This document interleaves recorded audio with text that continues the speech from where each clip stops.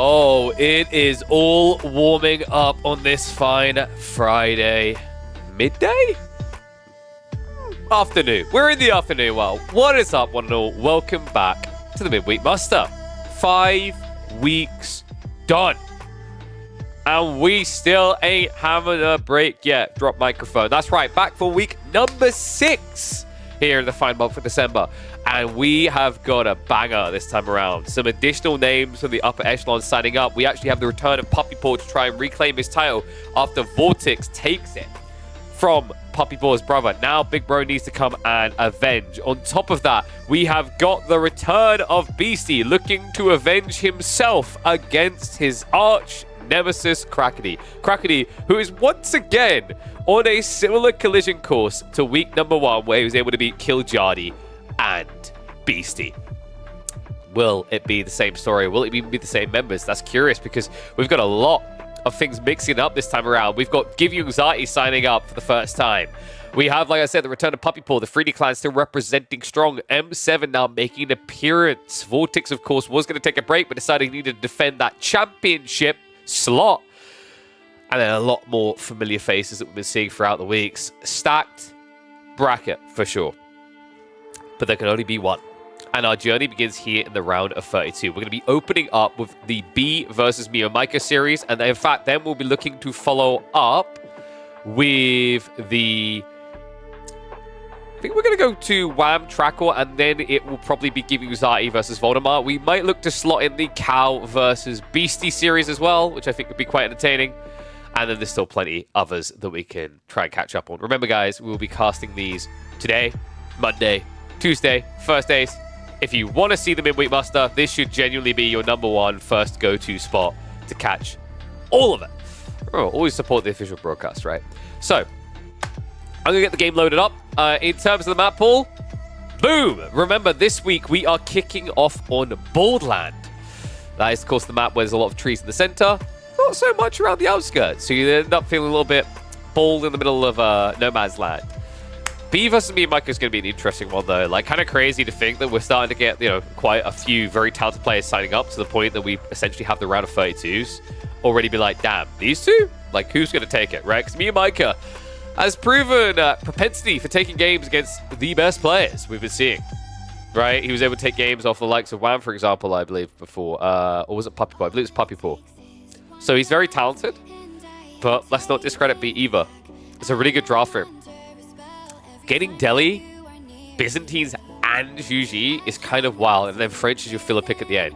You beat Japanese with French. You've got, what, Juji against the Mongols, or Delhi against the Mongols. Delhi phenomenal against English, and then Byzantines versus Ibe is a very intriguing matchup too. We're going to be opening up Borderland with English versus Juji, so I'm going to get that one started up now. And yes, you did indeed hear incredible Avatar music. I love that, dude. I love those soundtracks.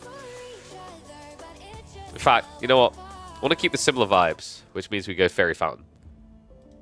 It's not more Avatar, but it is similar vibes for sure. 1 second to double check. All right, Fantahico. But yes, Vortex, I think, is going to be playing a set today. Oh my god, why are you making me do this with the push-ups? Why? It's a lot of work. No matter how many people here, real pro, dude, you got, like, you know, treat the room as if it's got 1 million people in when it's got 1. Make that person feel special, and they'll bring the 1 million eventually. That's my thought process. You know, if you enjoy this slot, I hope that you go around sharing it with your friends, sharing it with everyone who's watching, right? So that we keep growing into greater and greater and bigger things. Let me update that. It's not a best of 7. We're actually having best of 3s. And we're already underway. New week, new map. Welcome back, one and all, to the Midweek Muster for week number 6 of our 30-week esports circuit. We're opening up with a banger here on Boardland, the new default map for the Midweek Muster. It's going to be MeomaikA in the green, B in the orange. English versus Juji.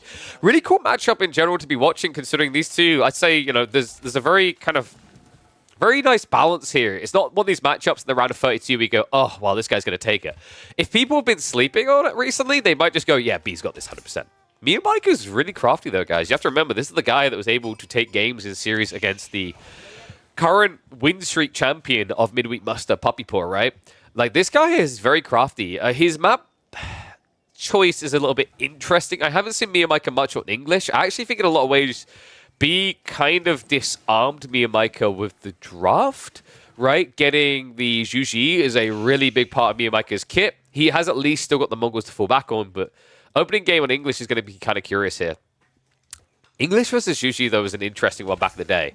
Old school, this was like one matchup where Zhuji could never win. When the expansion first released for Sultan's Ascent, this was probably Zhuji's hardest matchup, actually, in the game. The Lombo rushes were just too strong. And the Lombo rushes could work quite well on a map like this, guys. The curious detail about Borderland is that you don't have these big fat tree lines. It's a little bit like Himeyama in that regard. You end up feeling a little bit exposed. You have to fight for your territory. But I think B has something in mind with this pick on this map. Yeah, okay. I don't think that's crazy good. It's not too bad, though, right? 36 food, 25 gold, and then probably about 30 wood is respectable. He keeps changing his mind. Jeez, he's like me, deciding whether I want to go live or not today, because we're still trying to survive this illness. Apologies if it's still showing in my voice a little bit, guys. But we are chugging along, trying to beat the virus. Meanwhile, other side, Abbey of Kings, MeomaikA. This is not going to be a Lombo Rush build, which I don't know if I really like Abbey of Kings in this matchup. Usually, you just tend to get away with way too much when you go Abbey of Kings. They can get their hands on a fast castle tech. They can even try to play 2TC and mirror you, and they're quite good at doing it, right? Just because the supervision value in the early game is very high. Farms don't really scale until later for the English. I wonder is there a world actually where MeomaikA just plays 1TC, Mass Horseman? I think that's pretty crafty here because you're expecting things like repeater crossbows from the Zhuji. Likely we're going to be seeing a play into 2TC, but he hasn't shuffled over yet. So I quite like this. It's a bit weird, though, because it looks like it's going to be a fast castle build with this much gold gathering. There's no other reason why you put 6 people on gold straight away like this. Well, we got 9. Okay, so overall, actually a pretty good sheep pool. 18 sheep is enough for MeomaikA to get to castle. Curious to see what B's response is going to be. My worry about MeomaikA rushing castle here is he's going to be slower than Zhuji. That's why the king has to do a lot of work here, because remember, Zhuji, not only do they get their tech up cheap over Tang Dynasty, and also now have this meditation garden, compensating for, like, 2 villages. But on top of that, the other beautiful thing is just how quickly they build it, right? Zhuji in Chinese having the quickest build speeds in the game. But look at this, B. Okay, this is such a B maneuver. We removed Scarguard because I felt like Pro Scouts is a little bit too present throughout the Midweek Musters. And we needed a little bit of a break from it. But if you guys have ever watched B on the ladder, it doesn't matter what map he's on, Pro Scouts always seems to be on the menu. Interesting choice. So MeomaikA, his fast castle actually might be quite decent here, but he needs to make sure he rushes relics, because with a fast castle play, you're going to be opening knights, right? And now with B going for Pro Scouts, he doesn't really have to come out to fight you.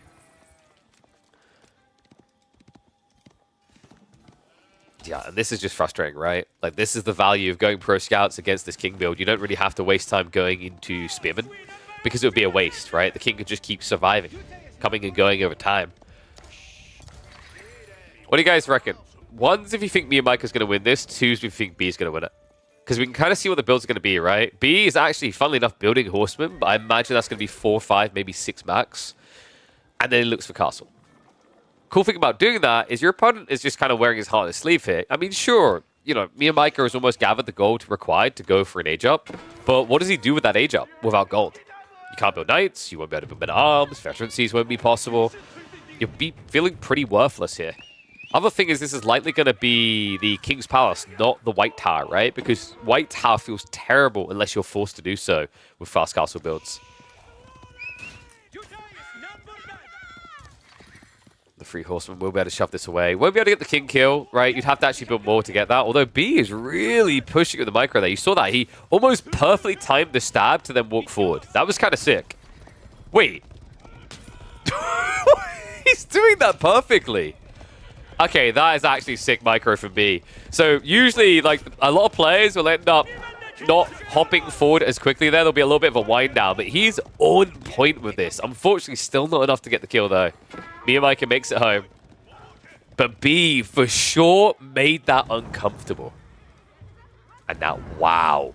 Okay, now I don't like this for MeomaikA at all. White Tower is kind of forced, right? Because of the Horseman damage blocking the gold, but I think you could have got away with a King's Palace here easily. Right? Like, the Horseman can't dive the TC, they'll just die. Now instead, B has to be very happy with this because it means that the English are not scaling an economy lead whatsoever. It's going to shuffle away from the horsies. Behind this, we do have Raxus being added in, so B is going to play a little bit longer in the feudal age, just aware that knights are coming. And for good reason, right? Like, if this was the King's Palace build, he'd be rushing Castle as well. But because it's White Tower, he knows Mio's eco is going to be very weak in the coming minutes. Detail that he's looking to exploit. War's also going up, so yeah, just trying to shrink options here.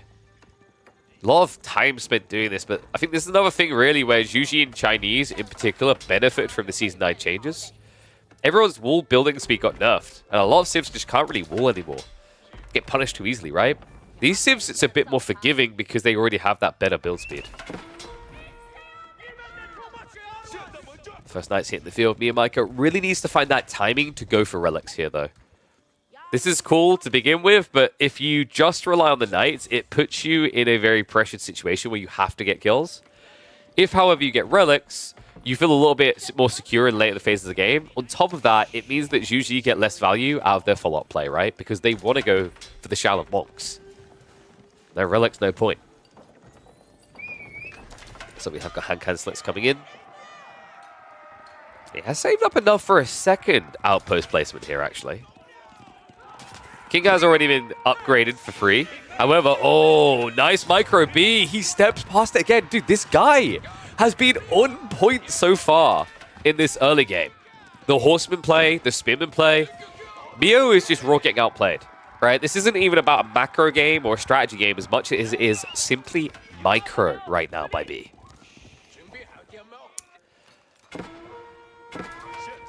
The upside, at least for Mio, is he is throwing away the Horseman quite pointlessly here. Resources are starting to be stockpiled, though. Spear count is looking good. I mean, Mio, he's not looking for a transition. We're not seeing him switch into, for example, Longbows or Men-at-Arms yet. It's quite beneficial, actually, for B. I think MeomaikA's issue is now he's got to try and dive the base, but at the same time, he's got to be aware that he's going to have to guard relics. Issue is because you've now put yourself in a situation where your opponent's justified in blowing spears, you don't have a blocker to relics at all. Yeah, and I feel like Mio is a bit too one-dimensional in his approach. Moving all these knights together is cool. If there's a clear big target in mind, that's very important. Otherwise, you'd just be better off having 3 different groups of knights, right? Keep 2 with the king, split the others into groups of 1, try and cycle in. But the reason he's not bothering is these walls cripple him.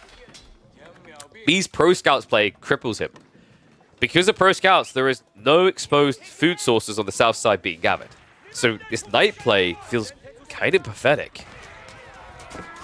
He's at least going to get a dive in here, so nice little pick there. More hand cannon slits are on the way, and B is about to tech up. We're probably looking at Mount Lu Academy. He could be a little bit paranoid that the relics are being picked up, but I don't think he's too worried overall. Oh, sorry, Shalom Monster. Did I say Mount Lu? My brain. Yeah, so like you go Mount Lu if you know your opponent's picking up relics, but like I said, there is no relic grabbing right now from Mio. And you can anticipate he's not going for them quickly because you've already got spears patrolling those areas, right? So B will look to get a leg up in that regard. And yes, B, Dumi, and Vortex are in the same bracket. I mean, technically, most people are in the same bracket. You could argue all these players are in the same bracket because, you know, eventually we have them in the finals.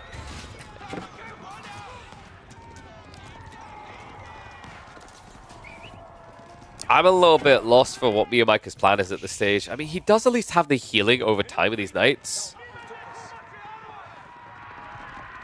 But what next, right? Like, that's the thing I've been looking at this entire time with these moves from Mio. What next? It feels like his strategy is more reliant on killing his opponent rather than getting ahead.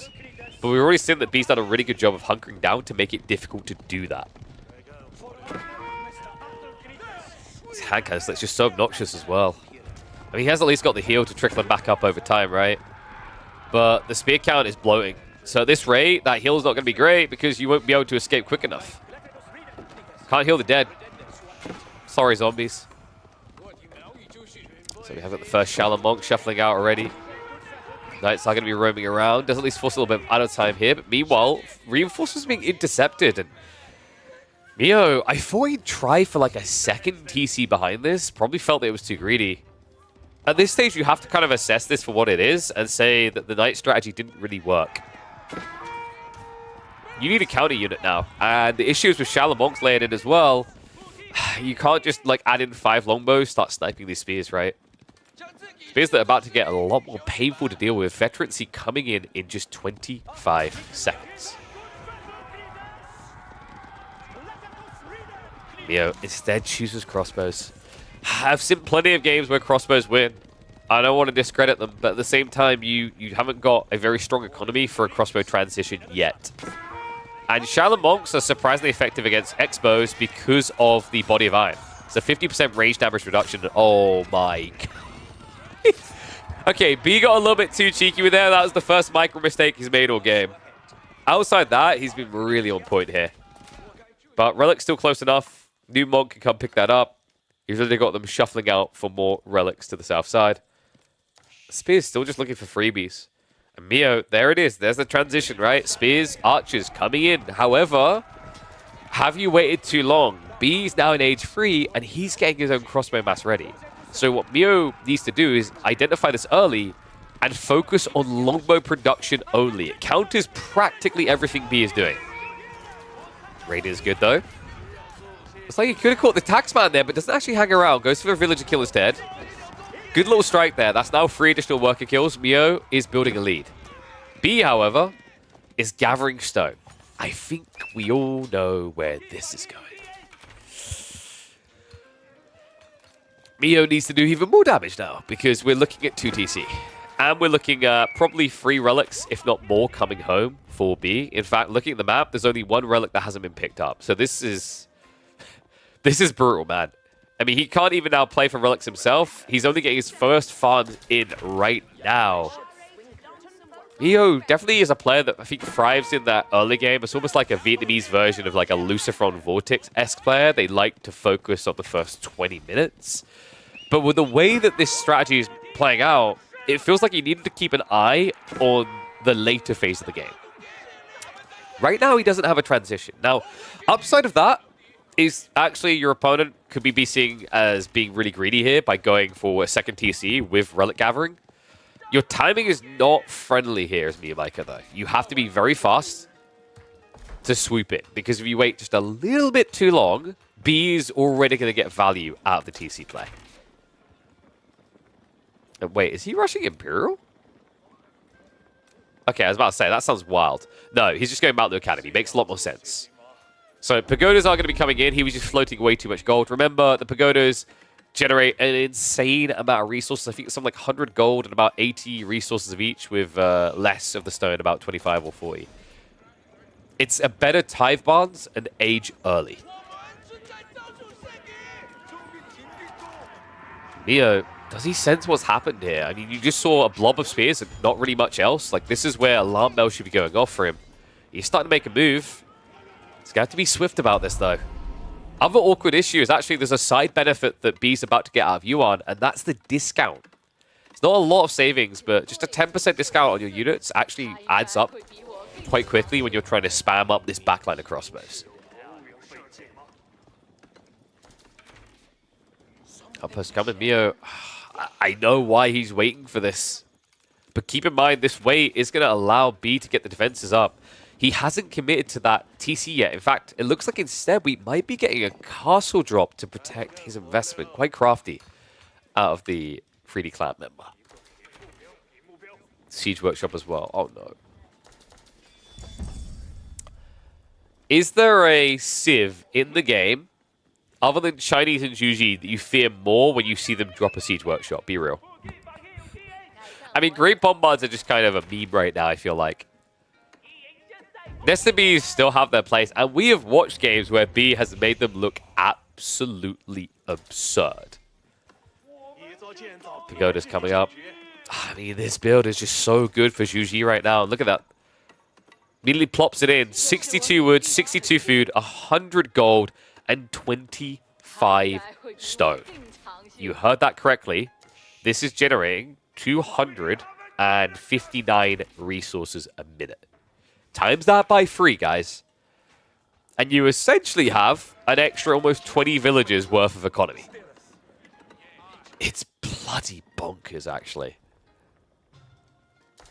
So all of a sudden, MeomaikA does not have the lead at all. Militarily, he does have a slight favorability right now. But the slower he takes this, the worse it gets. We've already got Nestabees being prepped. There's already the hand cannon slits to contest. Mio's now trying to build trebs, but he's building them all the way back home. Yeah, it's tough, right? Like, I kind of wish he just walked forward and built a siege workshop here. He lost the villager as well, so it doesn't even get the outpost up. Because the siege workshop's cheaper now than it used to be, but the logic for MeomaikA is he's still saving 250 wood, not building one at all, right? Because he's using the white tower instead. But it's more the timing here. Just look at how long it's going to take for this to arrive.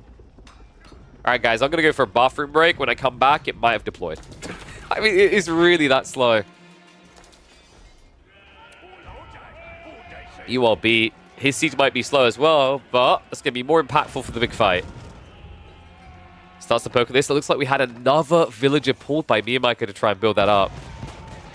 Regret instantly sinking in. Another villager is coming in.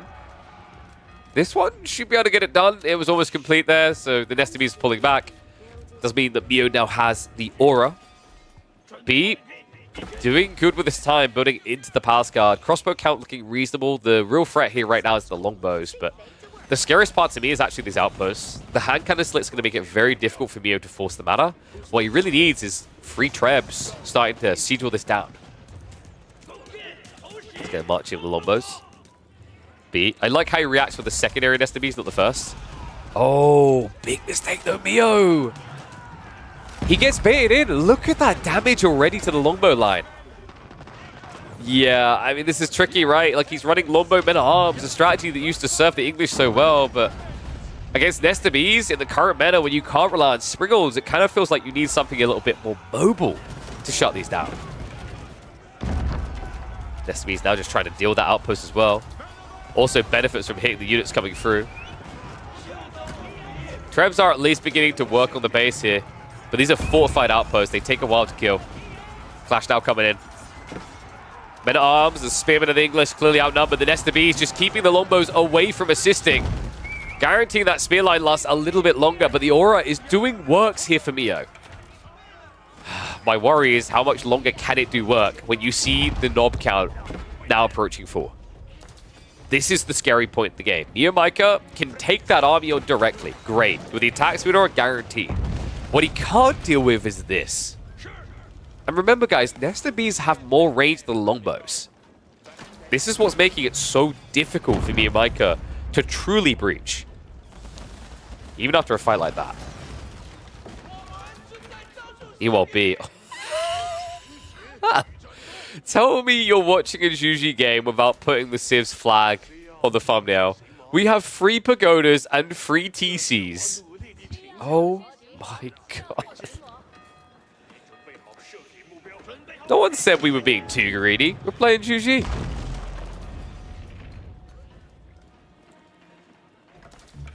Meo is still just 1 trebuchet, guys. Like, this is obnoxious. If this was a keep, it'd be annoying for B, but he's just he's wasting wood. That's all it is. Repair with wood every single time. Knob's now moving out. He's going to shuffle back. He's just trying to force MeomaikA to overreact. If he can get that, it means that he can just wipe him with a flurry of shots from the rockets. God, this is... I mean... Guys, do we feel bad for Meo? I mean, he is playing English. Like, my thought process is this is incredibly obnoxious what B is doing, but then again, he's ironically doing it against the English. Then again, the English player is actually not trying to camp and is being punished for it, right? He chose to not take a greedy line and as a result is being outgreeded. I almost feel bad for Meo. B has been a scourge with these builds. We know when he gets Juji or Chinese, he loves to flood these. Much easier to do in China, but he's making it work on Juji. And we now also have Springles.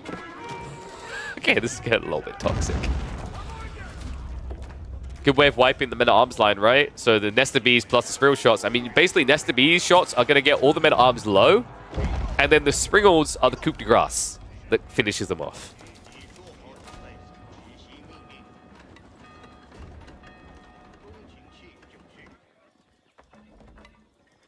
Meo has to be feeling that he's going to have to go soon, right? I mean, the worrisome part is I don't think Meo even knows it's free TC. When did he last go back here? He's been pushing the front of the base. I mean, is he feeling it in the military numbers? Well, he's about to discover it. Lombo's shuffling around the back here. And that should be confirmation. Starts to move in. He sees the TC. Meo must now know he's out of time. If he doesn't go now, he will be beaten in 5 minutes. The question is, does he have enough? 42 men-at-arms sounds pretty big. Until you realize he's going to be going into these little kind of funnel points, these rows of the base where Springles, Nesta Bees are going to do the most work. Shallow Monks in the meantime, just scaring everything away.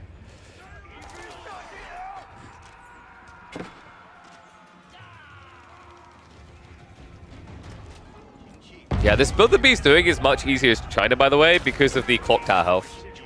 Like, you're a little bit more fragile with these particular Nesta Bees. The problem is Meo just has a very immobile comp, so even when you dive in with longbows to try and snipe, you can't dodge like, say, archers could or crossbows could. You don't spread very quickly due to the bad movement speed. Men-at-arms also really slow to approach. And another thing to keep in mind is men-at-arms are very tanky against melee and range damage, but they get stung truly by siege damage. Yes, one thing that's a little bit weird with Springles, right, is that actually, although they get burst damage against melee, ranged armor works against them. Makes them feel a little bit worse. MeomaikA's trying to get creative with the micro. I'm starting to think he might have waited too long, though. One of the hand cannon split towers is at least down. He needs to split more groups. Right now, this is too much of a line formation. Meo splits it off, spreads it out. B is going to pull it back a little bit here. He's tanks with the Shallow Monks. Men-at-arms are going to start finding their way in here, but I don't think this is enough. He's only getting the Springles. The Nesta Bees are totally fine. I mean, weirdly enough, they're not even doing that much damage, right? It's just the looming threat forcing Meo's hand, and all of a sudden, from 45 men-at-arms down to just 10. He's spent. That's all the bullets he's got in the chamber here. Meanwhile, reload the Springles, and we go again. Damn. B has more siege population now than he has bio. Oh my god. I mean, this is... sometimes I feel like I'm watching a kid discovering something's named after him. B's like, ooh, Nesta Bees, that's my name. Let's do it again. Oh. How are we feeling about Nesta Bees now, guys? Let me know. I'll catch you in the next one. Oi, oi, oi. Alright, so 1 game down. Let's mark that up as a win for the Juju and see where we're going to be heading to next.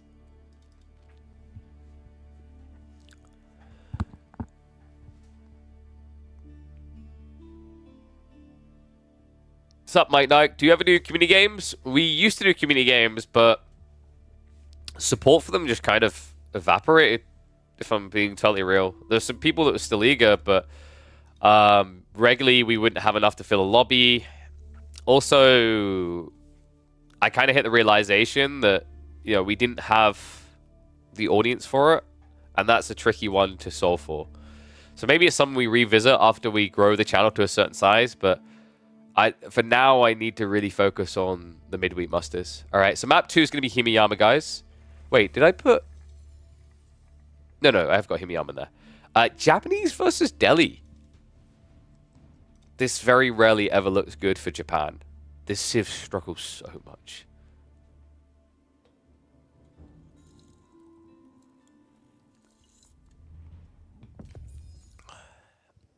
How to get the red sign here? I have the green sign.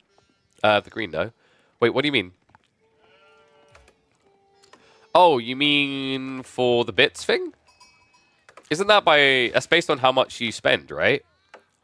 I always forget with the bits leaderboard because it's a little bit weird. But I think... Isn't red like 10,000 bits? I can't remember. I think it's 10k. And then is it purple's 100k or something? Yeah. Because I think bits reset every month on the leaderboard. And then gifters resets every month as well. I think. Which I think is the way most channels have it anyway. It was the way it was automatically set up in the beginning.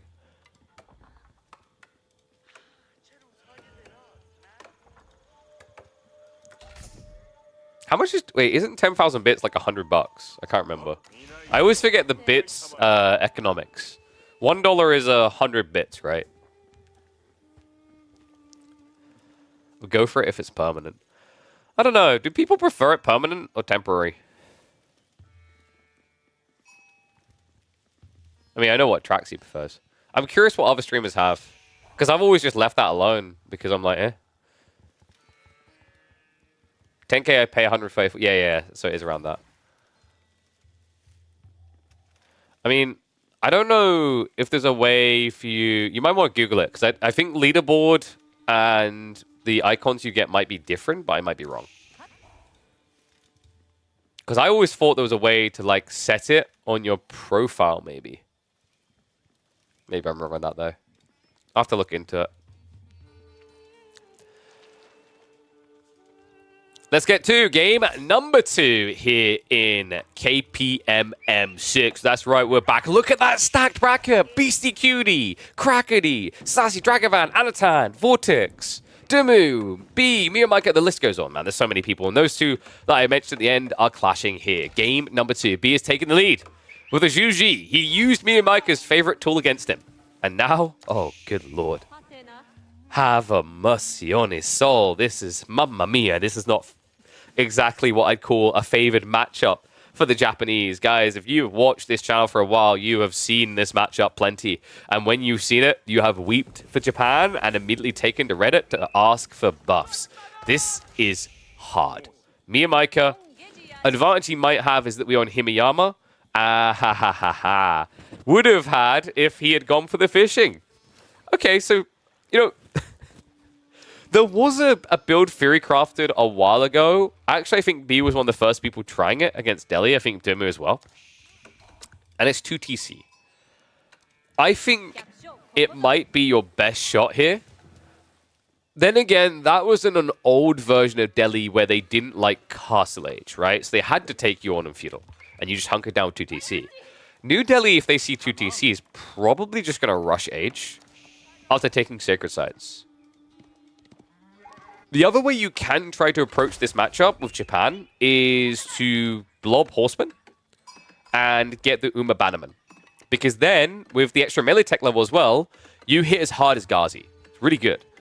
Where I like that build more, though, is with the other landmark. I don't really favor MeomaikA's beginning here. Going for the Kura over the Koka is questionable. Koka feels really good because you're expecting Ghazi, and if you're up against Ghazi, you can easily kind of block that play, right? By having Horseman plus Shinobi, because Shinobi are fantastic at killing melee units. Other side, Dome of Faith, just the expected. MeomaikA is a very unordinary player for this particular detail. Honestly, guys, like I don't remember the last time I saw Kura Schoolhouse the most in a day of Japanese games. Right? Like last time I watched Japanese frequently build Kura Storehouse would have probably been like halfway through season 8, which was months ago. So let's see what Mio's got in mind, because right now with Takazaiku, with the layering of the cake here, I mean, I feel like he's going to try for Fast Castle. We'll know in a second. He's up to 98 woods. The next drop-off will tell the truth. If an outpost goes up, it is just going to be your atypical me-like Castle Age zoom build.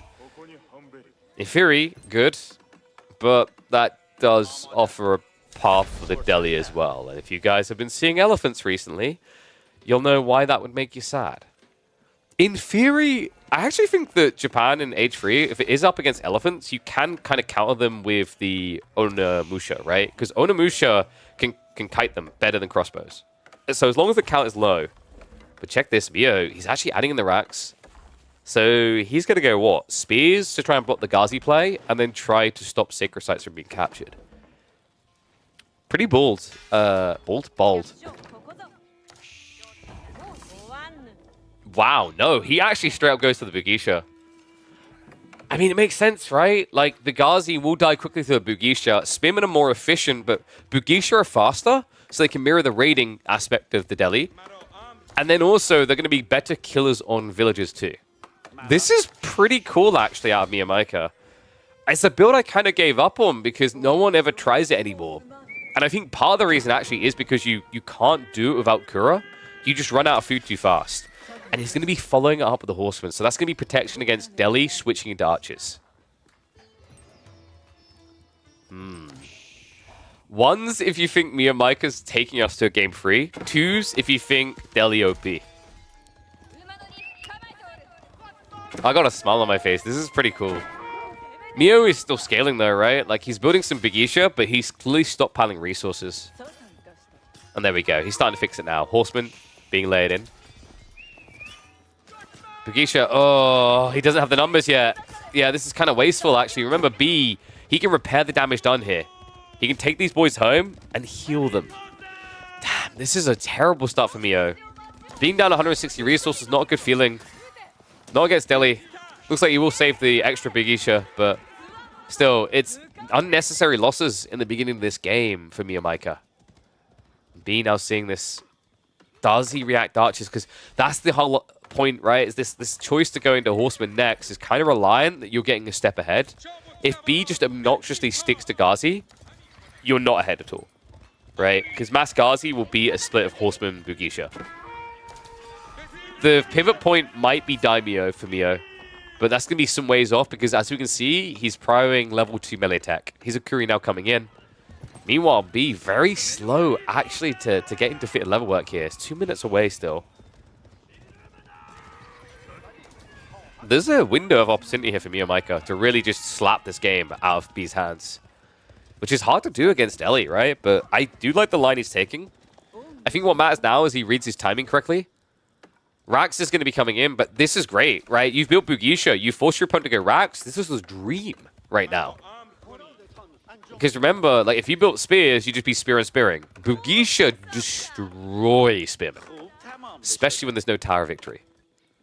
I think for Mio, it's going to be uncomfortable, but the goal here is to just keep playing the edge. Tricky part is dealing with the overwhelming power of not just the fish, but also all this free economical upgrades coming through. Right, like that's a drastic difference if you think about it, that B is getting over time in this game. Is when you look at all these techs where, like, let's put the baseline at 150 because some of them 175, some more, some cheaper, right? So, like, you're talking about over 1,000 resources of free technology. Think about that for a second. 1,000 resources, that's almost, like, that's like 8 extra Ghazi. That's crazy. And wow. Where are the extras? B, he's doing a really good job of microing through this, right? The Scholar heal, he's pulling back the Ghazi. Good idea by Mio, but now was this too soon? I mean, he's at least idled out the berries, but remember, he started with the berries, right? So B does have 16 sheep to work with. Good start. Remember, B's military numbers are deceptive, 8 of them being Scholars.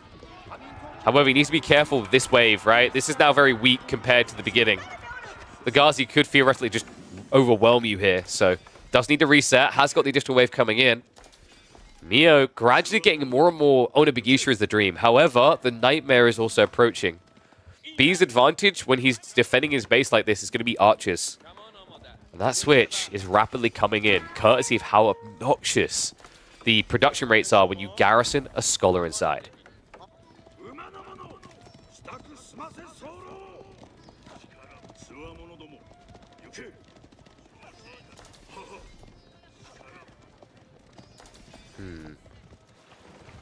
And now moving to the center. You guys are talking about Kujati's aggression? What about MeomaikA's aggression, man? Look at this. Be real. When, like, give me a date, guys. When was the last time you watched a Japanese player own a Beasty spam in Feudal Age? Do you guys remember Neptune? You have to go back to when Neptune was still playing. That was ages ago. That was months ago. This is so cool to see. Now, the question is he going to remind us all why we should be doing it? Or is he going to remind us why it's a bad idea? It's a lot of Beasty. I wonder if there's any value in just trying to snake towards castle at some point here. He needs a big win in a fight before he can justify that, though. Speed count is pretty low. B needs to be a little bit careful of that. He does, however, have the archership now to assist. I think the lake is a really big difference maker here, right? If this had just been a 2 Sacred Site, no pond game, think how much better MeomaikA's position would look compared to B's. Clash coming in. The Horsemen are going to wrap around the back. But the Ghazi mirror, and that does expose the Spearman line. Beasty are chasing. She better clap that down fast. Horsemen, though, trying to get rid of those archers, unable to actually easily reach them.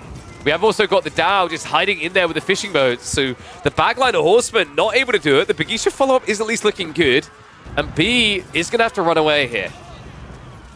Dow just needs to kite this out. Can probably take out a lot of the Beasty actually. And now, wow, yeah, he realizes that the demo was coming there. B just a fraction of a moment away from obliterating the ladies.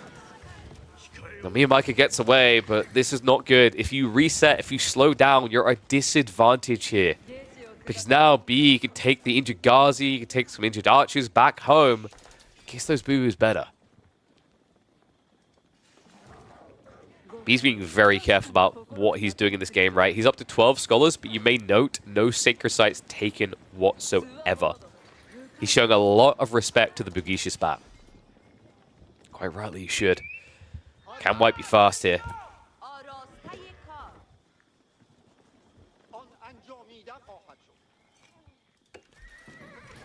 MeomaikA is close to having that daimyo. There we go. He needs to queue it up here. Very important that you now get the katana for the 15% buffer, right? You're at 8 damage, so actually getting a katana buff in there is going to give you an extra 1.2. Big edge at that stage over the Spearman Ghazi in terms of DPS exchange. I don't think you want to go Uma here. I think it's way too late for Uma. You've lost way too many horsemen. However, archer count's getting big, but I think Mio is going to have to go castle. It was a cool idea, and you know, for a moment it looked good, right? But I think we reached the point where the archer blob is just going to get a little bit too worrisome to try and dive. And your cost investment return is going to be too bad here, right? Like Beasty, for what you're expending, going to die way too fast.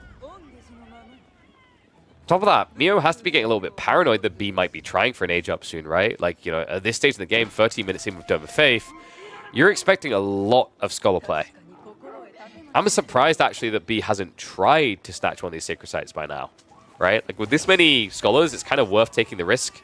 Because even if you only get the capture, it's a net even exchange, right? Like, you will have paid for the scholar's costs.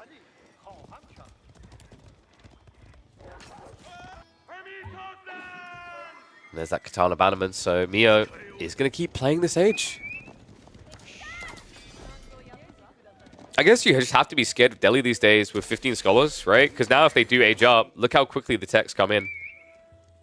Okay, sorry, he's got them all out and about. Yeah, the scholars just got pulled. But he basically get his veterancy with 15 scholars about the same time as someone who pays for it would get it. It's insane how good this is. These scholars going to be a chunky front line. Beasty going to benefit from the lack of melee armor on them, sure, but still 130 HP on that unit compared to a spear, for example, that only has 90 health. Raid on the backside.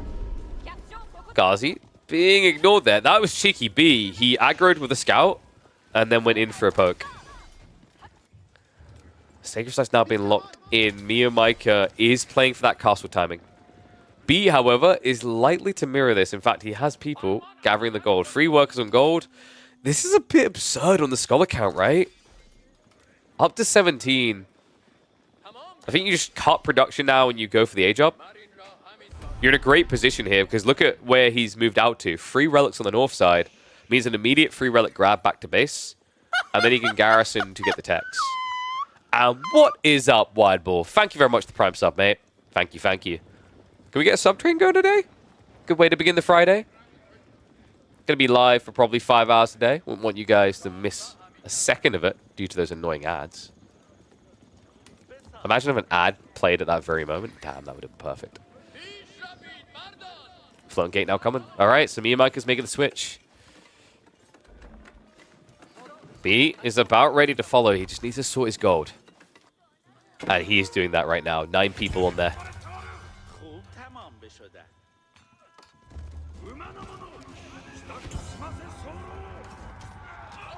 Now the big question is, what's better? Their archers or Beasty? Because we have the same count for both going into H3. Micro is going to have an impact here, right? Like MeomaikA, the difficulty is going to be the gap close in the beginning. And what? No, this is even bigger. MeomaikA gets found. B just strolls in like it's nothing. Absolute massacre as well. Half the villagers, at least, that were there going down line formation to guarantee it. B, he's going to eradicate this. Only what? 4 villagers make it back. That is an overwhelming difference. 39 workers to 53. B now able to dive in and punish the tech up further as MeomaikA feels he needs to wait for the Beasty to be upgraded. But how are you upgrading them? I mean, he needs to actually get gold, and that's the problem right now. This hesitance to fight. All B needs to do is sit here. He hasn't moved out for the backup gold yet, right? So we don't have any sort of premium coming for him. In fact, I think, yeah, he just sold food to get the gold. And he's fighting. Wait, what? This does not feel it.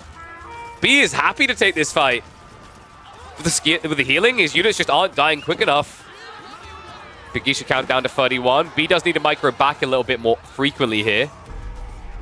Spearmen are getting the fight on the north side against the remaining horsemen. Both sides thinning out. I think B, a bit obnoxious. He could have backed up while attacking here.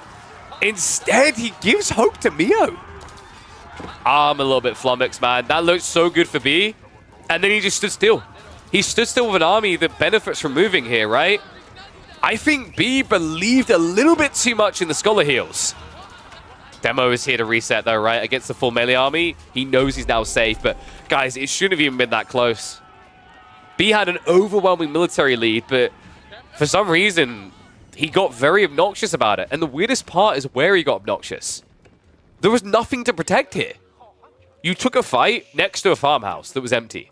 The gold, I'd at least understand.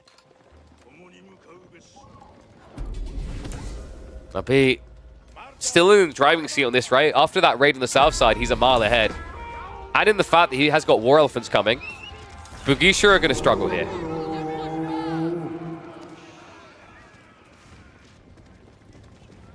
Owners are supposed to be countered by archers, but they really aren't.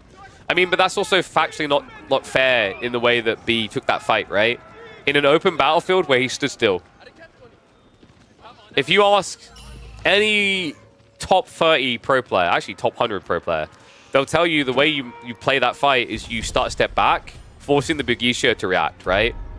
And you hold the spearman in reserve to try and like bait the horseman.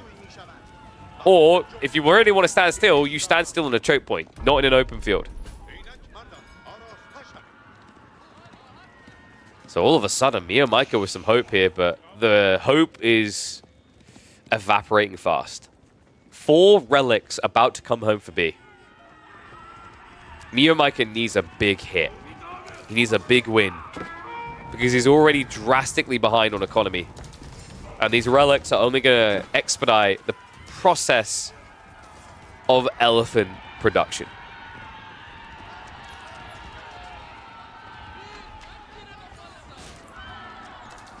Archer's now just going to chase this away, so MeomaikA doesn't want any fight. Did he actually scout the war elephants coming? I'm not exaggerating when I say he doesn't have an answer to the war elephant at all. You have 11 damage, this guy has 5 melee armor, right? And he does splash.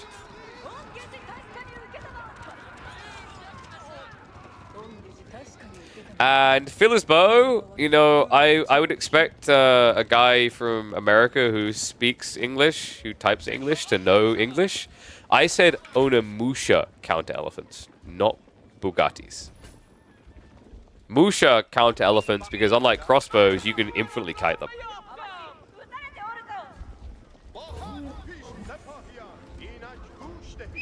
Yeesh. Phil's bow should work for a certain president in waiting with fake news like that. Whew. Yeah, Bugattis just will not do well against men-at-arms, war elephants, lancers. Right? This is all like this is actually a great counter in theory to crossbows, but I actually think with crossbows' current damage scaling, Bugattis lose to crossbows too, unless they have very favorable terrain.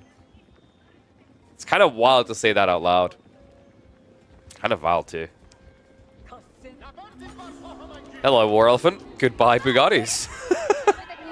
And MeomaikA is actually vetting the horseman at this stage. For reasons that will eventually become apparent. I mean, in fairness, he has 12 of them. You could argue it's maybe worth it at that stage for the extra stats. Grand scheme of things, they're probably not going to do much work here. And that's kind of wacky. B, he loves his siege. We're going to Springles. I don't really rate Springles against Bugattis because Onimusha are really good at gap closing, so they're able to get in and kill the siege weapons, right? In theory, it's a cool idea because you do a lot of damage against melee infantry, right? 28 damage into a unit that has 100 health. And there's going to be a lot of them.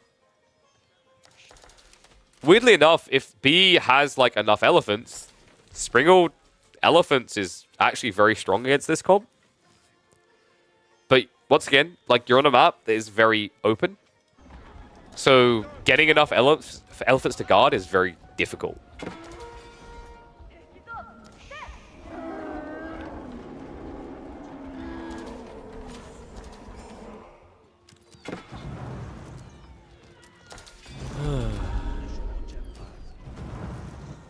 Bugattis raid coming in. Whoa. MeomaikA just hit down like, what, 5 or 6 villages there? That's actually pretty big. That's an impressive hit. The walls didn't go up. I'm a little bit surprised, actually. I just thought these walls were up. B, he's playing a civ that can use the infantry to build walls. Weirdly slow about it. However, he's now looking to make his move. He peels back a group of archers to deal with the Bugattis and starts marching. Hannibal ain't got nothing on these lads. War elephants coming in now. MeomaikA may be a little bit too heavy into the ladies. 69 Bugattis. Nice statistically, but not so nice against 5 war elephants. He needs to surround. He needs to Springle's gone straight away. Shots coming through. That's actually a great opening volley, though. More elephants. They just have to stand their ground. There's no way you'll be able to protect these Springles here. Who would win? 70 ladies or 5 elephants? I mean, archers are assisting too, but just look how quickly they evaporated.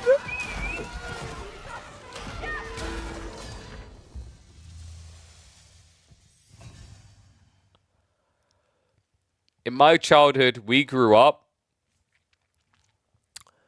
with fears of sharks. Actually, that's not my childhood. That's the generation before me. In my generation, what did we grow up with? Fears of guys wearing like weird white masks and black robes with knives. The new generation is going to grow up with deeply rooted fears of elephants. That has become clear to me today. Jesus. Turns out Elephanto fun time is not fun for all. All right, so first series of the day done. Commiserations to MeomaikA. It is a 2-0. Next up, we have got series beginning in an hour. We have, however, right now got Wham versus Trackor. So let me go ahead and load that bad boy up and in and atom. So let's go ahead and see which maps they picked as well. So we're going to be going for... Let me load the draft. Reset score, reset that. So, of course, default map, is going to be Baldland, and then we're going to have Dry Arabia and Highview. Okay, there we go. Fandapper does it. Alright, so let me get that up. So Trackor, is fairly capable lad, right? Like, actually, what rank is he right now? Because I've seen him in the higher rankings before. I feel like he usually cracks, like, top 300, right? Yeah, look at that. Trackor, ranked 102nd in the world, but also 175th. Another Frenchman looking to rise up. Last season, he was ranked 135th, before that 249th. So, it's been on the rise. Big step up to be able to take on Wham, though. Let's see if he's able to do it. So, opening game, Borderland. And what are we going to see here? Probably from Wham, I imagine HRE. And then Trackor's probably thinking Rus or Juji. Yeah, HRE and Juji. Okay, interesting. Hey, Philly, when are you signing up?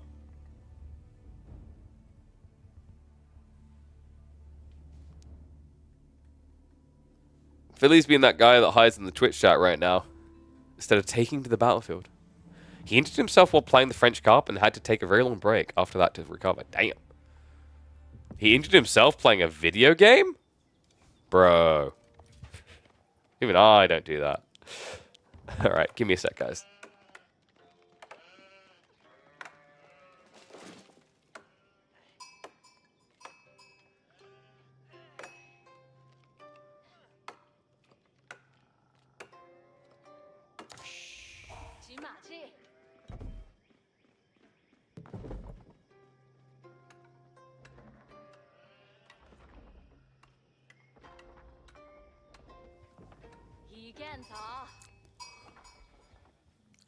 You know, that is actually a beautiful story. Look at that in chat. Trackor on our screen here apparently injured himself while playing the French Cup and had to take a long break. But he is back in the saddle, ready to go 10 rounds of Buckaroo before getting buckled off into the wall, because he has got quite the lofty challenge at the beginning of midweek muster number 6. That's right.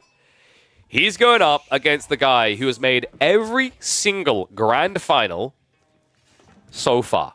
Wham 0-1 in the yellow on the HRE. Trackor, however, the Frenchman we were just talking about, hyping up Juji for Baldland beginnings here. Remember, this is the default map for week number 6, a map where you don't have much wood nearby, and then you have fat stacks of wood in the center. HRE versus Juji, though. This is interesting, actually, because if HRE don't play the Feudal Age, Juji most definitely will not, right? And they can rush an age up at a competitive time. Because for HRE, their value is that they have a 40% better economy. However, the Juji values in teching up is, 1, we do it very fast. 2, we do it at a 15% discount. And then you open with Shaolin Monks. So the trouble there for Wham is it's very difficult to say target this relic if you're a little bit late coming out. You'd have to pull your prelate super early. Otherwise, the monk will mirror your timing. He'll arrive here, and the monk will kick the teeth out of the prelate, right? Because this poor bald lad is still in denial. You see that? Guys, can you see his hairline right there? Do you see it when you look very close? Just squint and get very close to the screen. Just squint and get really, really close to the screen. Okay, but no, he has clearly got the Friar Tuck look. Whereas the reason why Juji is so good is because they fully embraced the bald. True stories.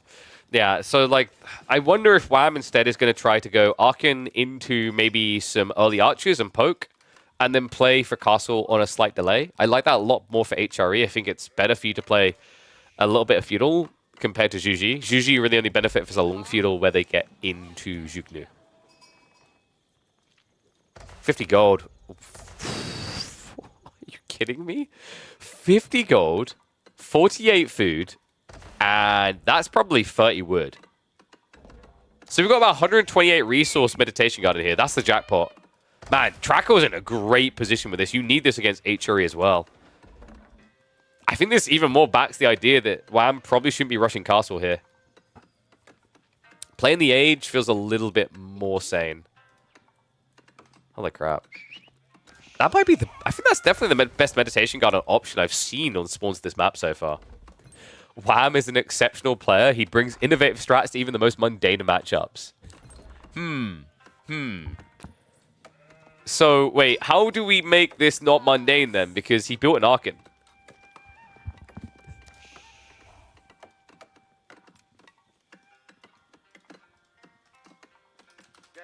And also got, okay, you know, he got a reasonable amount of sheep. We've got 11 sheep coming in versus the 19. Wham's innovation, guys, usually comes in the late game. We know he likes that. There's no way he just rushes castle, right? Oh, he switched it up now. He gathered a lot of gold initially. Are you... Wham is a really exceptional force in this game. He brings innovation. We have pro scouts for HRE.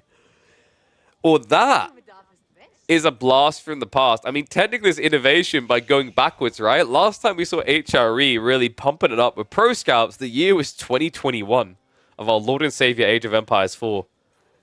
That's kind of wild. Other side of this Trackor, he's not doing the same. He's just rushing castle. I kind of like this more for Trackor. Stables drop from Wham is intriguing, but you're going to need quite a few horsemen to beat back shallow monks. Alright, so this is a good beginning for Blue. He's likely going to be going for the fast play into the monks, pick up at least 3 relics, and then you can go back for the pagodas, right? Then you try to play for the 4th relic, and even if your opponent gets 2 relics or the regnets, your pagodas actually allow you to compete. Racks as well. Okay, so this is a bit more appropriate for Wham. I think just stables is really way too slow. You need like 2 to 3 production buildings to block the shallow monk play.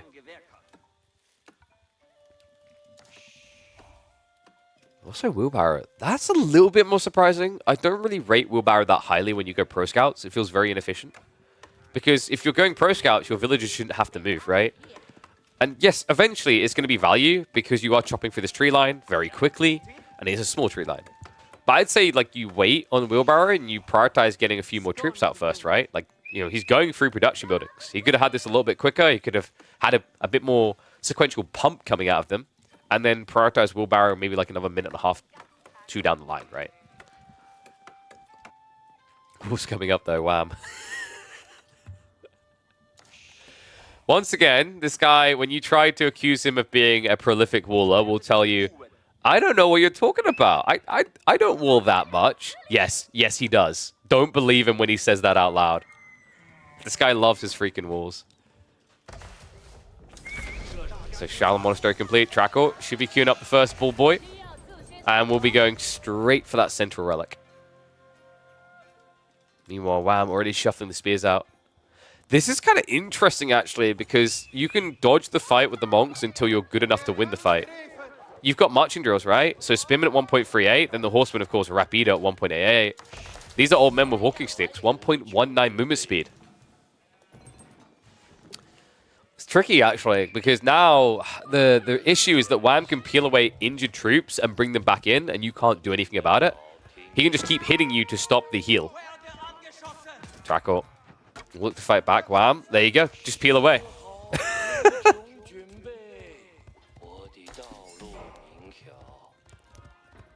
I do think that Wham done this a bit early, and he's learning that the hard way because the heal is tickling in.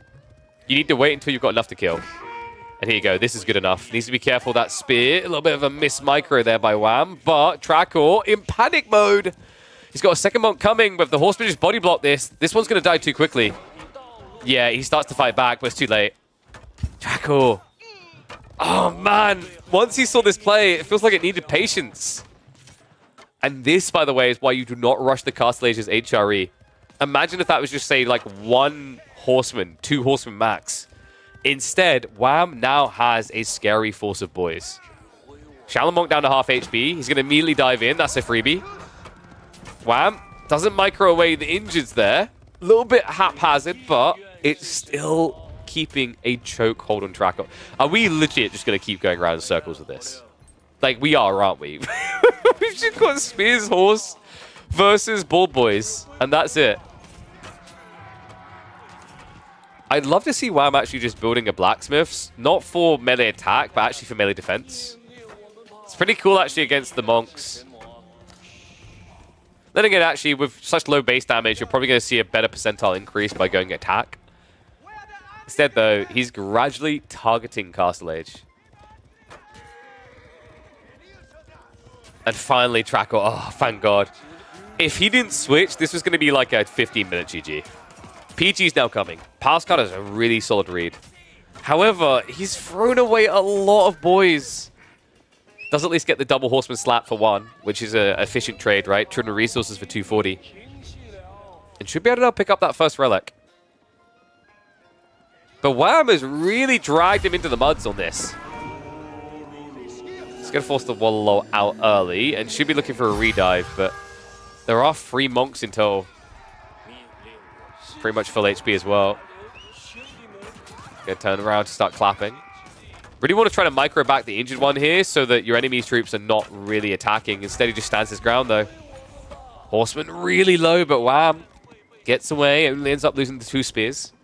Relic's still on the ground. Trackor can now pick this one up and secure it. This is the point where Wham should not be able to contest him anymore. This, however, is a little bit greedy. Jiangnan coming in, I'm not a really big fan of here. It looks like he's getting ready for 2 TC, right? Like, you shouldn't have to farm transition this early. Just move out to the berries, take a little bit of risk here. Going for a farm transition at this stage loses you all control of the game. Right? It means you're probably going to have 2 relics versus 3. She's actually the dream for Wham. If you look at the spawns, it's very feasible now as well. Especially that wall on the south side. And Wham. Wow. He doesn't even go for the Regnets. Is this really necessary? I guess it makes sense with the playing to pro scouts, right? Justifies it now because he's going to pump enough troops, so he's going to look to flood Meta Arms up against the Palace Guard to overwhelm. It's a little bit wacky. Pretty cool, though, overall. I mean, Shaolin Monks can technically beat Meta Arms, but you need a lot of them, and he doesn't have them. Trackor now trying to get his hands on those sacred sites. He's going to shuffle deeper now, looking towards the relics. Likely going to get scouted doing that by this scout returning the deer, though, and that's going to give a tip-off for Wham to just pump a knight up there. But here we go. Men at Arms immediately get queued up. Meanwhile, the monk has made his way all the way around. Trackor is weirdly on track for a 4-relic game. And I didn't mean to make that wordplay. Spears are coming. Who would win? 1 old guy with a stick, or 10 youthful guys with sticks? Actually, kind of beneficial for him that Wham done that. It gave him a little bit more of a DPS exchange because all the spears are attacking. But yeah, that relic is not going home with blue. Trackor, is he aware of it? He sees a few men at arms, but not enough to make it clear yet there's Burgrave. This is where you start to get suspicious when you see this many, though. This is tricky. I think the way that Wham played this is very creative, because by going for Burgrave at this time, after revealing you had loads of spears, Trackor at the beginning of this play will just believe that you've been building men at arms out of the racks. He might try to delay going crossbows or do it slower, which gives you a really big opening now to push it as Wham. Yeah, you can see Trackor, instead of being crossbows like he should against this, he's getting ready to go for the Mount Lu Academy so that he can get pagodas. And this should reveal it at least. Okay, so Trackor is going to see the Burgrave for the first time. Wallow coming in. Wham. Oops. Okay, so how do you counter mass men-at-arms without crossbows? Just wait for your opponent to research heavy maces and then switch him over. Wow. Wow, I think he got too used to Wallow dodging with the spears. You have to remember these men-at-arms are slower. Great response by Trackor. Gives him a bit of stabilization here. Looks like he is actually just going to prep the crossbow. So isn't being greedy. He's not trying for that Yuan. I'm glad to see that. I think the Yuan would have killed him. He wouldn't have been able to stop the men-at-arms. Instead, Trackor will have a healthy defense force. This is crazy. And yeah, dude, I told you guys, don't write Trackor off. Ranked 102nd right now on the leaderboards. He's got a second account ranked 175th. Last season, he finished around that. Season before, I think it was like 270 in the world. He's a very capable player.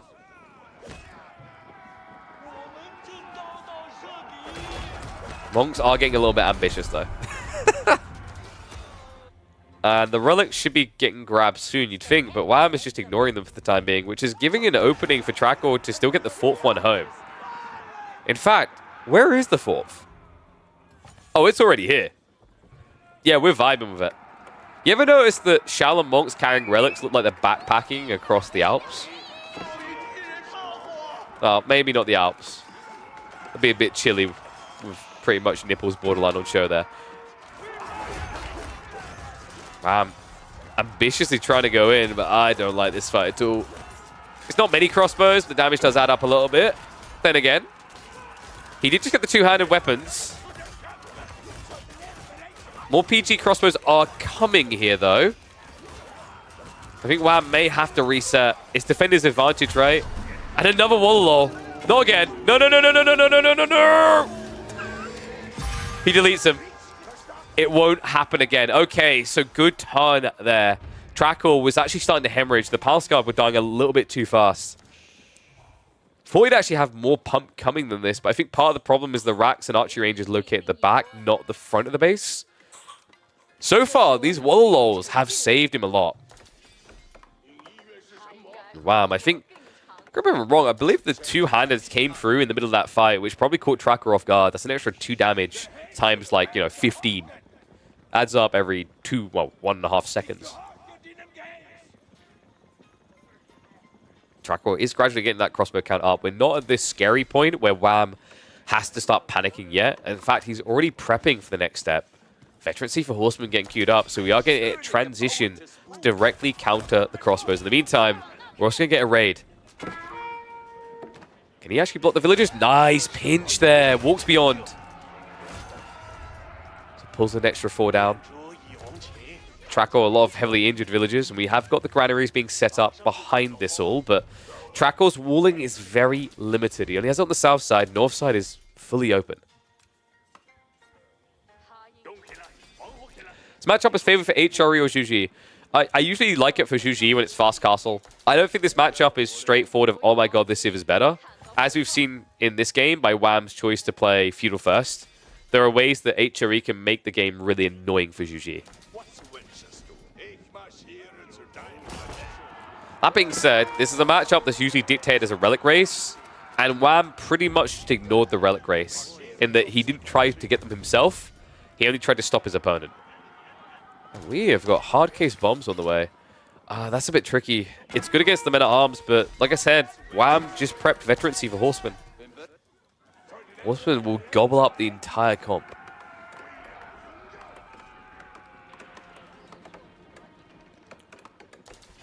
Trackor also doesn't have any sort of TC escalation, right? And Wham continues to flood just one troop. I'm a little bit surprised we still don't have that stable switch. Then again, his thought process is probably the crossbows can't keep up. And he has plenty of men-at-arms, so he can divide and conquer, right?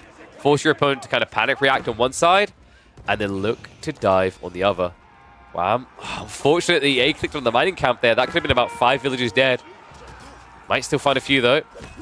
Gets the wallop in. Taxman goes down. Men-at-arms are coming in again. The crossbows reacting, but it's really not that many here. Funnily enough, actually, Wham didn't need to run away from that fight. Could have taken it. Yeah, Trackor should have lost a lot more than 2 workers in that engagement. If Wham hadn't misclicked on the mining camp, that probably would have been 5+ worker kills. But the A-click aggro just really betraying him there.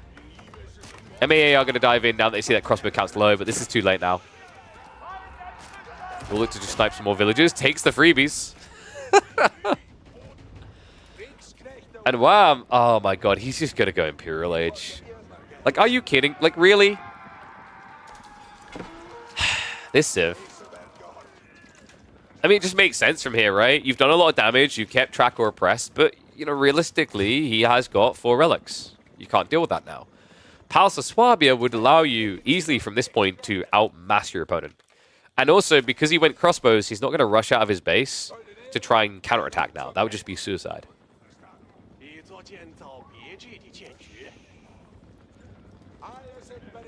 Now, Wham is still bloating a few more MeomaikA, but it has drastically slowed down. So I think we're almost guaranteed Imperial play here. He also has quite a few farms now. Yeah. It's not quite a late game economy, but with the deer to assist, it's pretty good.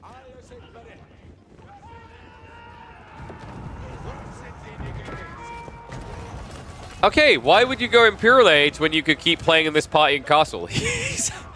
This is so late with the Horseman, man. Wham set the foundation for this with Veterancy about, what, 3 minutes ago, I want to say? But he's just been vibing. He's like, I'm loving life. We've been raiding. I got him dancing. Why rush? I mean, yeah, just shuffling it again. I think the thought process in Wham's mind is he could just tech, but Trackor should be at the point where he has to come out into dangerous territory. It's just not true, though, right? He's got a back tree line he hasn't really touched. He's still got the gold behind the primary. Pagodas are doing so much work here to guarantee that Trackor doesn't exhaust his resources too fast. That, plus the fact that Wham is hitting it too frequently, right? So your opponent isn't gathering fast enough. I love the way that the taxmen feel like fall over. It just looks so fake. It's like, oh, I definitely hurt myself. Wow, a TC Trackor. What? The greed. Wham! Staying in the age, it may have just paid off here. However, needs to be respectful of the crossbow mass. It's now 36. And those grenadiers are very important here, folks. They're a support unit. They're an assister. Because the grennies are going to give you the hard-cased bomb buff. Which, remember, is the one which adds 15% more damage to your attacks. Actually, have I got a Juji expert in the room? Because one thing I haven't tested with that, does it affect bonus damage? Because then it's an even bigger deal, right? If it affects bonus damage, then you're increasing the damage from 23 to, what, 26.5-ish? Whereas if it's only base damage, you're increasing from 14 to, like, 16.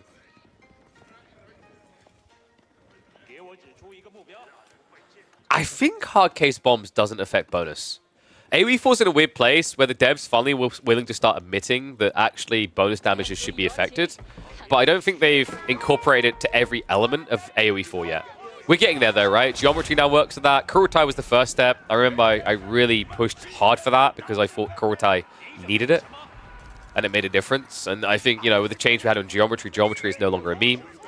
I think we're getting to a point where gradually every single bonus damage source will be affected by like auras and buffs. That would be a very big amp for Japan, by the way. If Japan's bannerman actually affected bonus damage, that would be huge. But something huge coming in from Wham. House of Swabia now on the way. Age 4. The HRE. And this is a direct reaction to Trackor's choice to build a TC, by the way. Wham was happy to keep pushing, but when he saw the second TC, he was like, okay, macro game it is. Still has a stranglehold. He has a flood of horsemen. I want you guys to really be cognizant of the fact that he has 36 horsemen at 22 minutes, while also simultaneously going into Imperial Age. Spear production on the way from Trackor. That wall is actually saving his bacon from getting cooked here. If that wall wasn't here, apocalypse on the back line. Tech up is complete though. Wham, funnily enough, after 22 minutes of doing this, finally queued up under mesh. Keep in mind, by the way, like this is not exactly your powerful Juji build. We still do not have pagodas. And what is up, JDT? I think you have the wrong live streaming platform to see Cock today. Wait a second. Maybe. No, we won't. I'll be real. The current like map pool, I don't ever expect someone to build Chamber of Commerce. Like actually, we still got like Pigeon's View, right? And Beasty's playing this week, so maybe. But usually Chamber of Commerce is reserved for things like Frisian. And Frisian is out of the map pool. Elite Horseman upgrades coming in. He's actually prioritizing that over the men-at-arms, which I love to see. Sure, the spears are being upgraded, and you know the numbers are coming up, but you have a cool kind of flow here. You can move around the battlefield quite fast with these boys. And also, this addresses the more immediate counter issue, which is crossbows. You're more squad of crossbows right now than you are of spears. Trackor dive coming in. Gold on the north side is getting low, by the way, down to 1,000. This is a good time to strike here. Wham, having to shuffle away. Can't afford the villager losses with the Pulse of Swabia. If he was using the Pulse of Swabia, we do have a little bit of a gap here.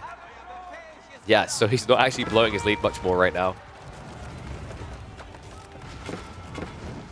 Still distracted. There we go. He queues up one. That's going to buy you 7 seconds. I think he's a little bit too optimized on the food here. In terms of like, you know, I've got it, I spend it. It's kind of wild that he can't keep up Pulse of Swabia production with almost 2,000 food income a minute right now. But too many distractions for him. Finally, he's starting to queue up a few more. He's in panic mode because his army isn't big enough, guys. That's why. Like, Trackor has found a really good timing to try and assault. And he needs to, right? He's an age behind. So we have villagers shuffled the north side for that boar, so he has extra food to play with here. Wow, now up to 47 horsemen. And the horsemen, they're wrapping around the back here. This is big. There's only 9 spearmen. Pulls them away. Second wave's coming in. This is about to be a smush. Blue stuck in the center. Trackor, there's no escaping from this. A full surround there from Wham. Patience paying off. Oi, oi, oi. The Trackor, he's basically going to be left with mostly spears after this, right? Probably down to about 15 crossbows. And actually, those crossbows are standing right here. What? Hit me! Hit me! Okay. Shuffles in for that too. Crossbows barely existing anymore. This means it reopens the battlefield for Wham to go back into Men-at-Arms. And Trackor, what the hell's going on? He's thinking about Dali horses. Why? I can't think of a single reason why you'd want Dali horses here. You can't really afford lances. You wouldn't want to build them against Men-at-Arms. I guess, you know, having the horsemen to mirror the horsemen's kind of cool with crossbows. But you don't have the type of income to get mass horsemen going. I'm a little confused. I mean, you could argue it, you know, in the grand scheme of things, it's 250. It's like a drop in the bucket at this stage in the game, but in a situation where you just lost so much, every little matters. And I honestly am perplexed by that. Well, if it does get used, it's going to be similar to a Wham effect where, you know, you queue veterans for horsemen and then wait 5 minutes. Because we're not seeing any ponies yet from Trackor. Keep drop now coming in. Wow, I'm about to secure his 8k. Very important because remember, this is not your atypical HRE. He hasn't even bothered to pick up that one relic that's just dangling there on the south side. Yeah, he went for the Burgrave, folks. If you're just tuning in, Wham believed in the way of the Burgrave.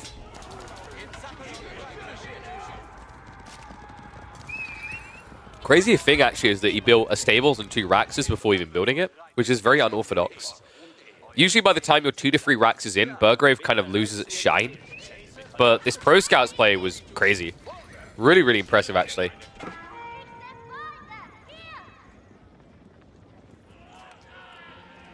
Wow, now the mangoes. Pretty smart choice. Mass Men-at-Arms, mangoes makes it very difficult for crossbows to fight. Spears won't be able to break through quick enough to counter the siege. Wham, remember, he is in Imperial Age, which, I mean, quite frankly, in the current state, mangoes are kind of overtuned. Mangoes probably need a slight buff in Castle right now, like a mid-Castle upgrade, not the start of Castle. But in Imperial, adjustable crossbars is a little bit too good. I think the issue with adjustable crossbars is probably more to do with the fact they get extra range. The blast radius feels necessary. You can maybe argue the extra projectiles aren't needed either. But yes, these things are very powerful once you get that tech. Very expensive, but Wham's basically at the point where you can afford it.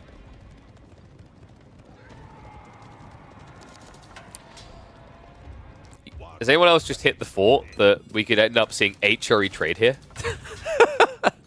Hey, if it goes deep enough, right? On a civ like this, you kind of feel like you need to have the gold.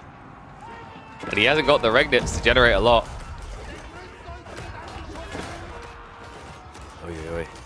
Trackor needs to get age up soon. the issue you're running into isn't just the elite tech. Your opponent's probably thinking about the Unitechs, right? I mentioned adjustable crossbars, which is a university-level technology. Very expensive one at that, remember? It costs you 2,200 resources. But elite army tactics is just spooky here. Trackor's defense strategy is mass spears. Elite army tactics completely destroys you there. I think you still prioritize adjustable crossbars simply because men-at-arms, even if you have EAT, will still get countered by mass crossbows, right? I've got the crosscut swords coming in, so probably going to be seeing some more woodwork soon.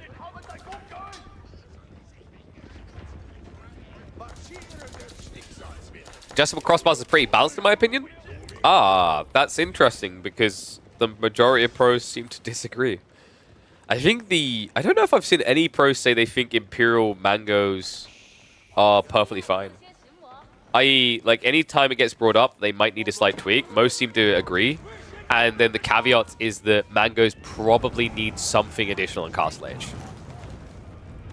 My take is there should be a, like, mini tech in Castle to amp their damage up a little bit.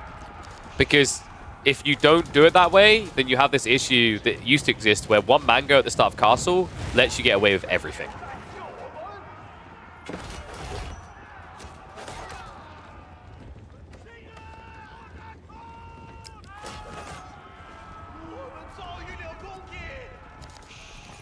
Technically, I'm going to be the technically guy. It doesn't cost you an Imperial tech, Imperial Age to get that tech. It's 2,200 resources.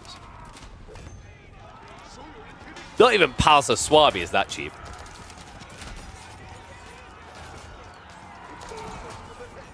I'm sorry, is Wham trying to get crossbows buffed when he's playing mass men-at-arms in Age ahead against them?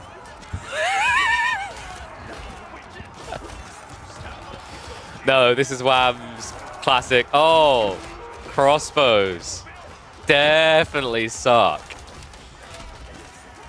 I mean, the problem right now is he's building mass men-at-arms into crossbows. That's always meant to get roughed up. I kind of like that dynamic that exists now.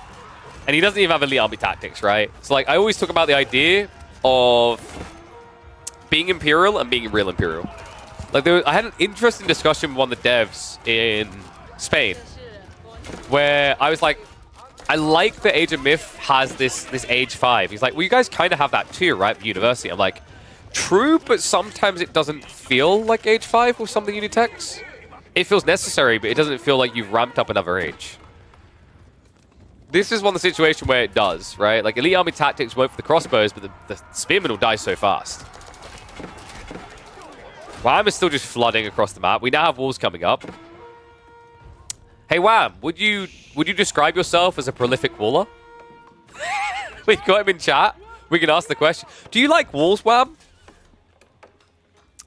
Because we polled random members of the community, and they said yes. I think you wall more than any other player in pro play right now. Everyone is at top level. Walls are broken, for sure. But I think you've done this very good job of finding, like, a balance point of doing walls that look egregiously over the top that shouldn't work, right? Like, most people had to bail on the old school Season 8 walling, and you found this mid-ground between these budget walls and still doing Season 8 walling. It's quite impressive, actually. Temple of Sun now coming in, so it looks like Trackor is going to catch up an Age. Now, this is big. Divine Haste is going to allow him to kite a lot better with his crossbows. However, he's still a step behind. Wham has elite army tactics finally on the way. Adjustable crossbars has still not been prepped, though. I wonder if he tries to play mangoes at this stage. Louis walls insane late game. Oh yeah, Louis is absurd for late game walls, but you wall earlier than any other player in pro play. Like full proper like walls, like old school a year ago type walling. It's crazy how often I see you do it. It's actually crazy how often you get away with it. Trackor, a little bit exhausted off that tech up, right? He's got plenty of gold left over. The other rough part is we are now 33 minutes in the game and there's still no pagodas.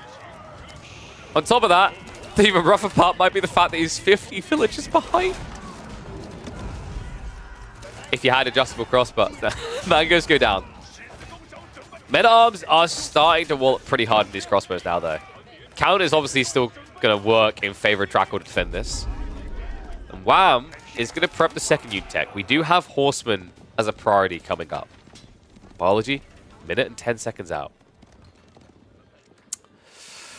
Trackor going into Lancers is pretty brazen here, but I kind of like it.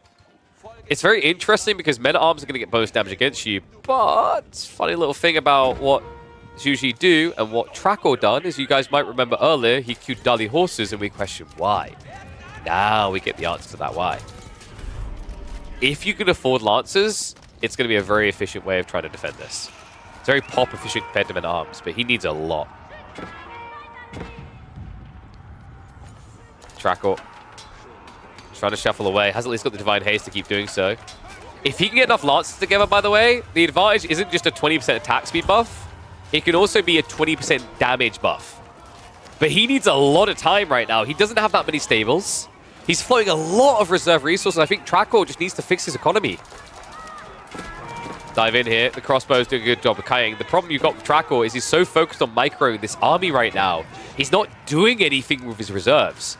And that might look good in this initial fight, but let me really break down Wham's elegant strategy here. Select all army A-click, select all army A-click, select all buildings, produce, select all army A-click, select... It is that simple to now just keep Trackor from ever doing anything. Because with crossbows, you have to keep microing. You have to start a step away. Have to kite. Whereas Wham just needs to keep pumping.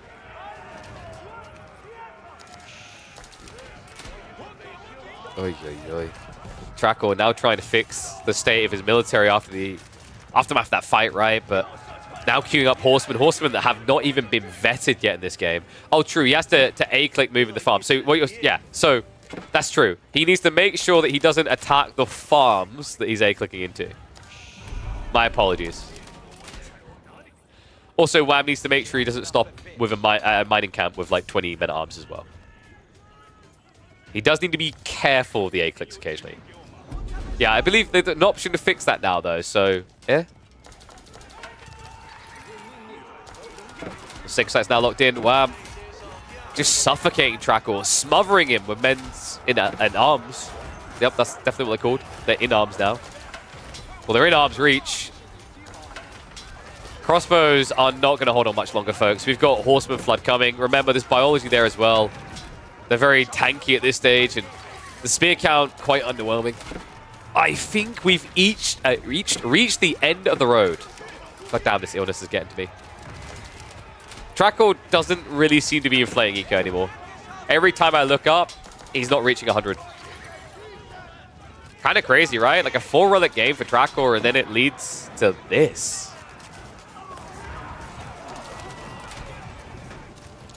I think Trackor played like the early mid game reasonably well. Wham made it very tricky with that opening play in Feudal Age, and the Burgrave really quite crafty by him. I think when we got to the late game though, Trackor just kind of got a little bit stuck. Maybe the issue is in managing his economy and managing the transition, right? It always felt like he was a step behind in that regard. Whereas Wham, so cozy in this late game. Plenty of resources in reserve as well. Trackor barely touching the gold at this stage, right? Like, he's got some left over here, but that other time really stinging him on remassing troops, on getting elite techs. Spears are still only vetted up at this stage. And wow, oh, here we go. I just checked chat and I saw, yeah, everyone needs stone walls, and then it has begun. Wham at this stage is like, is he going to die soon? Do I need to maybe consider trade? Possibly. I am playing a no Regnets, no Relic game. But I have got 4,000 gold in reserve. So, carpal tunnel, carpal tunnel, carpal tunnel, carpal tunnel. Oh boy. Wham. He's not dead yet. What? Wham. That was a little bit overly ambitious. However, a cannon emplacement is now coming in, which is going to force Trackor away. Oh, no. He grabbed his stone. He built cannon emplacement. And then Wham's like, wait, actually, yeah, these are better. Why am I wasting all that stone on that crappy castle? I just need giant cannonballs. He started after all. He threw a grenade at me.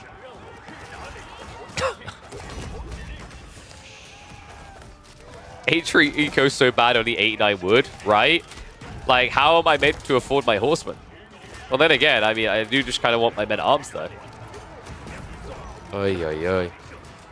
An admirable attempt in game 1 by Trackor, man. I mean, I don't think this is completely over, based on what we saw in the opening game. I think Trackor played quite well. What I think he needs is a way of playing with more urgency. Because now, after a game like this, you've got to be sitting there going, do I feel good about going deep into the game against Wham? Because this is going to be leaving a little bit of a sad taste. You're sitting here, you're like, crossbows are meant to win. How have they failed me? It's tough as well, actually. If this was any other Civ doing men-at-arms, other than, say, China or Gigi, right? So basically a slow Civ, you could have went for the library and upgraded your crossbows instead, but he needed the move speed, and GG comes in. Game number 1. Going the way of the Canadian. Oh, do you ever get sick of having to say that, KP? Well, we'll have to see, because it's got quite a few series to go. And look at that bracket. It's looking stacked. Let me know, who do you think is going to win this week overall for Midweek Muster number 6? Drop your names in the comments, and I'll catch you all in the next one. All right, game 1 done. But we ain't done yet, son. We've still got another. So let's get ready for game number 2. It's actually going to be French versus Malians on Pigeon's View. Wham. Run me through why not English. Did you just get tired of picking it? I mean, I'm looking at Wham's draft, and it's like French IU would have made quite a lot of sense for Dry Arabia. I guess you could just say you can play English anywhere, but English have just looked so comfortable on high view. Just always seems to work out nicely for them. All right, let's get ready to get in game, though. Because of Rus? That's true. You don't like the English against Rus? Yeah, actually a little bit surprised he picked Malians over Rus here. I feel like Mali... Yeah, it's a little bit weird. I feel like Malian's a little bit hit or miss on high view. French, an interesting choice coming out, though. Welcome back, one and all, to the Midweek Muster number 6. We're just talking to Wham over his thought process here. Choosing to go for the French when he had the English. English that he has been infamous for in this map. Hunkering down and going for that Imperial. Instead, we're going to get Wham being aggressive, right? Right? Yeah, surely. There's no way he just sits back and builds a second TC against a Civ that hates second TCs. No, usually French can do that, but they will open with aggro. So this is kind of an interesting matchup because usually French will just begin by poking with a knight and then going for a second TC afterwards, or they just go for the all-in feudal timing. And what is up, Always Cursing? Thank you very much for the gifted sub to Wham. Got to make sure that you can watch this without having to worry about ads, so that we can prepare him, give him all the info, give him every tool he needs to be ready for another grand final showdown. The question, though, is do you guys think this is Wham's week? You've seen the map pool, you've seen the way Wham's played, you've seen the competition. It's got to be, right? Sixth time the charm. Well, we'll have to see if he even makes the grand finals. I mean, in fairness, we did see some additional big threats coming in. I think Beasty Cutie is the one most people noticed straight off the bat. Vortex also, funnily enough, originally was going to take this week off. And then it's kind of like he walked in and went, oh, I won. Oh, okay. I guess I'll play it again. You won the first week? True. True. Did forget about that for a second. Well, not forget about it, but it has been a bit of a rough time. Puppy Paw is also back, is the other thing we have to keep in mind. So it's beyond stacked. I had high hopes for Louis, actually, at the start of the Midweek Muster. I just don't think it's come together for him yet. So curious to see how things go. But actually, if you think about it, like, statistically, the Canadians, on average, have the best performances, right? Puppy Paw and Wham are sitting somewhere between an average of first and second. Fun little statistic for you. Anyway, tech up's complete. We did 2x this just to get through the feudal age. School of Cavalry, first knight comes out, and he is on the stone already. Yeah, so this is exactly how I would expect French to play this. The whole logic is by going one knight, now Trackor has to react by slowing down his second pit mine and going for Donzos instead. which then has a knock-on effect to his eventual tech timing into ranch. Meanwhile, you're building second TC with a Civ that already builds villages quicker, and it makes it much easier for you to reach a 20 eco advantage by the time your opponent goes age-free. Meanwhile, playing a Civ that doesn't panic at the thought of being in feudal a little bit longer because their French Knights are really good at fighting back against Castle Age units. How's Wham here and playing at the same time? He's just that good at the APMs. You know, like you may notice when Wham walls in game, he doesn't chat in chat. That's how that works. Yeah, this series literally played like an hour ago. So we opened with our first series, which was B versus Meo. So this one was practically the same time. By the way, Wham and Trackor, if you could kindly schedule your games in advance for the next rounds, whoever wins. Eyebrows, eyebrows. Yeah, some players like to let me know that their match is happening literally in the moment, which I know happens sometimes. But some players do it quite frequently. And I have been considering investing in a beating stick. Although those are very expensive, so I will need more subs. TC coming in on the gold, though. Love to play onto the deer. Remember, it's very cheap. And we have pro scouts. Why even bother coming out, right? So this is pretty good, actually, for French. They get it very cheap. It also makes sure that Trackor can't be more efficient with his economy, just trying to maybe shove in deer and play that game instead. Also means that Wham doesn't have to worry about that fast castle timing of Trackor eventually, right? Because even though there might be surfers coming, your eco will be condensed into one location. Pro Scouts feels really good on this map, just because of your blindness, right? Like, when you know your opponent is going to be targeting, raiding, admittedly later, but targeting it all the same, having everything safely on the high ground where you can see is a blessing.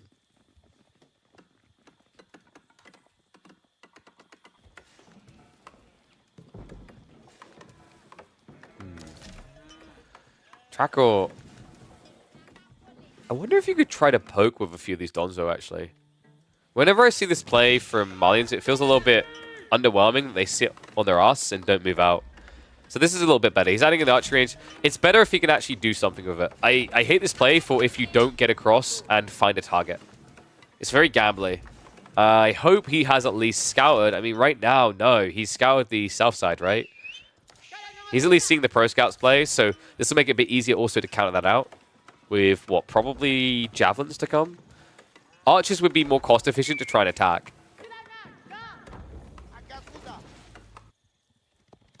Stealth Forest is so annoying. Yeah, but I think it's actually a really cool mechanic. This map is sick.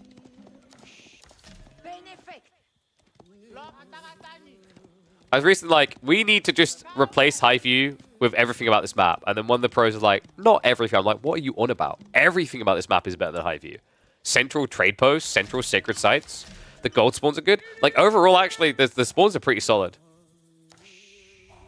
I've been impressed. Like, we had an issue early on, right? Which was the first iteration. Sometimes berries would not spawn because Stealth Forest was there. But we reconfigured the layer order of the map. And since then, this has looked pretty clean.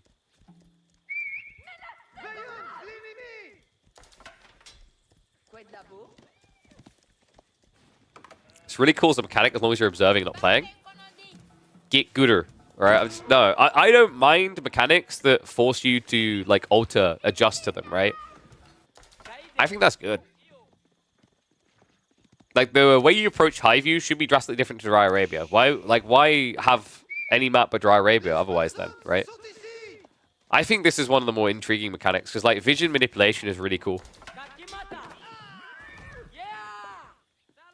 Oof. Now we know why Wham hates Stealth Forest.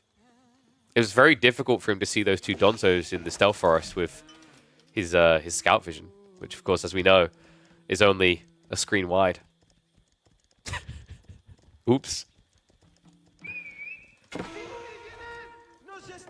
little bit of poke on the front side. Nice from Trackor. He's at least going to shove him off of the deer, but this needed to happen earlier for it to really matter, right?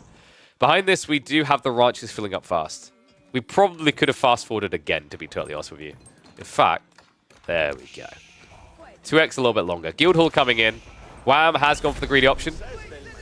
God, you play like one series against Louis where you know you're probably going to end up late game, and all of a sudden you're a Guildhall main. Yeah, Royal Institute doesn't really make much sense when you only have 2 knights. And he also did play 2 TCs, so he's a little bit more hunkered down, right? It's just been more eco-focused.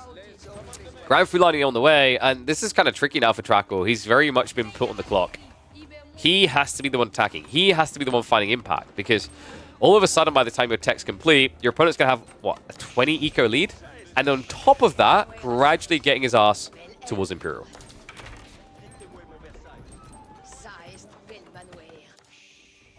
Sofas also coming in from Trackor.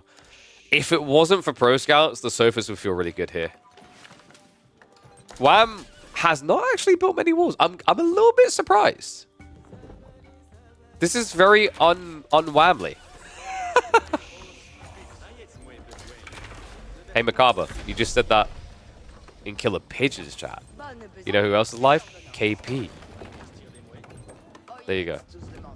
Helped you out with that one. Veterancy coming in with archers. This is kind of a weird game for Trackor now, right?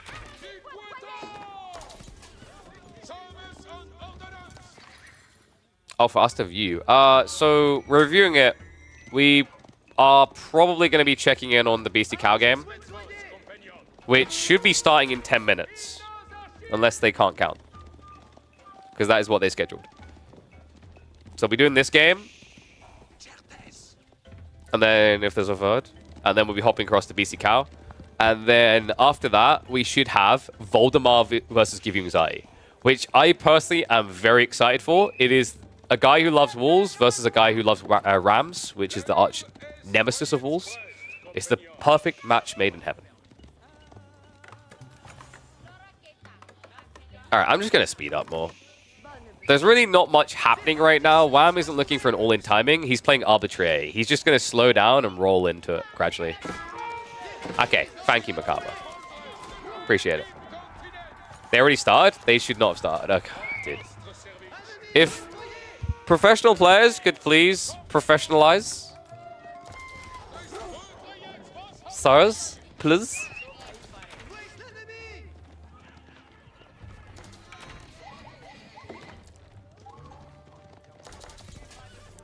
So walls. Oh my! This is what I mean. Who does this anymore at 14 minutes? Look at him. Guys, can we need to do an awareness campaign and a fundraiser to get Wham help. Every good player does this. You do it more. And I was like, did you just call me good indirectly? Oh, here we go. I got baited. I mean, yes. You are, I'd say, more ambitious with your walls. I feel like a lot of players in this situation would have maybe walled like just here. They would have kind of done the English walls, as I call them, like this. You really went for gold there. Arbitraries are massing up though, and Wham, he's just gonna get Imperial. Wham, wait, did you actually pull the food? I feel like it's been long enough you should have more than that in the guild hall. That'd be a bit weird. No. Misclicked it. Oh, you thought we would notice. Funnily enough, you're macro gaming, so we have plenty of time to look for things. A little bit of poke coming in from Trackor, though. Just going to raid the flanks. Looks like he went 2 TC. That's an interesting deviation, but an important one, right? Like, you're falling behind, and you know it against 2 TC. Problem is, you're going to be an age behind now, right? We're talking like French Knights. Right now, Wham actually doesn't want to fight directly. He just wants to guard. The reason he doesn't want to fight directly is because he doesn't have Royal Institute, right? So this isn't your gigaed up army that has crossbow stirrups and has the Royal Bloodlines. But it will soon. Both from the wall now coming in. Trackor trying to make his way in fast here with the Spearman. He has to know he's going to have to brute force this. It's not going to feel good, though. He has at least got the Javelins to try and contest the Arbitrier. Wham. He's starting to wish he did not misclick that food. Because he could have been slivering his way up with an age up here. We've got some glorious gold gathering in the center, though. The keep drop, making sure that Trackor can't contest him here. Now we have the arch range follow-up, so discounts galore coming in. Now he can look to drop the red keep on the west side. If that happens, Trackor is just going to get gold stuffed. LaSh coming in on the west. Knights getting that fight they won up against Sofas.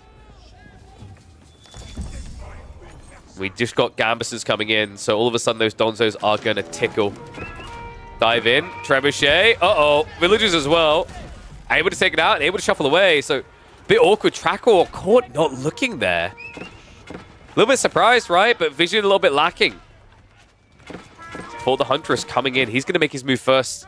Looks like Wham. Did he actually forget about it? No, it's still not there.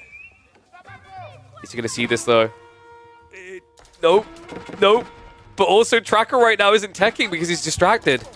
For the Huntress finally being built, though. So he's going to be able to get to age 4 first. However, he's going to do so 50 villages behind. And also, this is kind of like a reminder, you know? It's like he said it in his calendar. His phones are going to vibrate when he sees age 4. He's like, oh yeah, check the guild hall. He just done it. Wow, taking a lesson from Vortex yesterday on this map. Why would I drop it at home when I can drop it in your face? Red pass now coming up. Trackor sees it, and he can read it, and he can weep, but he cannot stop it. Yeah, landmark's definitely going up. Good protection there from Wham. Able to guarantee no sort of mango dive in there for a big smush. Age up now complete, and Trackor, I don't really know what he's meant to do from here. Bless him, he looked for the raids early, but Wham, he wasn't greedy, just continued to play a very long age, which was to his benefit. Dive's going to come in a little bit premature. No elite tech coming yet for the Arbitrary. Looks like he's just trying to trade out for the army. The funny part is even when he doesn't have elite tech here, it doesn't matter. Trackor only has the javelins fully upgraded. So it looks like we're getting a 2-0, folks. Commiserations to the Trackor. A valiant effort. And unfortunately, he has to run into a back-to-back grand finalist. That's on track to maybe do it again. What do you think? Is why I'm going to make it this week. We are kind of more stacked than in the past. Ooh, all right, GG's to him. Let's get ready to check in on Beasty and Cow.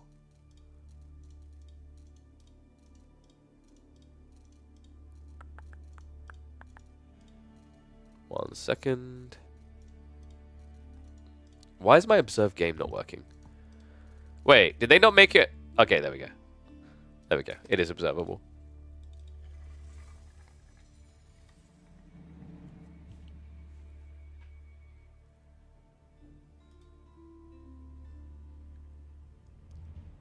So we're going to have to speed up to hop in and catch this one. Because they basically started like 15 minutes early. Yay. I won't have a chance to update the bracket right now, will I? Probably not. So yeah, guys, we're going to do Beasty versus Cow now.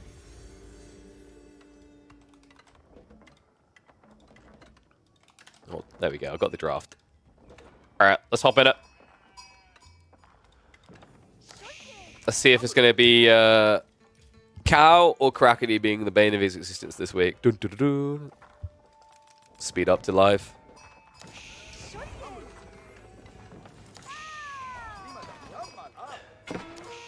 What the hell did I just read in my chat? What the f... And I get judged for comments not being child-friendly. What the f... did I just read? Jesus Christ. Someone put him in the horny jail. Oh my god. And then I just... Dude, I check my Twitch chat, I see that, and I check my YouTube chat and see will we see cock today. Like, this is my life right now. Goddamn degens. I have to get a water bottle and spray you all.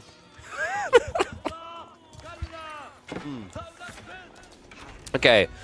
So, Cow decided to go for a Council Hall 1 TC all-in. No surprise there. Cow does not want to play late game against Beasty. I can fully understand that. Lombo's looking okay right now, but Beasty is blobbing a lot of horse archers fast. Which wing did he go? He went growth, right? Yeah. So he's already ahead. He's ahead more than he should be, though.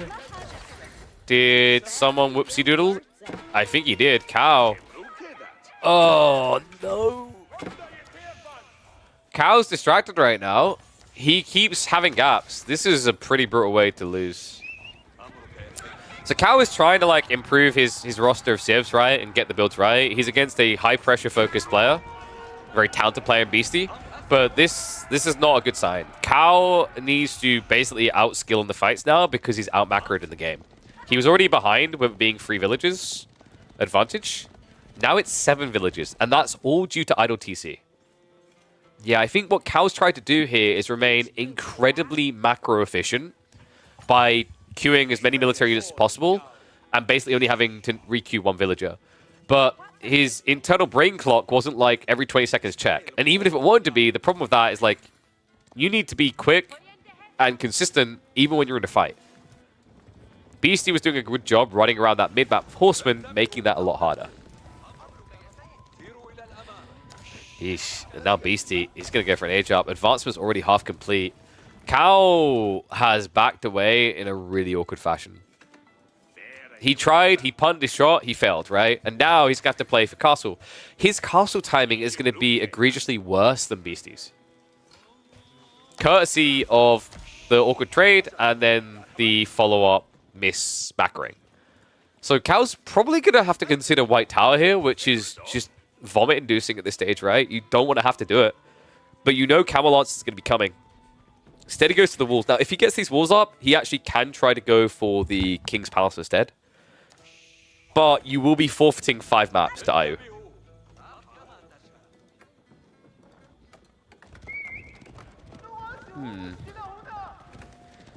What is Cow's way out? I mean, if we get to Imperial Age, right? It's pretty ambitious, but you do have to survive a very strong Castle Ayu now. If you can get to Imperial, there is actually an opportunity here for Cow still.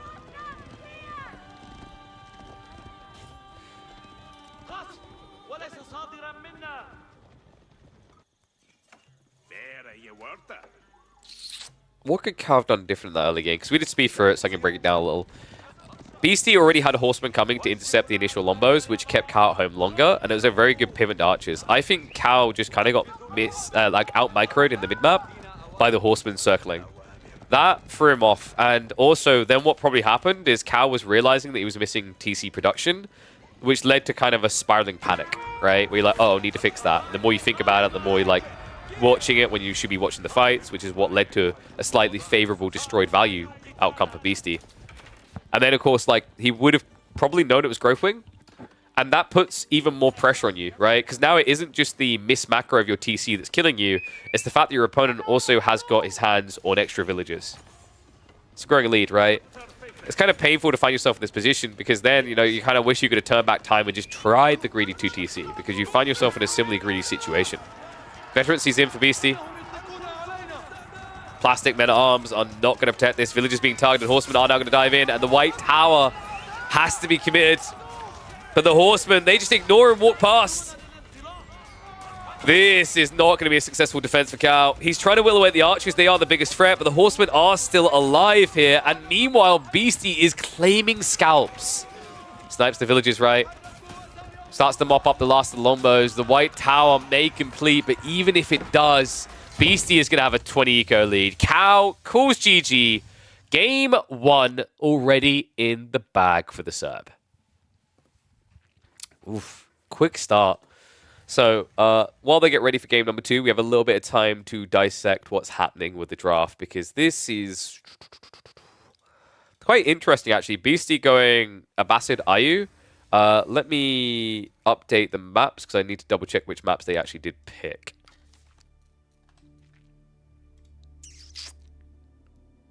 So we have got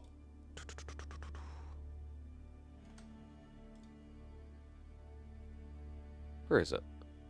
Am I blind? There it is. Archipelago got picked by Cow. Alright, that's actually brilliant. Beasty picked Highview. He didn't pick French for it though, right? So he's probably thinking Abbasids for Highview. And then Archipelago would be Chinese. I can't believe he picked Archipelago. That's brilliant. Oh. I mean, if you're not going to ban it, right? Yeah, Roost not picked or banned. I mean, with this map pool, Roost don't really make too much sense. They're kind of okay on board land, but French is better. Highview. Actually, sorry, no, Highview. Yeah, you're right. Highview is weird. Why would Roost not get picked for Highview? A little bit surprised by that. All right. I imagine Cow is going to pick Archipelago. Seems most likely. Guys, I'm going to run a minute of ads now, so you don't have to worry about it when we're in game, by the way. So I'll do that for you guys. That is my gift to you. Oh, wow.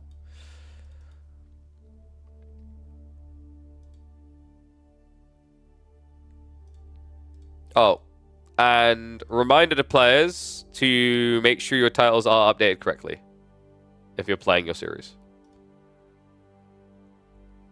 For example, LaSh has done it correctly. I think other lads may need to. Very important for data tracking because it allows us to very efficiently see what the collective numbers were when reporting to Microsoft and sponsors later. Choom, do you mind bumping them quickly if you're still here? Appreciate you, mate. And I will get ready for game number 2. So they should have drafted the map. I think he would have went for... knowing Cal, he probably went for Archipelago. Yeah, it's Chinese Order of the Dragon. This is Archipelago. Why not Zhuji? Is this Archipelago? Why would he pick Dented over Zhuji?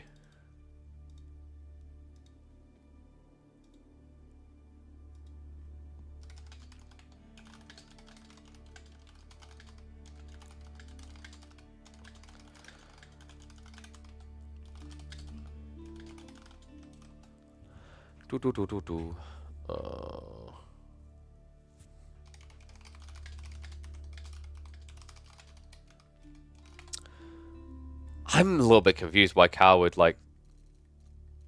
have not picked Zhuji here. Is it over? How so? Early GG? So we sped in to get in because they were already in game 8 minutes. But yes, so what happened is Cal, the early pressure kind of got to him. He was too focused on the fights and he was skipping villager production. So by the time the dust has settled, instead of being 3 villagers behind the IOs, which is important, he was 7.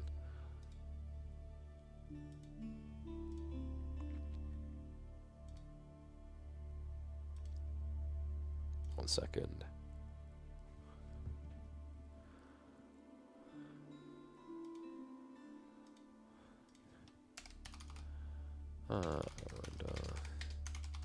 Sure, you're... Sorry, I'm just sending a reminder to the players.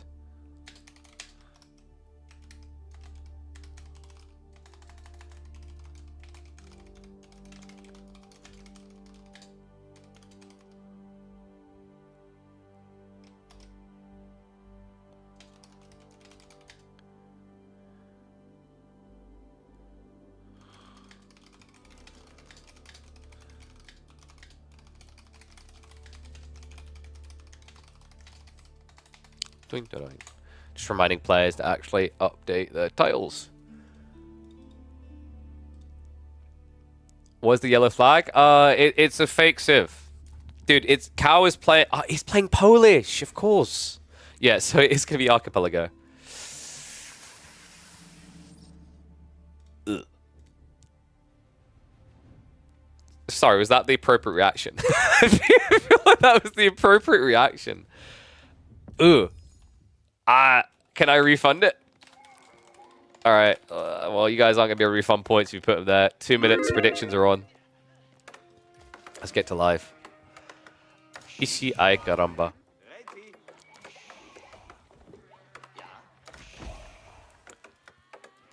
Oh, come on, guys. Look at those points, Emilio and Beasty. One and all, welcome back to the Midweek Muster. We've got a new map. A new version of Archipelago that was made for EGC tournaments. Very different, actually. Also, funnily enough, very free-for-all friendly. Beasty versus Cow. Beasty has already taken the lead. Game number 1, Cow. The panic got to him. The production wasn't there frequently of villagers. And, oh no. It's okay, guys. It's gilded. I don't know if it's okay. He got a little bit baited there. The house is a little bit late from Cow. Not as bad. So basically what happened in game 1, because we had to hop in halfway on that one. Cow was up against Iamids with Growth Wing, so he was already 3 villages behind, and then Beasty made him focus too much on the fights, and Cow kept skipping villager production until it was a 7-villager lead. Hopefully, this is a little bit different for him, because although it'll eventually be a lot of attention on water, he has at least got the ability to kind of focus on his build-up in the meantime, right? So he can get his hands on extra villages, extra fishing boats without panicking. It's still going to be tricky, though. Based on the micro I saw in game number 1, this is going to be an even bigger pressure. The biggest surprise to me as well is Cow, almost aware of that worry, didn't choose to go into a pseudo-mirror. Because Cow has Zhu Ji, guys. And Zhu Ji is historically very good against Chinese on water maps. Right? Very good because you can be more efficient with your tech timing. Meditation Gun gives you additional resources, which on this type of spawn would have been 2 villages worth. And then you basically are able to ramp into castle quicker when your opponent makes a mistake. So, I am a little bit flummoxed by this. It wasn't exactly what I was expecting out of Cow. Order the Dragon, I'm hoping we got something creative. Like, maybe we're going to see some, like, beach storming here, where he tries to build a proxy base. I don't think you can cheese Men-at-Arms. Gilded Men-at-Arms trying to dive hand cannon slits is probably going to end quite poorly. And also, just, like, the issue with that is, you know, trying to build them at home, transport them over, it's a very slow process, right? Wait. Okay, so yeah, he was a little bit late on the lumber cab. He's fine. It was a bit inefficient on the chop through. If it seems like I'm very nitpicky here, it's because in the early game, like, these are the things that matter. And obviously, in the first game, it's something we noted with cows, so it's like something we need to keep an eye on, because those can lead to drastically big differences as you progress to the 5-minute, 10-minute mark. Beasty should be Imperial Academy. Easy peasy. He actually did kill the deer stacked up together. I don't know if he's going to react onto deer at all. Like, it would give him very aggressive timing to push more boats in the opening here. But he should already be ahead on boat push. Arkan versus Imperial Academy. Yes, you do build quicker with Gilded Villages, but it's China. Good luck. So Tech Up's going to be faster on a Civ that also produces boats faster. It means that Beasty is going to get to react first. Cow's likely going to have to open with Springald Ship here to block the annoyance. But you know, I wonder if the meta has kind of changed there. We haven't seen as much water recently. It's kind of weird to open with Springald, knowing that your opponent will follow up with Demo. So sometimes it feels better to go Archer Ship yourself. However, my argument against still going Springald here is one Demo won't be enough to kill you with an Archer Ship, unless you neglect your Springald Ship. Attack up complete for Beasty. Junk is on the way. Cow, he mirrors. Wow. Okay. A little bit surprising with the amount of resources he has as well. Probably will just immediately follow up Hulk, whereas Beasty now, because he teched up first, logically usually go Archer Ship into Demo. He might just wait until he's seen what's next. He's also ahead on Eco, right? Yeah, 8 fishing boats to 5. Oof. A better prediction would be if the game ends before or after 15 minutes. That is brutal. Although true. Yeah, for those wondering, like, seeding, I believe Cow is 31st seed, I want to say. Beasty would be 2nd seed, because the way that KPMM works is the reigning champion always gets 1st seed, aka Vortex. Archship's coming out. You know, actually, something I kind of like about Archipelago that gives it more character than, say, on the original Archipelago, this EGC Archipelago, has these very consistent stealth Cs, which you don't see too often. And what's up, Vicent RO7? Thank you very much for the sub, mate. Yeah, like, this is... Can we agree this is kind of cool? I still remember one of the best water games we saw was Luciform versus Beasty, and it was because of a stealth water that was really messing with the fights and the flow of things, giving ambush opportunities and whatnot. The problem is often these stealth Cs don't frequently come in. They lack that consistency. It looks like that's one area that EGC Archipelago improved on. Is these are fairly consistently blobbed all over the place. I like that. I actually think that's an improvement. I'm not entirely convinced about like the islands and the island layering in the center, maybe. But I do like the stealth forest. I keep saying stealth sea for sure. I think this will be cool. And I'm glad we're actually able to bring it into 1v1 so it can get tested out and shown, because I genuinely think that Like, this is a pristine example of a map that wouldn't get touched if it wasn't tried here, right? Like, I think EGC Himiyama didn't warrant enough of an improvement over Himiyama, but this feels like a cooler archipelago. We'll just see if it plays out that way. Cal has got the military advantage right now. Beasty a little bit slow on the demo pump. Has got them coming, though.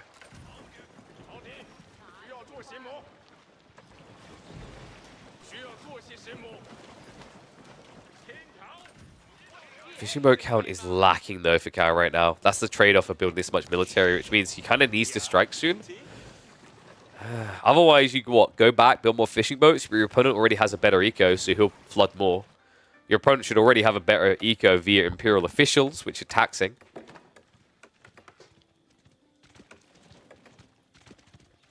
You know, Beasty could have technically built a mill here and supervised, right? We have been seeing it with shoreline fish, but not so much with deep water. Has already got his eco upgrades, though. So extra 10 food to carry back. And I don't think we've got that for Cow. No, he lacks the fishing net upgrade. I think Cow might survive past 15 minutes, folks. All right, ones if you think Cow's going to survive longer than 15. Twos if you think he's going to die before 15. First real test. Beasty is holding 4 demos back. He's in the stealth forest, though. Or stealth C. Comes around the back. Good detonation. Just about gets him with that final one. Good reactions overall from Cowax. That blocker on the east. Dude, this is tricky. You have to watch so much of the shallow waters here. Or sorry, the stealth waters. Man, that was so close to actually surviving for Cow. He has got a rebolster of Spirals behind this. I'm actually pretty impressed with how well he handled that. That could have been a lot worse, actually. That was expected to be a lot worse. So Cal brings hope here. Dude, I'm so not used to seeing that many surrounds with the demos on such a tight choke. We're going to have to recalibrate our expectations with this map because of the stealth Cs. This is cool. Cal now adding quite a lot of galleys, but you see Beasty, yeah. This is a scary edge you get at this stage, is if you start pulling ahead of war junks and just stick to war junks. Pressure is now going to be on Cow to make a move with demos. Nice little sinker in the stealth C there. This is also a tricky defender's advantage thing. Like when you're pushing in, you're pushing towards their stealth. You're probably pushing towards their fishing. Fishing will give vision around the stealth, remember. They're basically the scouts of the water. Speaking of that fishing, Beasty hasn't bolstered more, right? He's now down to 9. Taxman count is at what, 3? Yeah. 1 supervising the gold, 1 on the wood, and then of course 1 picking up all the taxes. Archer ship now creeping around unnoticed here. Crafty little Beasty goes for a sneak. Cow should be able to react quickly, but the idle time is going to matter here. Meanwhile, Beasty, he's getting ready for castle. Unless he's forced to reinvest, then check this.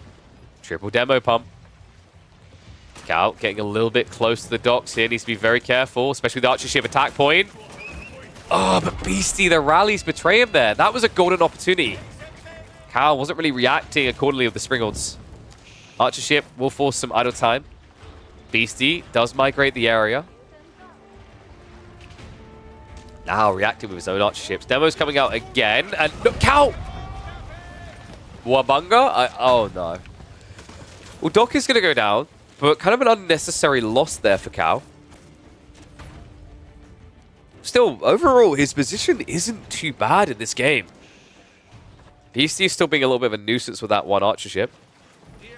And we do have a lot of gold. My worry now is that Cow is going to get baited into a fight, and we're going to see like 8 demos coming his way. He microed against 4 very well, but this could get overwhelming fast. We've seen these demo flood timings, and China's one of the best civs at doing them due to all the gold they accrue via taxation. Now, look at this. Beasty, he shuffles into the stealth waters. Lies in waiting now. And we have a transpo ship move. Beasty, he's pulling villagers up, right? Well, there's no trade option. But I think this is pretty cool for an eventual tech up choice, right? Because you can tech up at home and then build a monastery here to get 2 relics. Yeah, look at this. Shuffle's over. Well, he knows that his opponent isn't here, right? So it must have been about the idea of, like, gold into eventual relics. Intriguing. And there you go. He even actually Barbicans up here. So Beasty playing the long con. Ah, dude, this actually just makes so much sense. Think about it, guys. Look at the tree lines. This is sick. Beasty, he knows where Cow is likely to go next. It's this corner. And when he lands, he's going to go head first into a Barbican. Pressure coming in, though. He might not make it that far. Demos. Do get body blocked by the archer ships. The backstab from Beasty, not really connecting. However, meet the Spriggles. That's a lot of firepower from Beasty. Doesn't quite dodge the demo coming out from Cow. Beasty has the vision here, though. Guarantees it. Shoves on through as well. Cow, last stand. He's trying to mass demos to get away from this, but the fire is just not there. Beasty out-microing him on the water, and then out-macroing him. GG comes in, a swift 2-0. Commiserations to Cow. How long did he survive in the end? I think it was 12 and a half, 13 minutes, right? I didn't see the time. 13 and a half minutes. Not bad, actually. Like, respectable. He always made that 15-minute margin. But yeah, Beasty.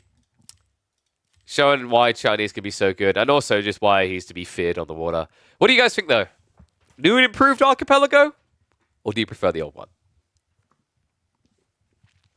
Poor Cow. He's like, all right, best of 5? Best of 7? We can keep going. I can do this all night. So, quick series between those two. Let's have a look here.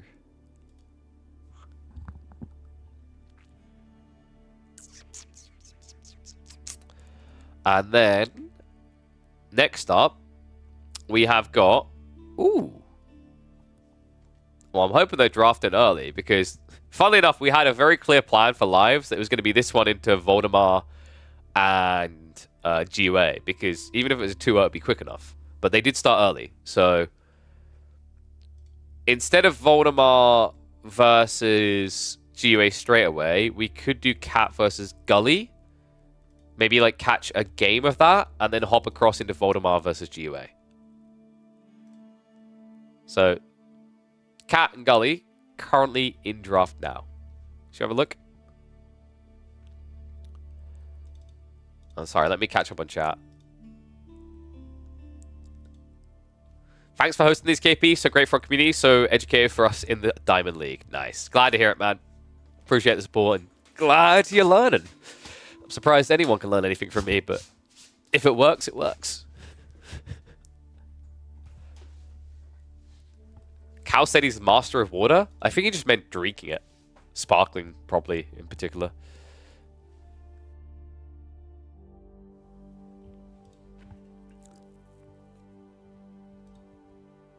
Cal did play well for a conk free. He done reasonably, yeah. I think it's tricky. He just got pressured very fast. This is like the annoyance, right? It's like in that situation, he has to play fast in his mind as well. He doesn't want to play a macro game against Beasty. We've seen that Beasty is a master of the late game. He loves the late game. So instead, you have to play with urgency. And that means you really need to be on it, like a carb on it, right? You can't miss out on villager production. You also need to be very clearly like out playing in those early engagements. You need to make sure the transition's right. It just adds up. There's a lot of things there that can go wrong for him, unfortunately. But look at this draft. Gully still coveting the Abasa pick. HRE slipping through. A little bit unexpected. Delhi is still available now for Gully. And he should be looking to pick it if it doesn't get banned here. Yeah, there we go. Ayu ban, not too surprising. Gully really likes Ayu. He really likes Sea Stick and Clown Car, funnily enough. Yeah, the kids have been chuckling with this, right? Dragavan and Gully, in particular, loving these type of builds. So there's your Ayu pick. This isn't too bad for Cat, though. H3 versus Ayu is like 55-45 H3 favored. And Cat's capable of executing that. He's probably going to be looking at something like Roos or... Juji, maybe? What was the map draft again? So they drafted Himiyama Dry Arabia, and they start with Borderlands. Roost makes a lot of sense. You could go English, actually. No, English. Yeah, English, really good. Okay, French. French is okay. I would have probably prioritized English. Gully should be looking for that pick next. I think it's really good when Himiyama's in the map rotation. Just solidly fits, but can also flex to like anywhere else, right? And then with the default map this week being Borderland, you're probably looking for something that can play cavalry-oriented. So, like I said, Rus could still be desirable there. I don't know about Mongols. I'm not really convinced of Mongols on that map. That's where I think Cat wants French, by the way. I think French, he could flex HRE or French there. Because it's likely Abbasids, he might just consider going HRE. And then just playing fast castle macro. China, a little bit surprising instead of the English, but yeah, he did ban through. So Gully powering Zhuji at this stage. I guess he wants flex for Himiyama. Zhuji can work on Borderland. We've seen that. I wouldn't say they're like critically valuable. I like them as like a round out pick. Malians is just kind of a safety net against certain civs. Probably thinking like Malian versus Chinese, Malian versus like H3 kind of hit and miss, I feel. When ban Ayu, then take it next pick. Once you ban that, you can't select it. Yeah, but the thing is, with this, there's another ban afterwards. So if you really want Ayabids, after this ban, you want to pick. So that your opponent can't do it. Because look at the pick order. Actually, no, he screwed up, didn't he? Well, no, because I'm pretty sure that's simultaneous, right? Yeah, you do it at the same time. So basically, he wanted to protect the Ayu pick to guarantee that Cat couldn't take it instead. Actually, it is kind of weird now that I think about it. That's a good eye, actually, Liquid. Basically, to explain Liquid's point, there isn't really much reason for Gully to ban Ayu here because he had pick first. It would only make sense if you wait until the end, but like you risk your opponent then banning Ayu for 4th pick, right?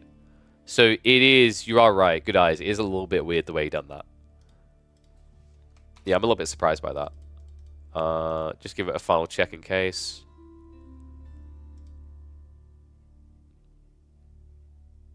What do you think, guys? We stick with this one because we got Elyona Mahodo, and then we've got Giving Anxiety Voldemar as well. I think we'll look to do maybe one game of this and then hop across into Voldemar versus GUA. Would probably make the most sense. So let's go ahead and load these in. So, what did I say the maps were? It was Bald, Hime, and then Dry Arabia, right? With this map pool, opening game's probably going to be... I think Cat's likely going to do French, and Gully will go Bastards. If you really want to play the macro game, you could just pick Chinese, though. I think that's why Cat picked China, is so that he had that option afterwards, right? That he could just flex that way, which is kind of cool. Let's have a look. Are they in game? No, they're browsing now, so they'll get in a sec. I'm going to run a minute of ads now, so you guys don't have to worry about them when we're in game. Reminder, we'll probably like do the first game here, and then we'll hop into Voldemar, give you anxiety, because by then they would have done their draft and everything, and we'll probably be in game one of theirs as well. Okay? So, oh. I think Twitch just took it upon itself to run the ads for us anyway. As it does quite often. Oh.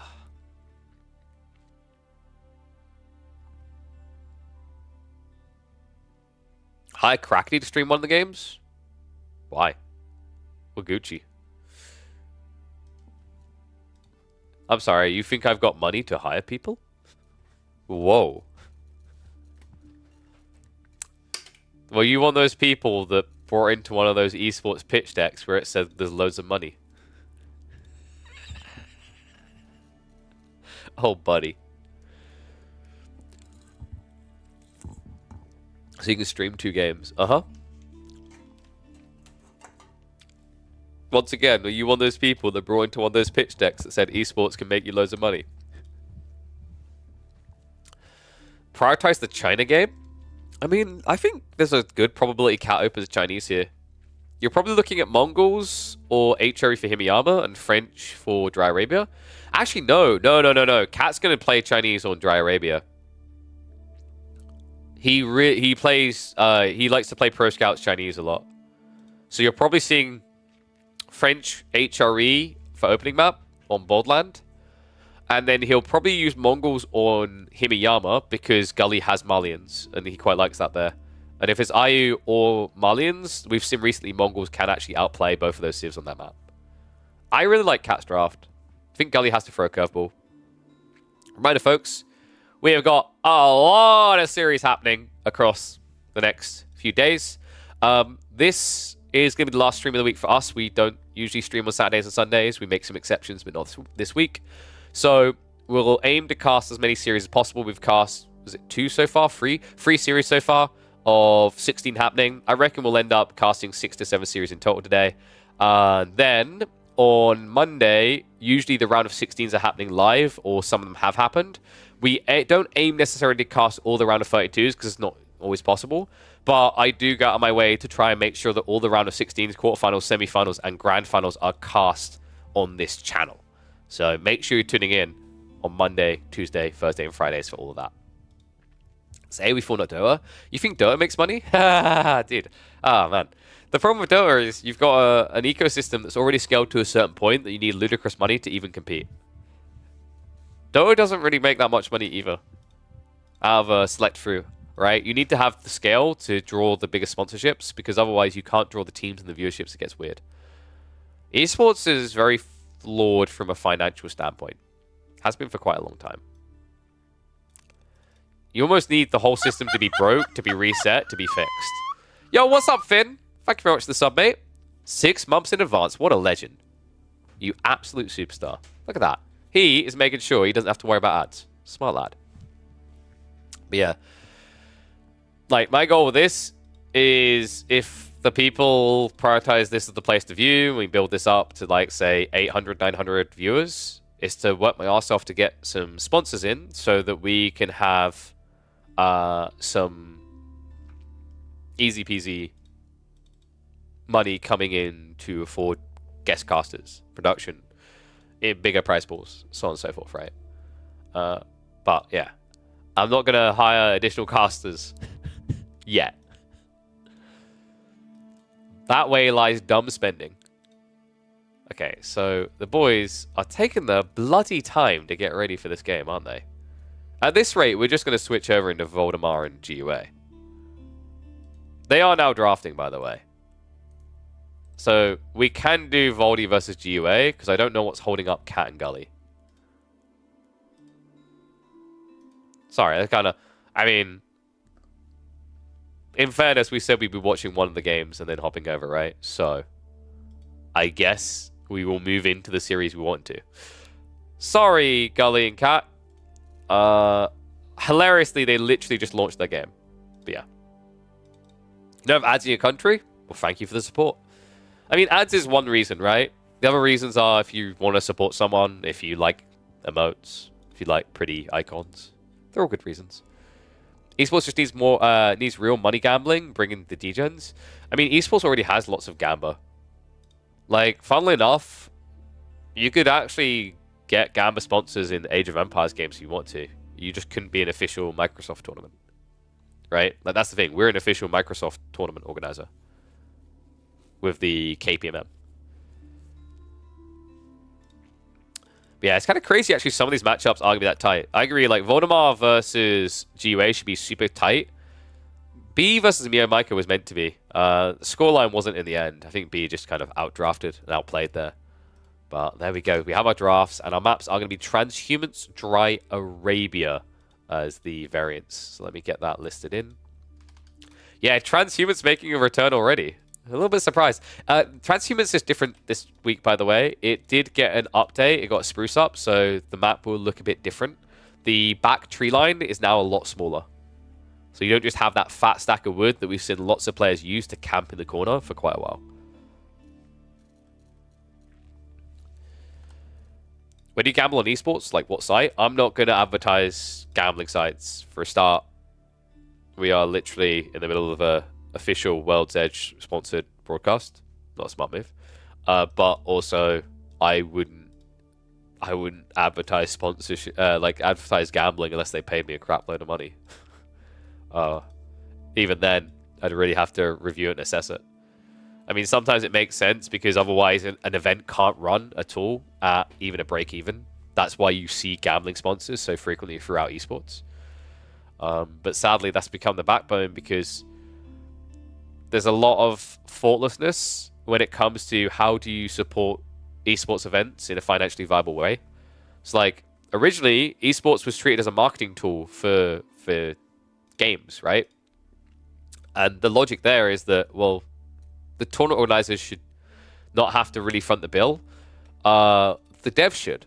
And that makes sense, right? Devs actually originally, a lot of the time, actually when it started to scale, originally were the ones running that stuff. They had things like MLG start to evolve, right? Still with like a lot of backing from, you know, the dev sides.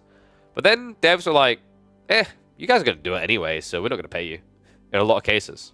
So like Microsoft is very gracious and they help out with prize pooling. But, you know, even then, I mean, Valve is this way as well. I think I've said this time and time again. If a dev helps with prize pooling, it is great. Don't get me wrong.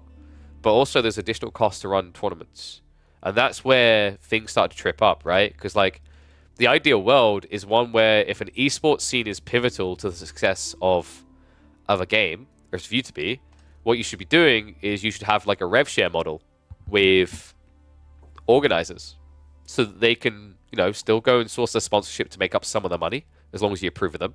But then they make their other money by the fact that they're basically being paid to advertise your game, which that's the thing. Like, if you think about the fact that esports was originally envisioned as a marketing tool, when you run a marketing campaign, have I got anyone in chat who like works in marketing?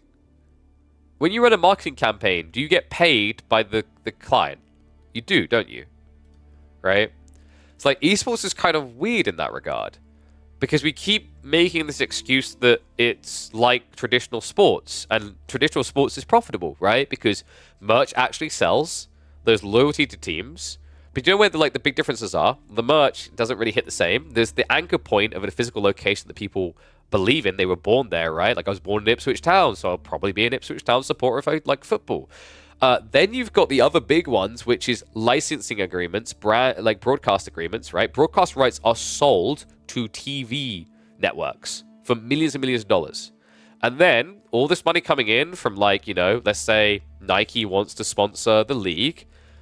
That money goes to the league, and then the league is owned by the collective teams. So the teams make money off of that.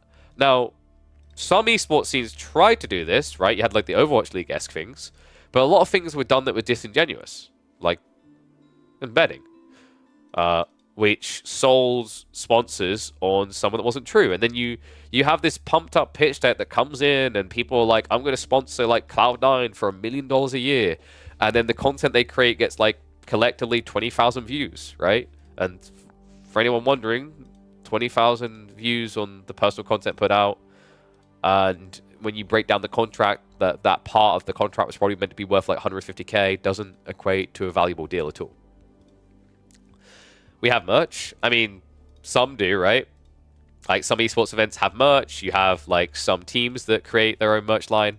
But yeah.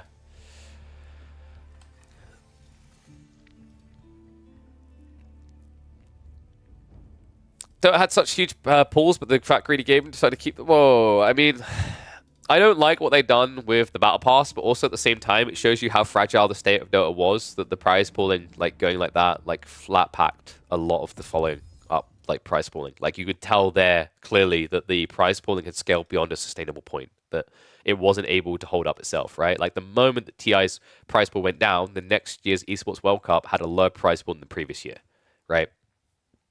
But, you know, you can try to blame gaming or whatever, but, like, when the esports scene you build is so fragile that one change completely warps things, you've got a bigger problem, right? Which isn't just a Dota specific thing, it's actually an almost every esports specific thing, right? But, like, you know, you're having to go at them about marketing. I mean, I got a better one for you, Certified Animal. How much official support really is there from Blizzard's side for Race to World First for World of Warcraft? Do you guys know? Like, you guys familiar with Race to World First for World of Warcraft? Probably the single biggest marketing move each year for World of Warcraft, and it doesn't really even have any official recognition.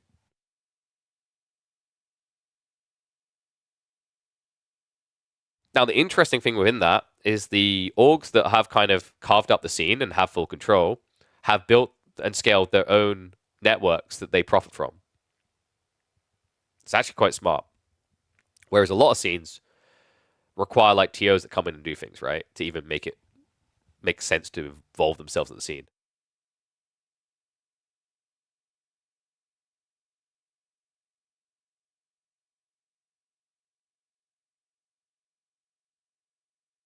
But like I said, you know, there's flaws at every end, right? Like, how do you get the user to pay?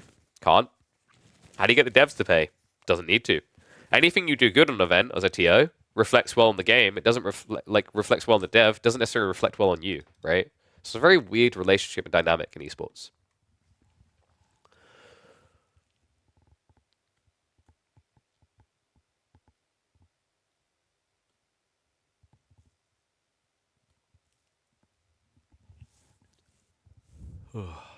Blimey, my hearing is really scuffed right now. All right, let's get ready. I think this is going to be a banger. We need predictions up, don't we?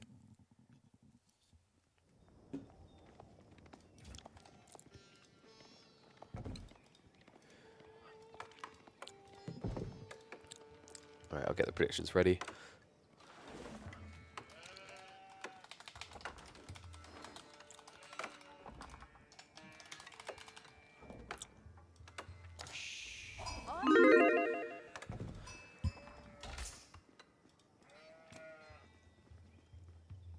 NA is back.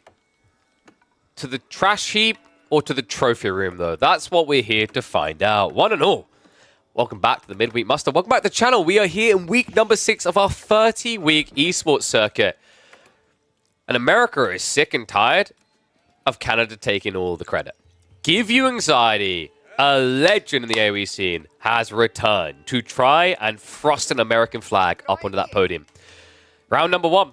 Round of 32 here, and he's walking into the kid, Voldemar, on the other side, the Dane with the deli. This is going to be a fun one. We have one of the most prolific rammers up against one of the most prolific wallers. It is a clash made in heaven. However, the roles may end up being a little bit reversed. Deli, very aggressive as a Civ. Roos, historically, in these days, feels a little bit more greedy. Let's see which line these two want to take. Are we going to get a very old-school Roos with archers into rams, into all-in? It's definitely something that GUA has been renowned for, but look at the opening. I'm wondering, do we maybe have the potential for a gradual pro scouts player here? Double scout opener. Did go very wide for those hunting cabins to generate the gold for free.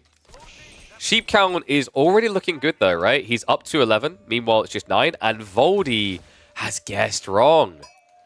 Wow, I mean, GUA did miss out on a few sheep here, but he's going to be able to rotate full north side before Voldemar. So this should end up being about like 20 sheep to, what, 10? 20 might be a stretch. I'd say more like 16 to 18. So really good beginning for GUA. Going to be important because Pro Scouts is nice, but also very expensive. And you are against a Civ that really tests your timings here. Interesting pick, actually, Deli on Borderland. Borderland is the map where all of the trees are in the center of the map, but also 2 synchro sites are very close together. So you don't generate as much passive gold, but what you can do is trigger a win condition much earlier and defend it much more easily. There are so many Dota 2 tournaments that people get numb. I don't think that's necessarily the issue. I think you can have plenty of tournaments. So we were having a discussion before we got into this game about the state of esports and why a lot of them don't work. I started in Dota 2 in the year where they had 3 minors and 1 major a month. And those were all LANs, by the way. And the players complained it was too much. But the reason they thought it was too much is because they played everything. They didn't need to play everything. You could have actually, like, instead had a system where the minors are all individual regions, and then they lead into a major, for example. That could have worked quite well. But I think having a frequent, regular rotation in esports isn't bad. That's what we're doing here. Think about what we're doing with Midweek Muster. Every single week, a weekly bracket. Is that bad? No. Because the whole idea is that you scale in different ways, right? You can have esports events every week or other week if it's different. Problem is when you copy and paste the same format everywhere, it gets bad. That's why people find Outback Octagon refreshing when it comes around once a year. That's why people have found the team tournament quite refreshing because it happens once a year, right? You want that versatility, you want that dynamic of difference. Whether it's at scale, style, location, whatever. Find it. That's why we keep changing the maps every week, baby. Borderlands coming in with Golden Gate on one side and Dome of the Faith on the other. So Voldemar pretty much doing everything we'd expect. GUA also mirroring it, but this is where things diversify a little bit. We have seen some Pro Scouts games so far on Roos. We have seen the fast castle builds. We've even seen games with 2TC off the Golden Gate. You'll know quickly if he's going 2TC. He hasn't moved on to the stone with 5 yet. In fact, the fact that he moved his Golden Gate south side suggests that we are not getting 2TC from GUA. Doesn't look like we're going to be getting a play into Pro Scouts either. I mean, you could trade the first ticket with all this wood gathered. So it is actually feasible for him to play into Pro Scout still. And with Free Scouts, it very much seems like it, right? Voldemar, meanwhile. Guys, would you like to guess how much the Deli have to pay for Pro Scouts? 3 minutes and 26 seconds. Currently. It's going to get faster by the time he goes for it. Meanwhile, you pay 350 and it takes you a minute 15. Wooden Fortress also coming in as something you have to build whenever you go Golden Gate. This isn't too bad though. Like basically, with Wooden Fortress costing you 175 resources, in terms of golden ticket value, after 3.5 tickets, you're basically in profit compared to going for a Kremlin. How did you guys vote in the end? Actually, I'm kind of curious. Sorry, I'm still quite ill, so I hope my voice isn't too weird. GUA with 57% of the vote. It's been very tight, actually. I think that's fair. Roos versus Deli.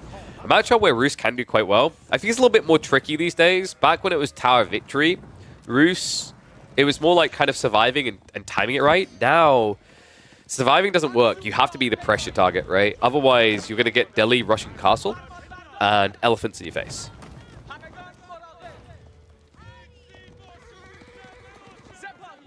So, Deli are going to reveal the Ghazi opening. GUA getting some free info there, but the fact he went free scouts, is this a bait and switch?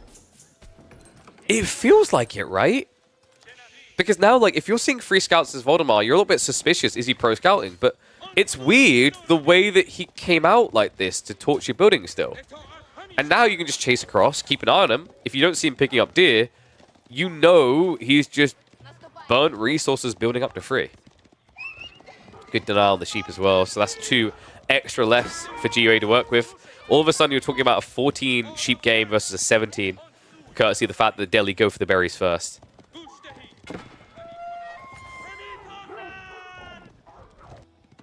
Archery Rangers coming in. This is a classic GUA build, man. I thought we might get something like this. This is going to be a blog into a ram rush. Voldemar's already prepping the spears, so actually a misread there by Voldy. He just saw the buildings though. I'm a little bit surprised that he went for the racks, but he got paranoid. It makes sense. Against Roos, you'd expect knights. However, Voldemar, you forgot a critical detail. You're against GUA's Roos. This guy isn't really crazy about the knights as much as he is crazy about getting the ram rush going. And this reeks of a good old school ram rush. Interesting build. I think it's very valuable in this map in particular because the 2 sacred sites are down the center. You don't really need the knights that go on the flanks, right? You can actually still block your opponent very efficiently with infantry. I'd love to see him just maybe trying to deer shove in as well, just getting them a little bit tight. Especially with the downtime. Then again, Voldemar, taking advantage of this downtime to switch. We now have archers being added. Voldemar, he has got a lot of Ghazi. That's the scary part for me right now. Is that is an edge, right? GUA completely skipped on going knights. So if he wants to win this fight, he needs good blacksmith timings. And right now, he doesn't even have a blacksmith. He's neglecting the Golden Gate advantage. Not a good sign here, folks. Undermesh is already in, so GUA, half of his army is having its damage reduced. In fact, look how little the Ghazi take in terms of DPS here. Knife comes in. Ghazi are just going to throttle it. They don't care. Spears count's just not high enough here. The Skull's also just healing through it. And wow, this is Is he going to lose in under 10 minutes? Sorry, you're going to have to chant USA much louder to muffle out the sound of me saying, USA is losing. Oh, no. Well, this is a brutal beginning for America's hopes. Good God.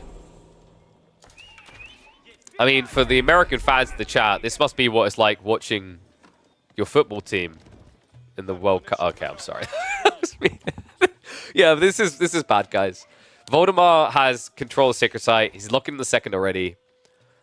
You're blobbing Archer Spears now, and you're just a mile behind, right? And the Golden Gate isn't even being leveraged. Like, my worry is his Blacksmith timings are now so late that it's going to be a 2-up advantage of Voldy. We're a minute and a half away from Steeled Arrow. Give you Anxiety can try for Castle. It's actually probably his best play from here. Doesn't feel good when you know that Voldemar has 2 Sacred Sights already, though. There's already halfway across the map.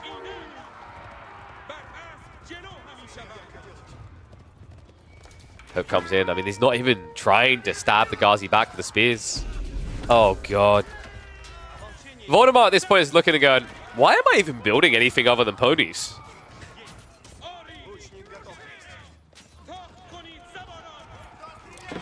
For a country obsessed with cars, they sure are getting the crap kicked out of them by ponies. Spears coming in, but there's just not enough anymore. He's dead. So, a brutal beginning to this series for Give You Anxiety. He's going to need to make a swift recovery. Voldemar player has been on the rise in GUA's absence. Voldemar player who, of course, I think is dedicated more hours than average to improving as well. You have to remember, coaching full-time, then playing the game, and the coaching is of Age of Empires 4. I don't think this should surprise too many people. Give You Anxiety needs to prove he's still up to scratch fast. This is difficult because Delhi is so dominant, so don't read into this as GUA just can't get a game. But this is definitely the way you don't want to begin. Remember, these best of threes are vicious because now your opponent has a huge drafting advantage over you, already being at match point. Will he close it in 2, though? That's what we're going to find out next. Oy, oy, oy.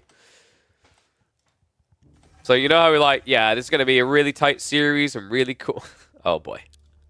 Not a good start for the American legend. Game 1 to the Delhi. Game 1 to Voldemar. Let's see what they've got cooking up in Game 2. So, you've got Transhumans, which is probably going to be the Japanese pick for Voldy. GUA doesn't have the Roost anymore there. Probably going to be a Bastards, but Bastards is weaker on the new Transhumans. GUA could go Dry Arabia and play English or Jean. You're going to want to play English. I think there, Voldemar will probably go Byzantines. Byzantines can be really good against Jean and against English. You have to basically, if you get the Byzantines-Jean matchup, you basically have to bait Byzantines into building the wrong unit. Let's see what we're going to get. It's French Abbasids.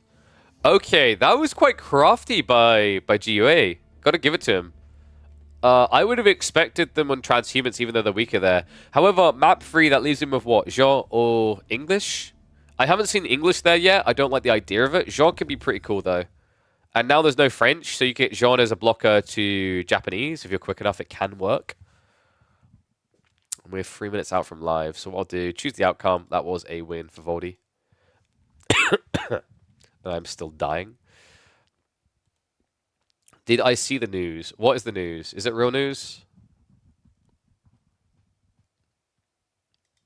Is there real news? Is there facts? What be happening?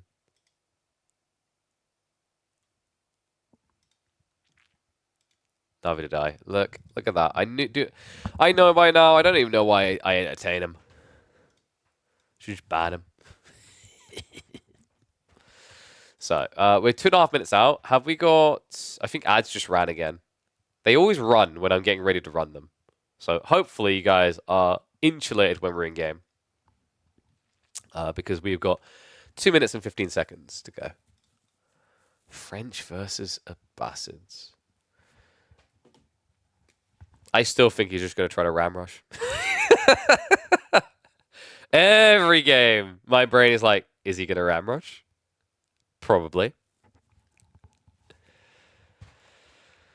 Whoa, whoa, whoa. Please. Love is a strong word. Okay. Let's calm down on that. Jesus. Let's not put a ring on it just yet. Okay.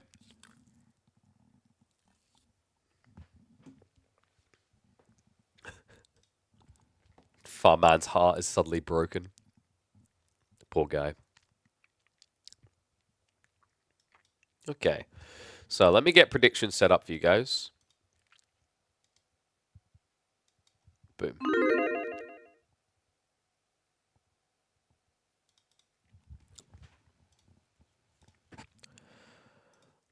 Reminder, by the way, guys, there'll probably be some of the round of 16 playing on the weekend. If you don't want to spoil it for yourself, wait until Monday because I'm fairly confident we'll be able to cast all the round of 16s.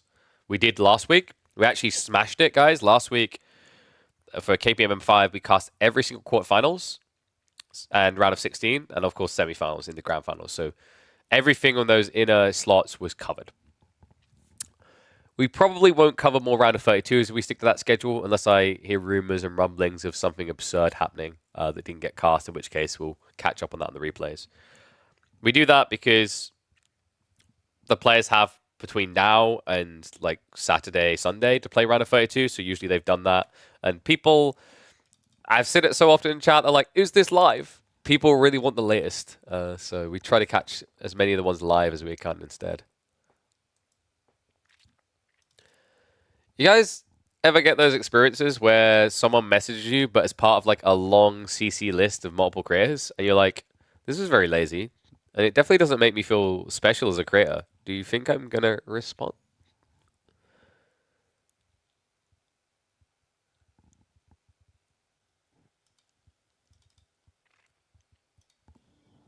Is this live? It is! Tell everyone!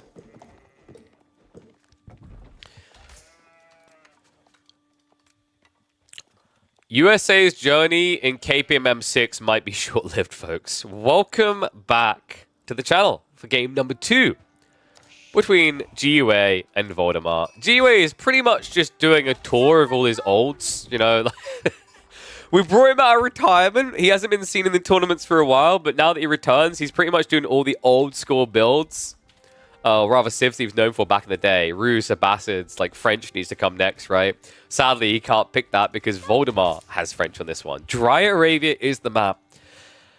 Abbasids have been looking pretty strong. I think this can be a decent matchup for them, but the question mark is whether GUA's builds are up to date and up to scratch. I don't think you'll mind me saying, you know, he's a little bit behind the competition now, right? He hasn't been as active as some of these other players. Voldemar, however, has been putting copious amounts of hours into trying to improve as a player. And it's starting to pay off, right? Like, this guy is on the rise.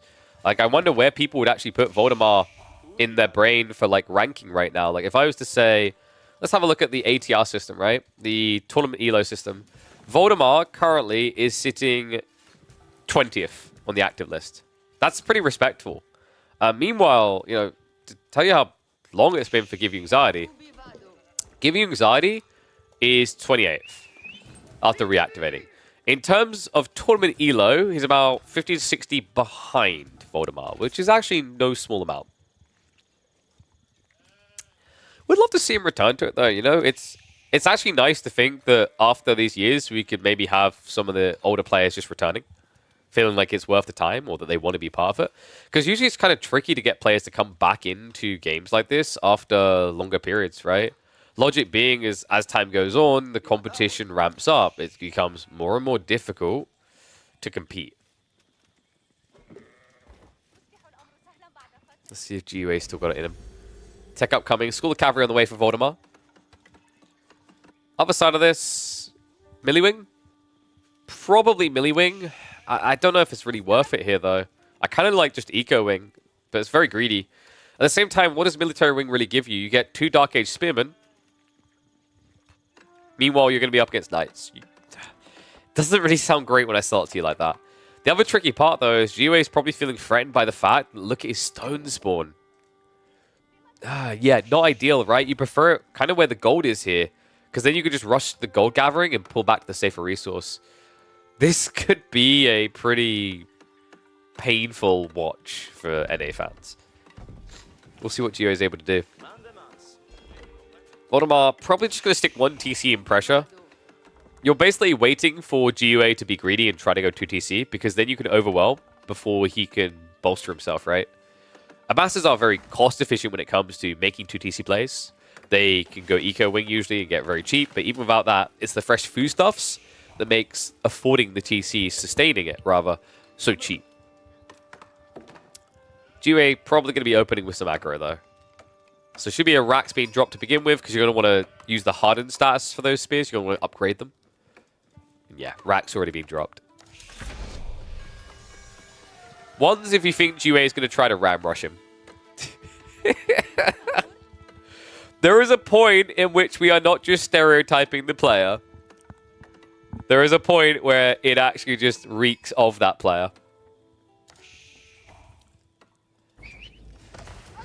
First night coming out as well. What's the sheep count looking like? Only 9, which isn't crazy here. But there is a few sheep left over that he's picking up now, right? So this is going to be about 12 sheep in total for Voldemar, which is perfect. If GUA is going for pressure, it's going to make it very hard for Voldemar to get out gear and whatnot. So he's going to have that surplus food at home to work with.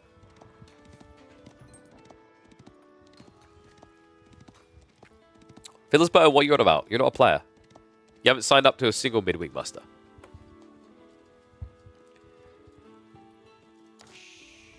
So spears on the way. Fresh food stuff is coming in. So GUA, it's kind of interesting to see him doing this on 1 TC. If this was an all-in 1 TC timing, I think fresh food stuff feels a little bit odd. It does pay for itself quite quickly, but with the way he's rushing across the map, it does make his initial rush clump a bit weaker. Like, arguably, Voldemar could just charge in with 2 knights here and beat this. Quite convincingly. It hasn't been seen so far. Voldemar actually completely misses it. Then again, I mean, this wrap towards the goal, look at the timing. The archery range is coming in. So give you anxiety. He'll idle the gold temporarily, but then free archers come out. This play is counted.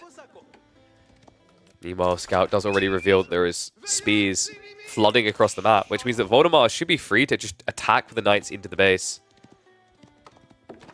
Has got 2 extras at home. I think you send this one in to start just finding villager kills. Slow down and idle your opponent's eco, right? The scary thing about what Giving Anxiety is doing here is he's losing on economy already. Value of being French, right? Golden Age 1 hasn't even triggered, even when it does as a 15% buffer. At this stage, right, 15% equals, what, 3 villages worth? Voldemar's already 2 ahead. Knight. We'll find a nice freebie. A little bit of damage being done. I'm kind of at a loss as to what Giving Anxiety's plan is here. If he's at least going 2 TC behind this, I'd get the intent. It almost felt like he was expecting a Ford Gold like this, and that was going to be it. So he kind of gambled with the spawn, right? And now, if you try to go 2 TC on this delay, Ishi, ay caramba, I don't like to imagine what will happen. You'll probably be staring down the barrel of 20 archers as you build the TC. Well, guys, while we wait to figure out how this strategy is going to develop for GUA, why don't you go ahead and develop your health routine? Protein works. 10% extra off my Killer Pigeon code. Still works, by the way. Let's see if we can get renewed for 2025. Highly recommend those multivitamin gummies, by the way. Today, I'm drinking the strawberry shortcake, and my taste buds are actually starting to come back. It's pretty good. Do protein works function as dry scoops later? Joro, buy them and find out. There you go.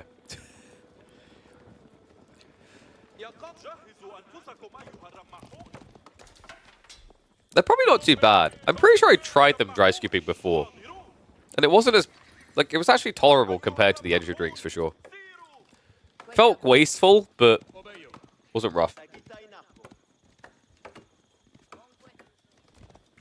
See, Voldemar just got the protein via the deer. But guys, I can tell you, with the price of venison nowadays, that's why you go for Protein Works.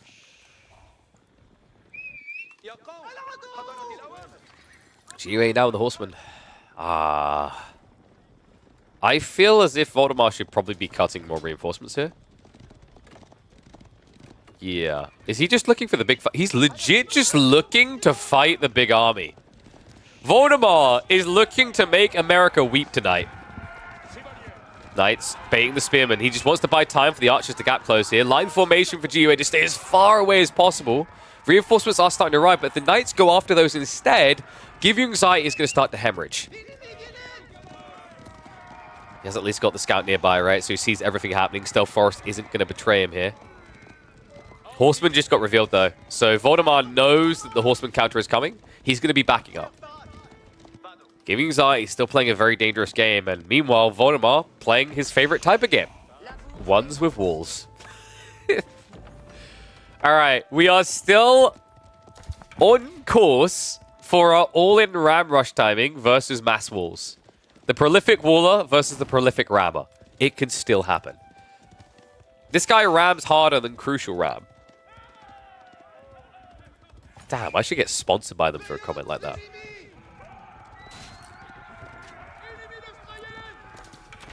Voldemar, now go for Wheelbarrow.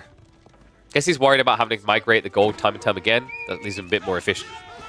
Knights cutting reinforcements. It's a trickle of troops, right? And as he continues to scale Knights, he can gradually get into Chivalry. Now, Voldemar does have the Blacksmiths down. That should be his next priority. At 14, I'm expecting Steeled Arrow to be coming out soon. Give You Anxiety. I noticed comments about the Blacksmiths. I can confirm. Blacksmiths is for... Don't need him. Give You Anxiety has everything he already needs. This Civ comes already equipped with the ability to build the latest form of battering ram technology. Why would you waste time on a Blacksmiths? A Blacksmiths is 150 wood. 150 wood is almost an entire ram. Why would you pay for insurance on a house when you could buy a house instead? Doesn't make sense.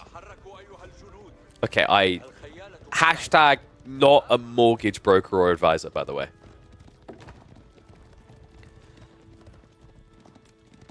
Weirdly enough, Voldemar actually goes Undermesh first. What? Because the spear transition, right? He thinks he's getting baited and that this is going to be like mass archers instead after just a few horsemen.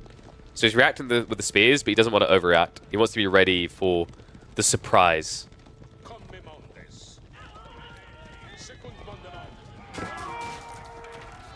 I think one thing I'm not liking from Voldemar is just peel 1 or 2 knights and go hunting. Like, at this stage of the game, your opponent should be kind of moving out a bit. Love this from GUA. He's being very logical with his walling. Against knights, you shouldn't be running 1 villager out. Use 2, use 3. So, I heard this might be a quick series. Not anymore. Not anymore. Who wins, mass archers or archers horsemen? Comes down to the way you defend your base. Weirdly enough, archers can kind of win that if you don't have enough horsemen to cut off the retreats. Especially with Defender's Advantage. Especially with Blacksmith techs, right? But boot camp coming in. Guys, I think we're getting rams by 14 minutes here. That's what I'm rotating, and I believe Voldemar is a little bit blind here. So, best thing Gio could do is attack the wall here. That'll make Voldemar look, and then you dive in. But yeah, instead, he does it greedy. Wholly unnecessary. It would have done a lot more work if he just pinged the walls here. Because torching through, Voldemar would have had to click to move the army in position. Then by the time he looks back at his map, you're about here when he pulls away. So you probably get like 2 villager kills. Voldy has got the phalanx now coming in. This spear is about to be very scary. Horseman count is pretty reasonable. Knight count feels a little bit lacking for Voldemar. He doesn't have much of a front line. Remember also the boot camp makes it a lot harder to even kill these spears.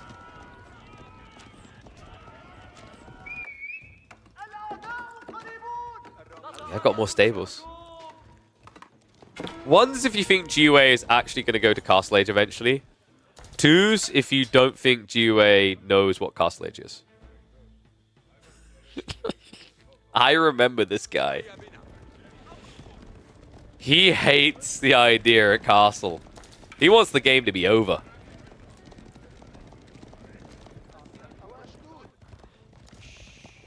Steeled Arrow now coming through. I mean, Voldemar doesn't really feel bad for a longer feudal, right? French Knights are a premium unit.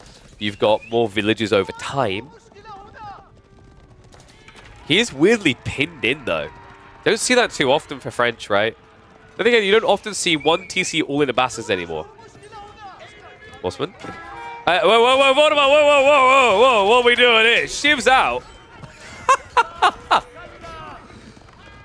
Gua's eyes must have just popped out of his head. He's like, wait, why aren't they running away from me? These ones are. Finds villagers all on their own. Knights are not here quick enough. Dive comes in on the front as well. This is what I was talking about. Gua hits the wall to distract. Still, after all that effort, no worker kills so far. Archer Mass is lacking as well. Voldemar is doubling him up here. Has got the steel arrow. Some bounces about the blacksmiths.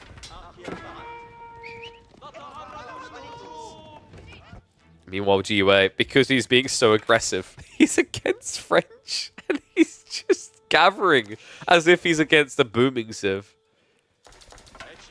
Ah, the difference that players' playstyle makes when they pick certain civs. Who would have believed going into a French Abbasid matchup that the French player would be the guy camping in a corner and the Abbasid player would be the one trying to get into that corner? He's trying to get in now. Starts to dive. At this point, Voldemar's like, none of this makes sense. This is not how Abbasids are meant to play. Spears, though. Gua has the effectivity of this play starting to hit its peak. Horsemen are going to be rotating, but there's plenty of spears, and you look to cut off. Archers can also whittle this down. A lot of heavily injured horsemen already. And the dive on the TC, I mean, it's not sufficient, right? The damage is, to be really fancy with words here, superfluous. Oh, no. Well, he was giving him anxiety, but I think that point in the game has passed. Now, he's giving him a sense of pride and victory. Voldemar has done the lap. He's done the Tour de France. He has eaten horse like someone who shopped at Tesco for 20 years, and now he is ready to rock and roll. Only 8 horsemen left. There isn't really a direct counter to this many archers. The boot camp will at least allow Gua to compete, but he needs to get all the army here.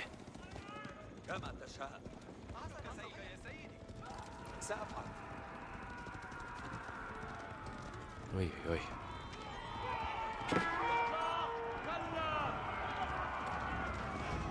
And LaSh versus Beasty will be doing after this.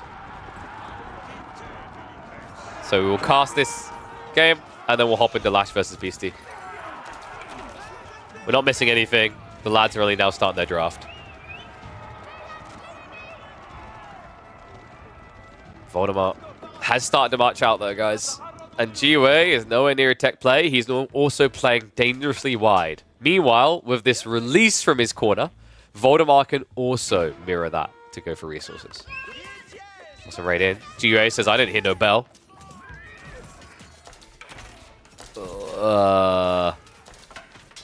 Debatable whether Voldemar was really should have been doing this, actually. Even with textiles, these horsemen are getting quite a few picks. It's still very expensive, so that's going to be horrible for Gua, is that Voldemar should be able to now fight. Then again, does it look like he wants to fight? It's tricky, right? Because Gua has the Golden Age, so he's got a 15% better economy. Which, remember, percentages scale with bigger numbers. Simplicity of maths, right? So right now, Gua's got like an extra 7 villages because of the Golden Age. Now, he's admittedly lagging behind on certain things like specialized picks, but he went survival techniques, right? Oh, okay, he didn't. That's kind of an oversight, really.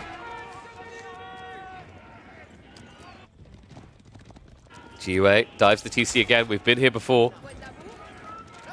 Will we be here again, or is it the final time? Villagers getting sniped. Spears are trying to brute force this, but keep in mind the Knight's delayed arrival could be perfect for Voldemar. Spears pull back, though. Voldy just trying to stick on top of him. Needs to focus on the archer line instead. Spears are coming back into the mixer. Knights just trying to headbutt it. Big mistake made there, though. However, the TC fire definitely adding up in this engagement. Voldemar has to be feeling scramble brain right now. However, Gua is now trickling troops. Voldemar, the defender's advantage is a really big deal here, folks. So there's a handful of knights. Archer count on the front line is down to 12. Defenders up to 26. Gua, I feel like he really needed a signature ram alongside this, just hitting the TC the whole time to apply real pressure. We now have him gathering the berries from right next to Voldemar's base.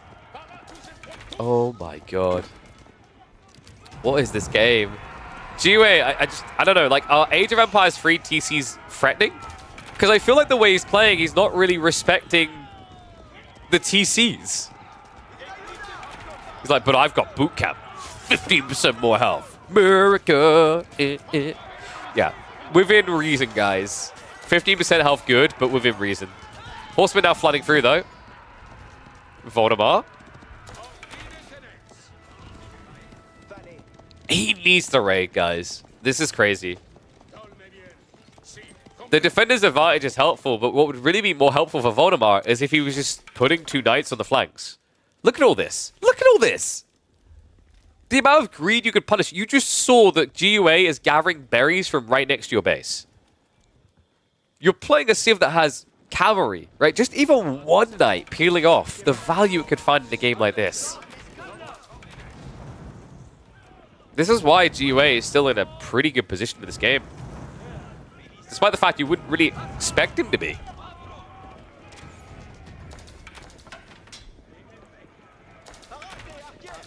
And now Voldemar having to set up farms. I mean, this is at least the upside, right? Once he's past this phase, he will scale beyond. He's got 22 farms so far, which is actually quite impressive, while still mirroring in terms of quantity. Especially when you consider he adds knights instead of horsemen, right? And the difference maker really is this TC. Well, he's burning farms again.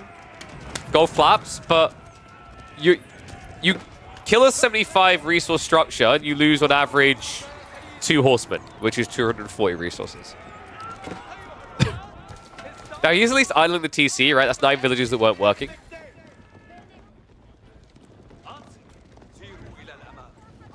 Am I really seeing pro scouts at 20 minutes? No, Voldemar.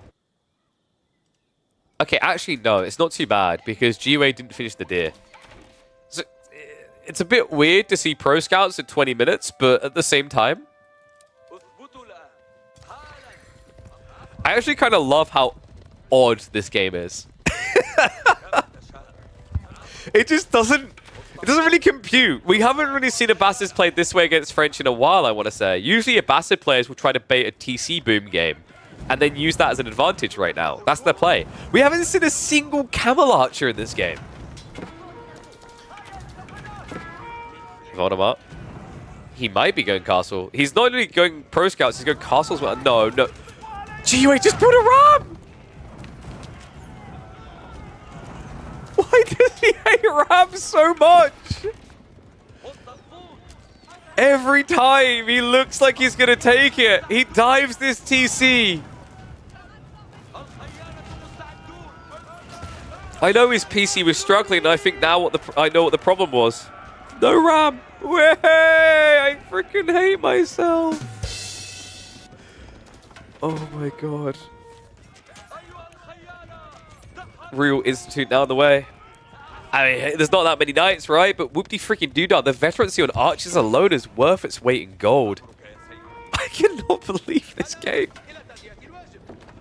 Gua is nowhere near an age up. He's going to see the tech up, and then instead of building rams, he's going to dive again.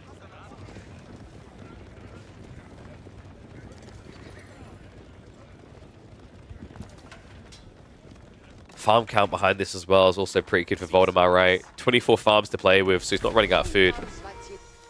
Pro Scouts also still pulling more deer. Tech out complete.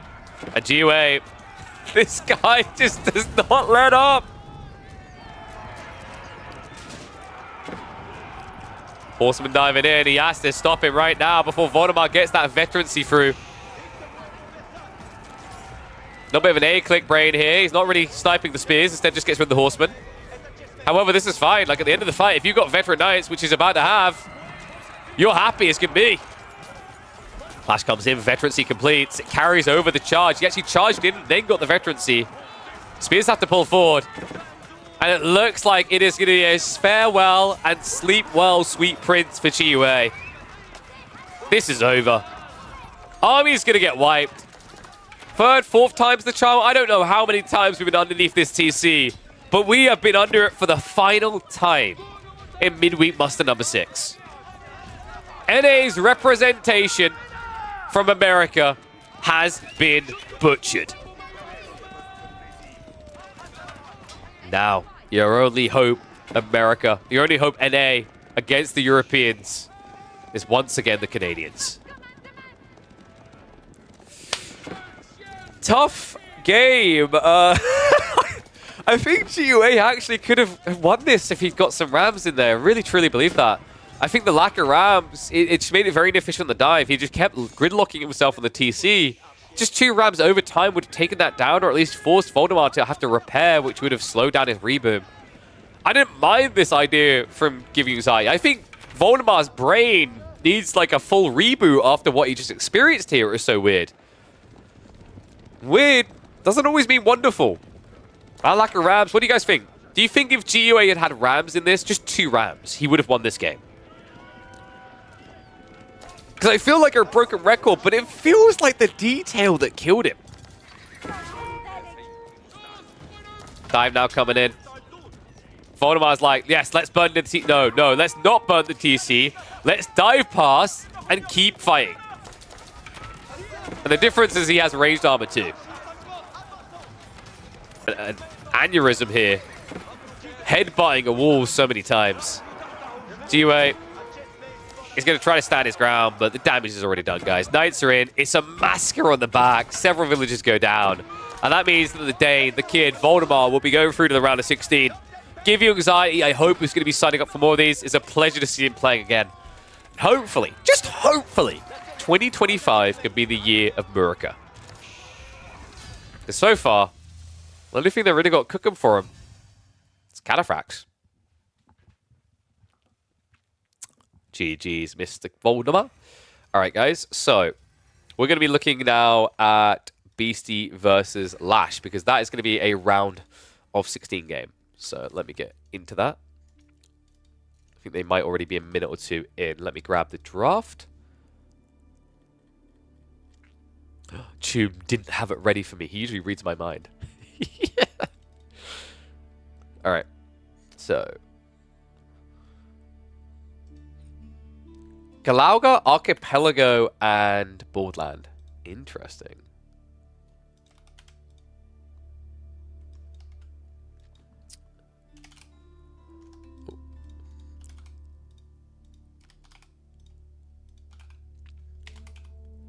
Okay, so let me update those, and we'll get ready to hop in the game, and we'll speed through to live.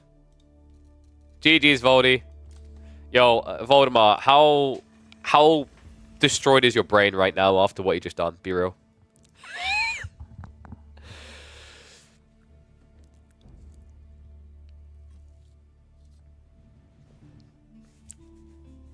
Your brain is asleep? When was the last time you got a bastard 1 TC all in? How much do you fear his return to competitive? Alright, we'll speed through to live. So I think they're like 4 minutes in. As that game went on a little bit longer actually than I was expecting. Yeah, I'm just double checking. So we are up to... Yeah, so they're 6 minutes in. Live is a little bit slow. What the hell? Alright, I'm going to focus on getting us to live. Can someone set up predictions, please? Thank you very much.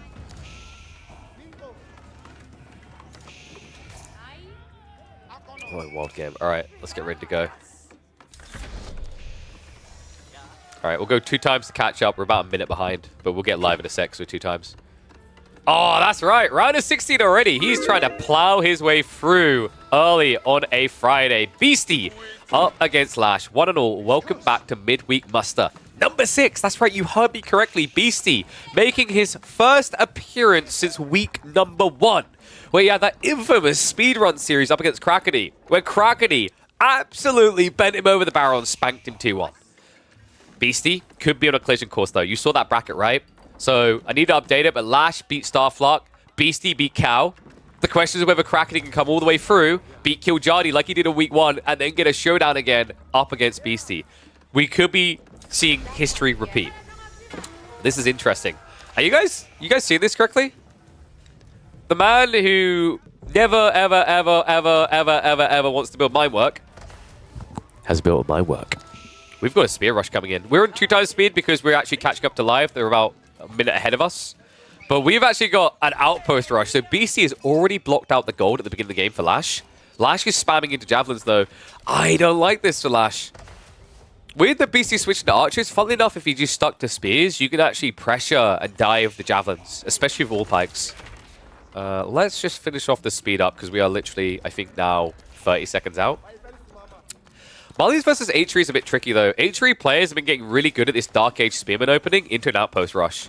Good news, at least for LaSh, is on Borderland, he does have this backup gold behind the TC that you can use. So he's going to be completely starved. Beasty in the meantime.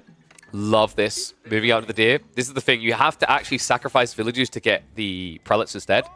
That's the weakness of this play. Like, there is a point where you go a little bit too deep into feudal, and it feels really bad. Especially against Malians that are going to be scaling into cows gradually. Speaking of which, we already have 2 ranches. Is LaSh going to be kicking himself a little bit? I feel like actually just doing javelin archers makes a lot more sense here, right? But then again, you know, did he scout the mine work? If he did, he might be suspecting horsemen. As usually with mine work, all pikes gets the best value out of spear horseman as a comp. Hopefully I don't sound too ill, by the way. I am still carrying death with me. Apologies for that, folks. But we couldn't not watch the midweek musters, right?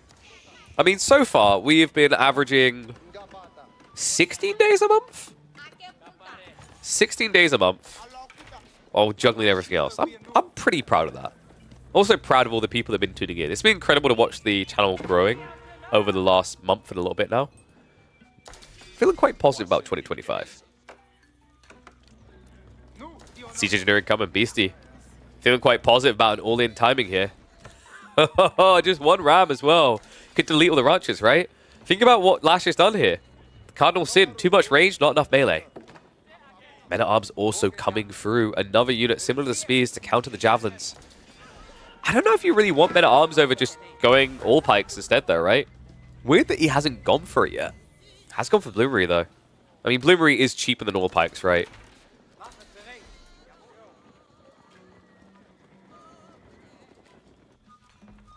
LaSh. I think he's just kind of on a collision course for Castle now, right? He can't back away from this. Which feels horrible in this position. You really kind of wish that you could play into your opponent now. But it's still HRE. Even if it wasn't mine work, it's Arcan, right? Like, feudal just feels really good for them. The amount of time you need to bloat in this age is scary because you'd have to be at like 50 plus eco still in feudal. There's always a risk at that stage HRE went Castle Age and now they have map control for relics.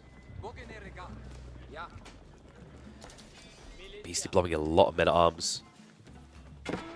Didn't even go pro scouts. That's kind of the craziest part about this. But that's the beauty of going mine work, right? When you go Arcan, you're like, oh, I need all my food in this one location. When you play this approach, Hunter-Gatherer, right? Move around the map, and he's already struck down 2 villages, so building 2 prelates didn't actually hurt Beasty's eco state. It benefited it. Wham, in the meantime, continues to delete the buildings. It's so tilting actually playing against HRE like this because LaSh can't catch him, right? Unless he goes for cavalry, he'll never be able to catch up to Beasty's archers and men-at-arms. Men-at-arms move at the same speed as the javelins, archers move quicker. Because that's the beauty of marching drills. That's the thing I think that's quite powerful when you find the right situation for MAA and feudal. Is with that extra mobility, you know, usually the downside of building men-at-arms early, why you won't see English, for example, do it very often, is they're too expensive to lose, right? Unless you've got like 40 farms, you're not going to do it. For HRE, you know, obviously still expensive to lose, but the risk reward and the risk association is lower because it's so much easier to get out of a bad position with this Civ.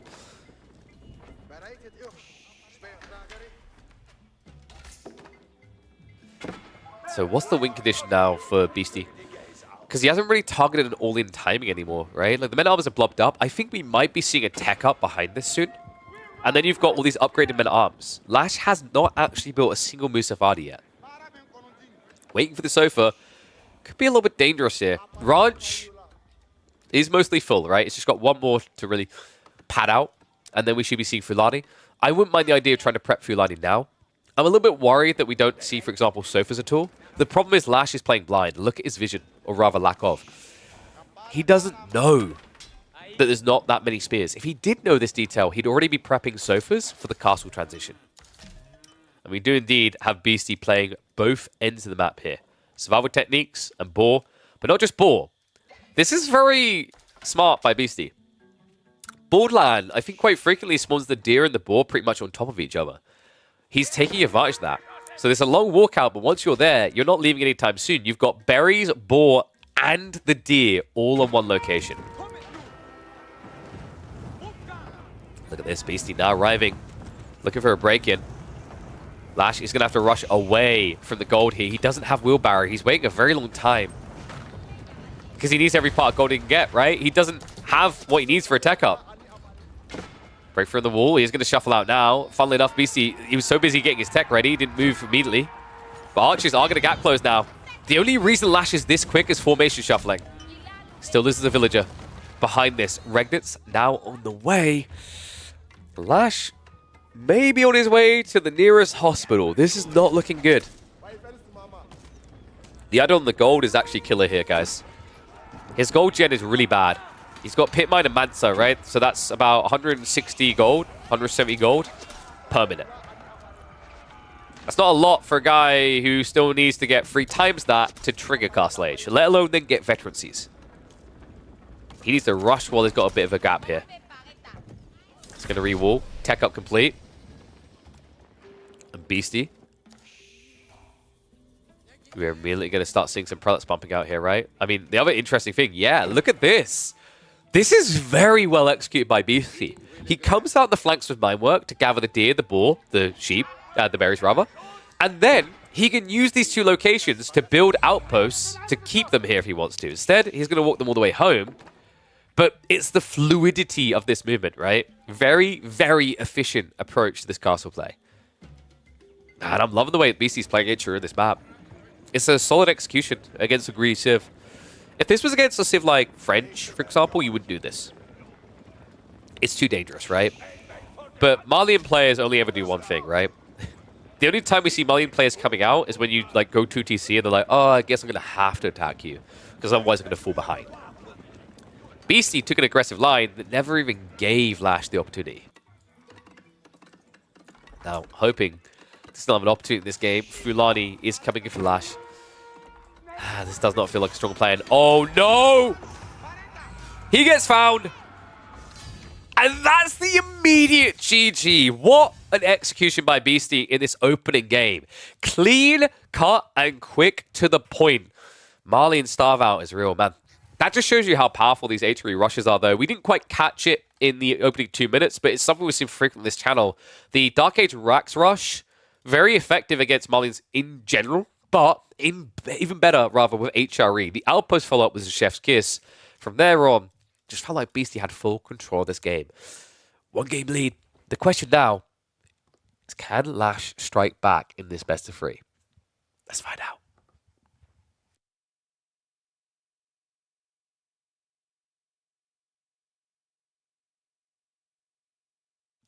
Alright guys, so map 1 done. French minework doesn't seem too bad. Horseman Spear is good versus Archer Knights.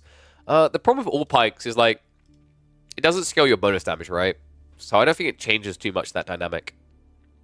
It's just risky because like 1 French Knight can do a lot of damage to you, right? I think it's safer with HRE versus French to just play Archon. You defend and you play out of a bad age. Why would you play an age where your opponent is like more strong, right? You could play a little bit of the feudal, but I don't think you have to play out onto the map unless you see your opponent doing something silly. Makes Horseman trade better versus Knights?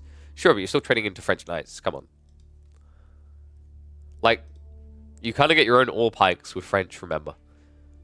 Charging gives you damage buff. So, alright, so Holy Roman Empire versus Francais.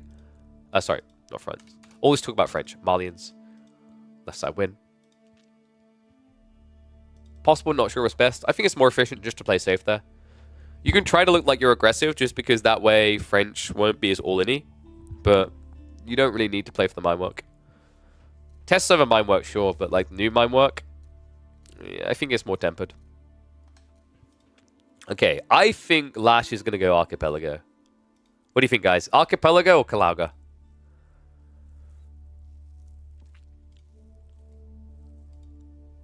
Which map are we getting?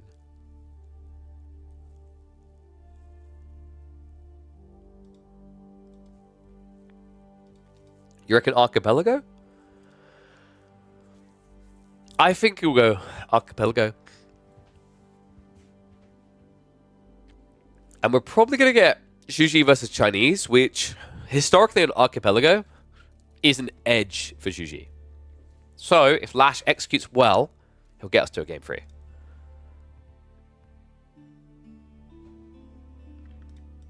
Yeah, Joro, do you not know how to pronounce Archipelago? There are some people who pronounce it that way. We were talking about this the other day. It's like, there's a guy over at Ujutsu who calls it Archipelago. And he's Hungarian. But the Italian guy calls it Archipelago.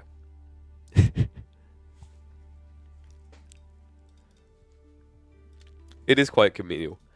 By the way, apparently the Dumu M7 set was a banger. I don't know if we'll have time for it today, but we might try to catch it on Monday.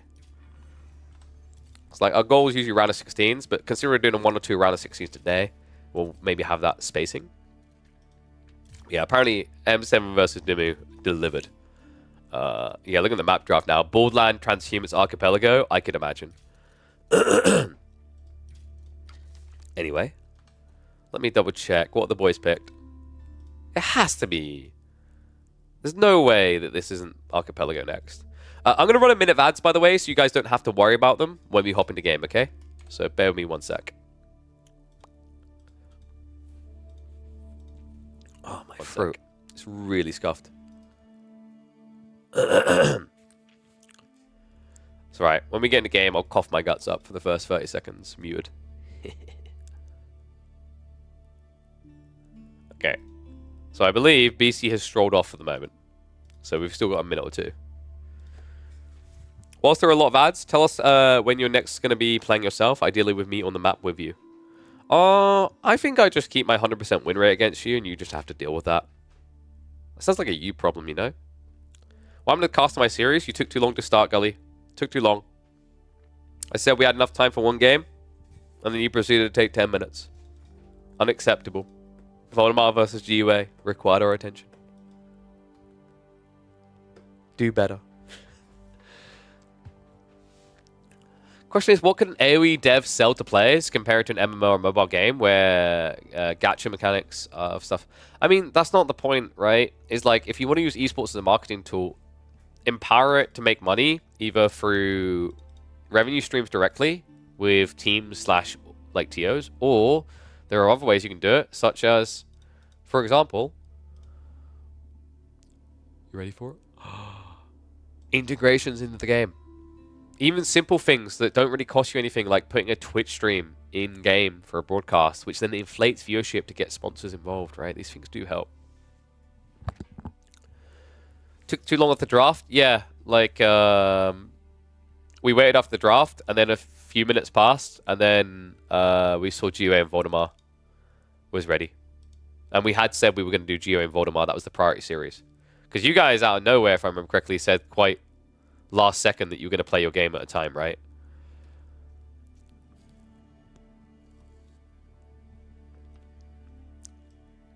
Yeah, but, like, if I'm LaSh, Beasty spilling food everywhere, I'm calling an admin and going, it's been 5 minutes, we need to start the game.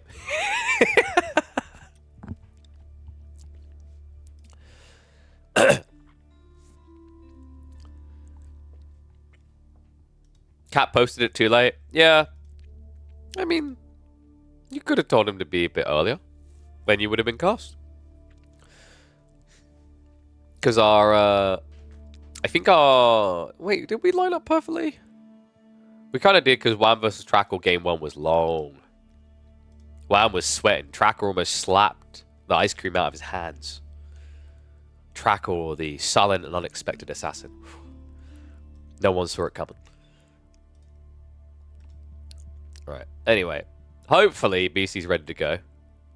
Who bloody orders lunch in the middle of a pro series? Like, come on!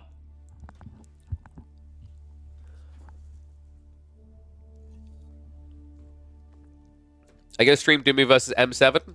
I'm not sure if we'll have time tonight, but it is on the agenda. Right now we're doing Beasty versus LaSh. And it looks like they're now hopping the game, so we'll be able to observe in a second. And then, like, if there's another live series, we'll prioritize that. Otherwise, we might be able to do M7 versus Doomy. So we'll see how it goes.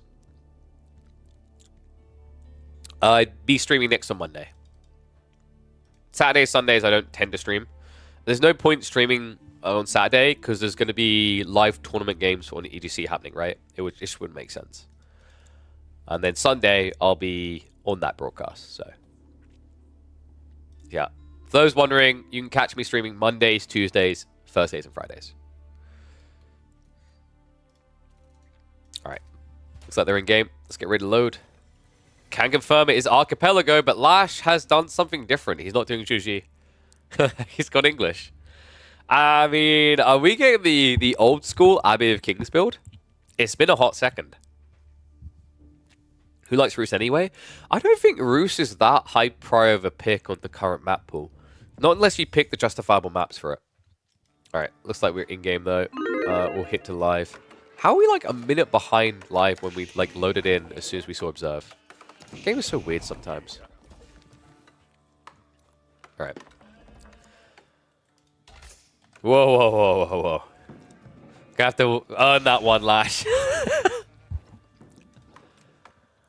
Let's go to Archipelago. Archipelago. Take your pick. How do you pronounce this map? It's Archipelago time, folks. And it's a different Archipelago. Look at this one. Midweek muster number 6 added a gem in. We have got balanced water stealth spawns all around the map. This is going to be a fun one. And believe it or not, folks, you can get reflected spawns or neighboring spawns. We got a neighboring spawns here with a stealth water right between them. This is going to be fun. Beasty in the orange as the Chinese. LaSh, he had Chuji. I really thought that he was going to be going Chuji in this one. He chose English. And it fishes away from him. And the reason why Beasty is fishing close to LaSh, Gully, is because he doesn't know. You aren't guaranteed that you're going to spawn here and here. Your opponent could spawn up here. Right? That's a variant spawn that I've been told can happen. So far, on this stream, we've only seen the close spawns. But apparently, you can get opposite spawns as well. Gotta say, though, I like the idea of this version of Archipelago. Like, it's very different from the vanilla one, but I don't think that's a bad thing. I think this... You almost could have just called this a different map, actually. I think they should have. I think that would have done it more service than just saying this is a better Archipelago, because, like, it's different. It's very different. Very cool, though. I think the thing that I'm looking forward to is these water stealths. I think water stealths is something that is way too RNG when it comes to spawning on default water maps. So you never really see it frequently happen. You could say it's better because it's rare, but I think it also gets kind of frustrating because it's too much RNG. Where when you choose a map, you want to know within a reasonable degree there's going to be stealth forests that can be exploited. Like on Lipany, you know there's going to be a lot of stealth forests, so you can play around that, right? A lot of little blobby stealth forests. On Highview, you know there's going to be a crap ton of stealth forests, so that adds into your strategy, right? I like this. Let's see how LaSh wants to utilize it. I think this is going to be the Abbey of Kings build. Makes the most sense, right? I mean, there's no real value in Council Hall here. Beasty, meanwhile, is Chinese, should just be going for Imperial Academy. Trying to think who's favored on this matchup. I mean, LaSh actually can get a really big edge if he fluidly gets into Admiralty. The tricky part is Admiralty is really expensive, and you're really close together. It's difficult to go Admiralty straight away. You kind of almost need to build an advantage over Beasty and then do it. But that's easier said than done, right? Considering how good China's economy is at that stage of the game, especially with taxation. Yeah, I feel like you need a Civ that actually doesn't have a water perk to justify this. If he gets the king in, though, that could do irreparable damage. If you kill, like, 2 villagers, that'll give you the lead you need for Admiralty. And it is going to be Avid Kings. Love the placement. This is now a healing aura for his boats. Anyone who's playing English on water maps, take note of this. This is what you want to do if the water is close. And usually you want to look for a concave outwards. So, for example, like here on this hump, you place it here, you actually get more accessible area for healing. That's why the English strategy on Baltic always kind of felt sucky. Because on Baltic, it's a concave the wrong way, right? Because the land is going away from you, which means that instead of getting like what LaSh is getting, which is all this area, you'd end up with that on Archipelago. Yeah, I still remember a game with Reload in where he was panic defending with mass boats into a tiny area to try and heal them. It just set him up to get sandwiched by demos easily. So tech up complete for Beasty first. I mean, expected, right? You're just so much quicker on the build speed. This is the tricky part about the idea from LaSh, though, right? Abbey of Kings isn't complete yet. Even when it is complete, you still have to wait 50 seconds for the king. That's a long wait. Think about the ramifications of that, right? By the time you've leveled up, the first archer ship's going to be out. By the time the king is built, there's probably going to be a sprinkled ship as well. So all of a sudden, this transport ship landing, easier said than done, right? Especially with this type of positioning. LaSh opening the sprinkled. Beasty already marching forward. This is a really big advantage he's got here, guys. Because LaSh didn't play towards this fishing spot, he doesn't have vision in the water stealth, right? So Beasty can leverage that to catch him off guard. Especially when LaSh goes on the offensive. Additional docks now being set up on the north side. Pressure coming in. LaSh, first sprinkled is about to come out. Good play there, actually, just using the scout to add some damage in to kind of threaten the junk a bit more. So Beasty will be backing away, but idle time achieved, right? Behind this, the lumber tech is on the way. LaSh notably quicker with that, at least. King is about to spawn. Do we have a transport ship getting queued up? Yep, it's on the way. Transport ship. Now, remember, the other thing that's nice for English is they get a 10% discount on their boats, so that transport ship a little bit cheaper. And in general, because your boats are cheaper compared to a standard Civ, you have a little bit more resource sitting there to go for the transport. And yes, scouts can shoot arrows at boats. This has been a thing for a very long time. Wait, did he... That was a villager as well, right? Oh, man. Okay, this is cool all of a sudden. Usually it's just the king you drop off to attack. If he sets up an archery range in an unnoticed area, the counterplay of spears is not going to work here. Instead he goes Central Island. Outpost play, I guess? What? Wait, is he going Central Dock for the fishing? This is kind of wacky, actually. Yeah, it's a Central Dock. So LaSh is going to look to pull Eco into the center here. He's thinking long term, while Beasty is more like on the immediate, right? However, these are deep water fish, so you know, it's cool to think long term, but it's not like Beasty's going to run out of resources. Meanwhile, demo coming in. Transport ship did not make it onto the island here for LaSh. However, he can heal and go again. Yeah, this is what we were talking about, right? This healing is actually better than waiting for the dock as well. Usually it's nicer to have a dock here, so you get dock and the Abbey of Kings heal. Gonna shuffle out again. If at first you don't succeed, right? I think it's a good idea from LaSh. The issue is the docks. Look at the way Beasty set up. He already sees all access points, right? So you're not sneaking on unnoticed. And on top of that, because you just tried for this play, he's now looking for it.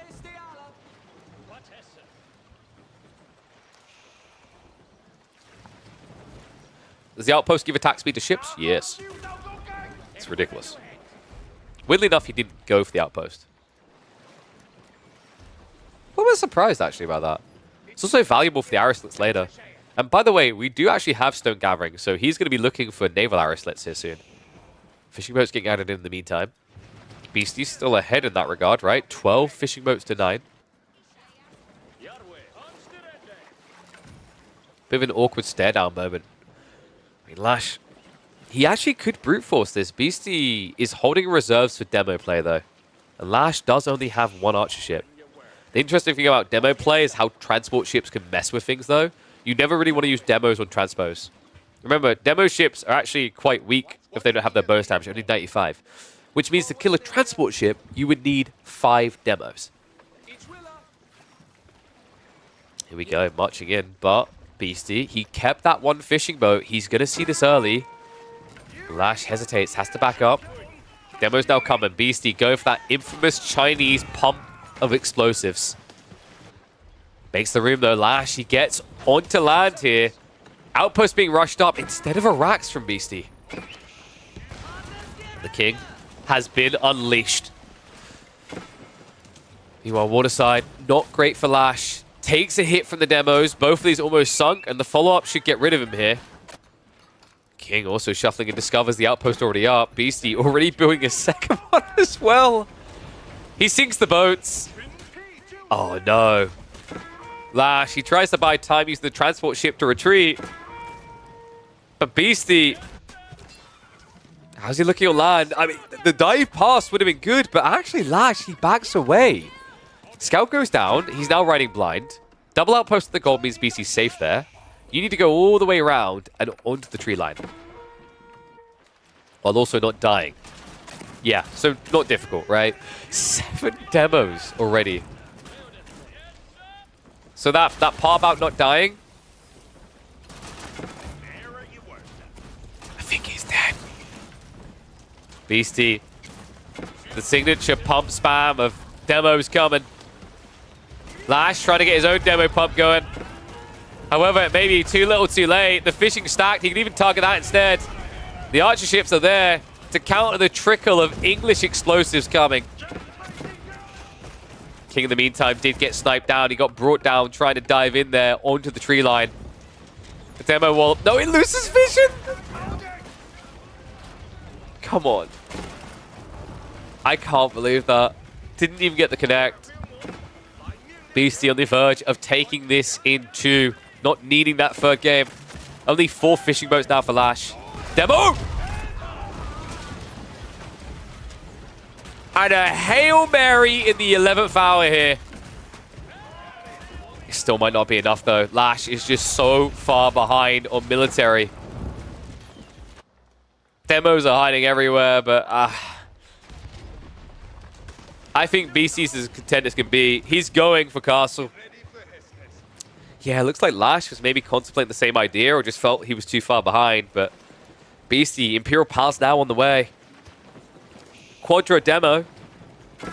This could be big if you could get the connect, but double archer ship will minimize. Tricky. What went wrong here? I think LaSh didn't really understand the play on the central dock. I think it getting revealed was part of the problem. He wanted to have a safe economy away while he fought along this band in front of his base, right? I also think he wasted too much effort on the king play. When he went for Normandy, he ended up sacrificing 2 boats. Actually, I think it was 3 in total there, while getting little return. That gave Beasty an edge, and that also paid for the outpost investment, right? Instead of being 200 wood behind, he was now ahead because he killed double Springald.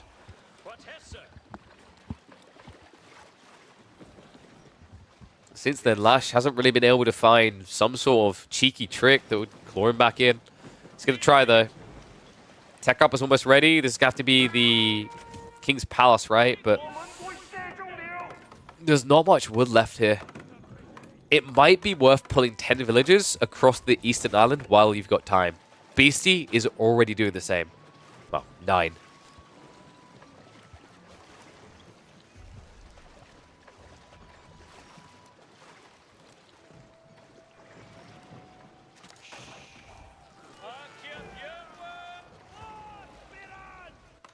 And interesting. Did he actually take 3 villagers with him? That's not too bad for the king then. It's a free unit, right? You idle, you kill 3 villagers. That's actually impressive. I thought he just got microed away and then he got into the TC. So not too bad if he got that, but it's still an 8 eco lead right now. And oh no.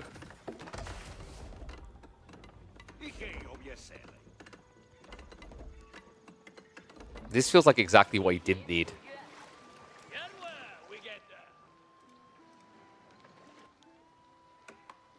Meanwhile, what? Beasty shuffles all the way around to LaSh's side. LaSh's next island. He's going to go for a Barbican, right?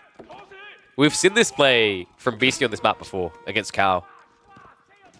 Meanwhile, water side. It's going to be a full denial. I mean, LaSh is about to exist on an island with no wood. And no farms. I don't know what LaSh's way back in is meant to be with this. I don't really know what the white tower is meant to do for you. I guess like the logic is you're going to get scared off the water otherwise, but what does this really change? Demos? I think the docks are dead. Maybe. LaSh, currently gathering in the center of the map here. He's trying to rotate with his own attack force onto Beasty's economy, but good dodge here. And Barbican now coming up, which is going to deny LaSh the natural expansion. He basically has the trees on this island and nothing else.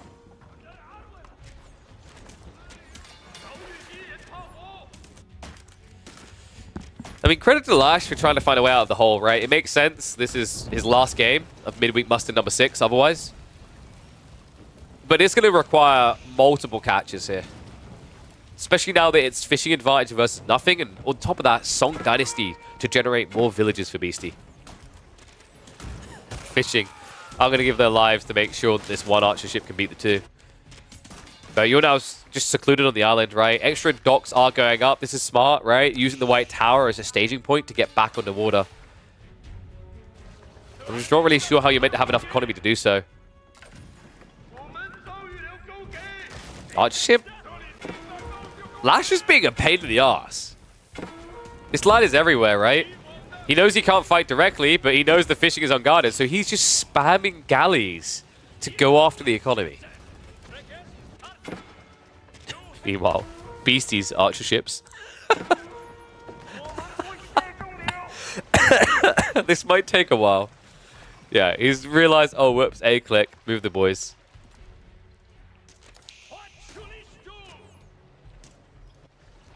How does LaSh win this now? So food has to be resolved. He's in really big trouble with food. He's adding in farms now. That is going to be permanent food. My issue is wood. Gold is at least good, right? You get 8k. He's halfway through. Could he get to Imperial? In theory, especially buying wood, that could work. It's difficult though, because if Beasty realizes what's happening, he can rig the market by also buying wood.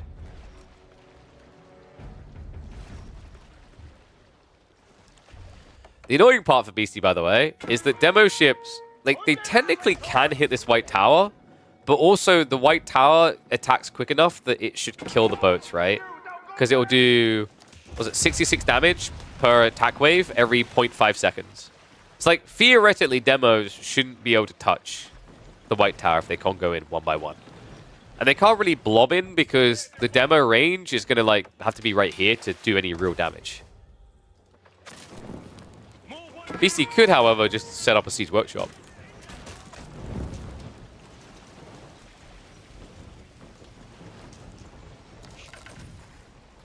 LaSh just trying to creep away.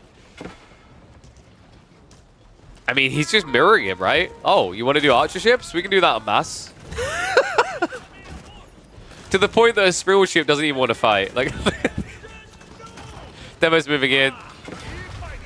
Central dot gone. Okay. Overkill much. And archer ships just keep on diving. We do have Steeled Arrow level 2 for Beasty, by the way, so he has more DPS. Remember, you're increasing the attack damage of your archer ships by 6 per blacksmith level.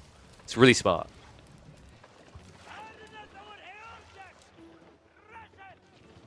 LaSh. I've got a king again. Is he going to transport? He's transport shipping again. Okay, but the outposts are still here. They didn't just evaporate. And you're not going to be able to do a thing over the Barbican area, right? We've got double dock on the east side now because, well, hey, it's closer to the east side of the map where we're fighting. And now dive in. Villager will get sniped. Nice little move there. Every little counts for LaSh right now. How is he not just dead? It kind of feels like he is dead, but he's just not accepting it, right? I mean, in fairness, he has got 2 farm clusters, soon to be a 3rd. He has still got the stealth forest on the east side, so that's extra would work with. There is a world in which, weirdly enough, he gets Imperial. And then, like, what? Archer ships and Carracks to recover with what little you have left.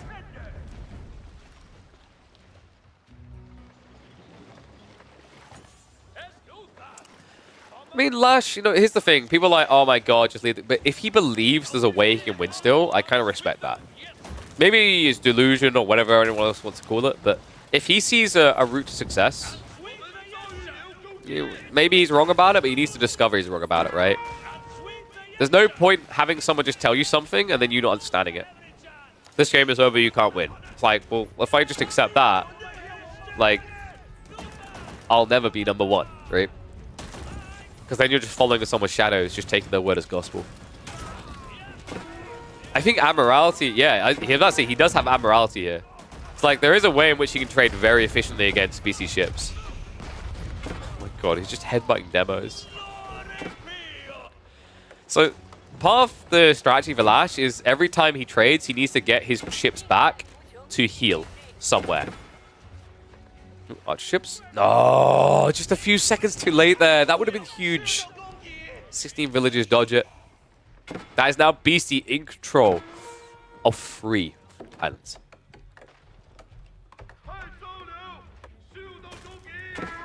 Villager did move in. Looks like one got sniped, but the other one is chilling.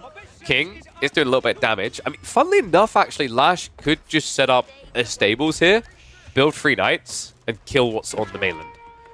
I think Beasty needs to react with spears. A little bit greedy here, LaSh. Whoa, whoa, whoa, whoa. Why are we going back this way? Go north. Gets another. Needs to shuffle away quick, though. He could actually survive this. LaSh? Okay, he's dead. Still, stables here, everything. 2 knights, breaks it. LaSh is a bit too tunnel visioned on the archer ships right now. Meanwhile, this is so obnoxious. He's going Imperial, guys. He's legit doing it. Is this going to be Berkshire? I think this is a Berkshire. Yeah. What is he doing with this game? He's got straggler trees now. That's it. Straggler trees are still forest. It's got what? 3 farm clusters? So enclosures is clearly going to get built. How is he not dead? I'm so lost right now. This is freaking wild.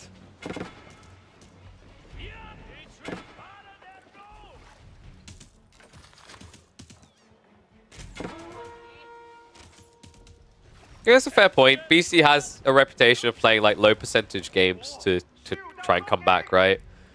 LaSh is just taking that to the extreme. Like I said, I respect him, man. Like, if he sees a way out, like, this is his play. He believes in Imperial, but now he can go Carracks. And this is the play. Carracks are on the way. He needs to make sure he's got archer ships as well. Carracks will destroy the junks. Might have their limitations, though. Like, 1 Carrack versus 17 archer ships. I do think the junks win. This is turned into a game of cat and mouse.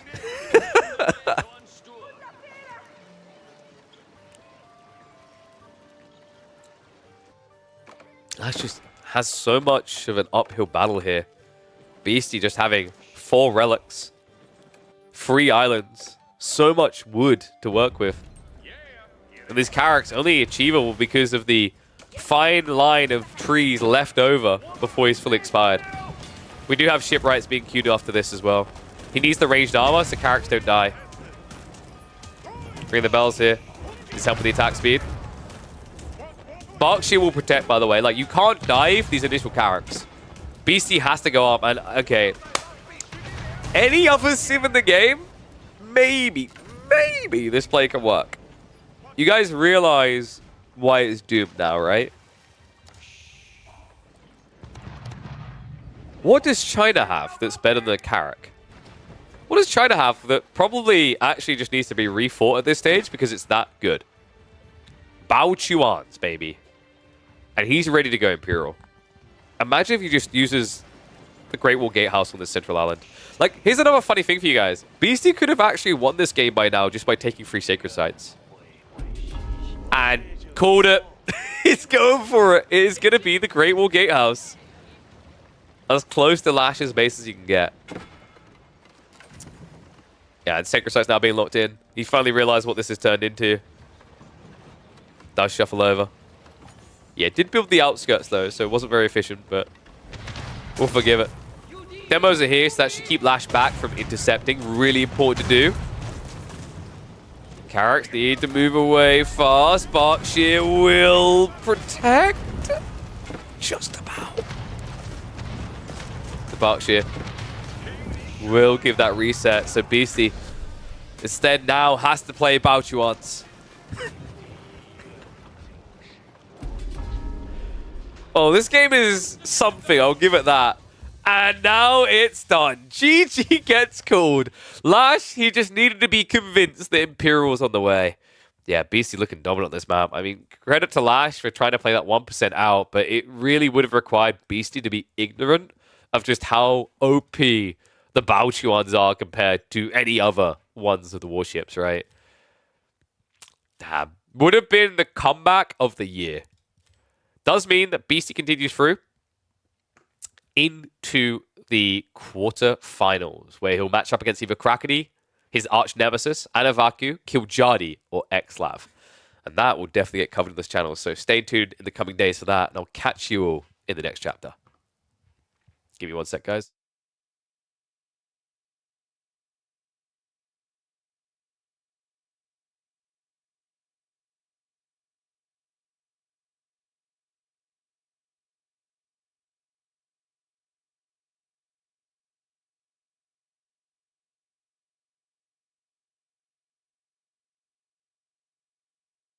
Okay, just had to cough my guts out. So, let's see what we've got next. We should have time for at least one more.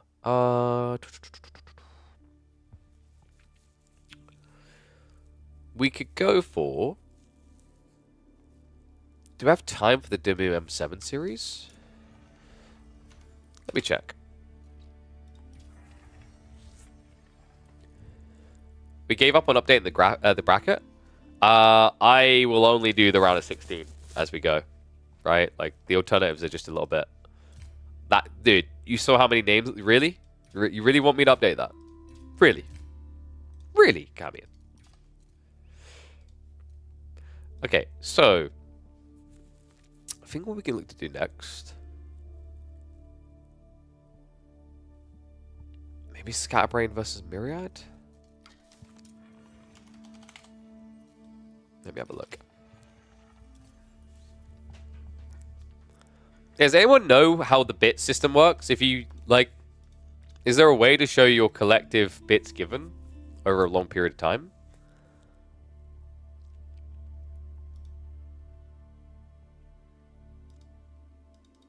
Because I'm not sure on that one still.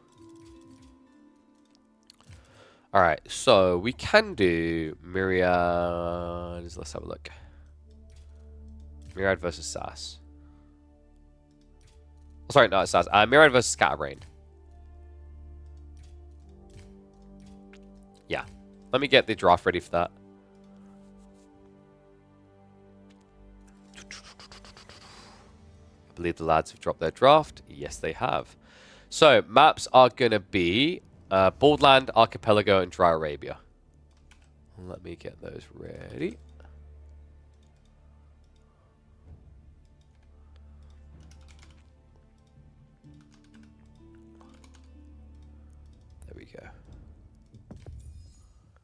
Okay, let's get ready for game one. Game one is going to be Byzantines versus Chinese.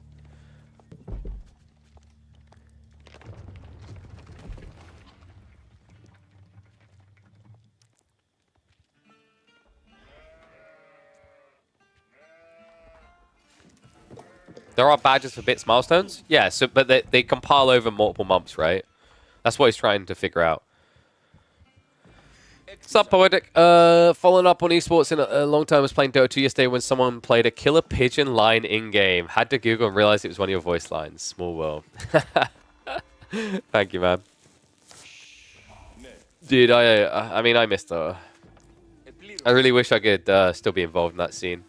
Maybe 2025, I don't know. I've kind of like, it's a bit of a bummer. I've like in some ways lost hope of it happening. But who knows what the future can hold. We'll have to see. Definitely still have a lot of love for that game. Yeah, let's get ready for another series. So I don't know if we'll be able to do another series after this. We'll see how it goes.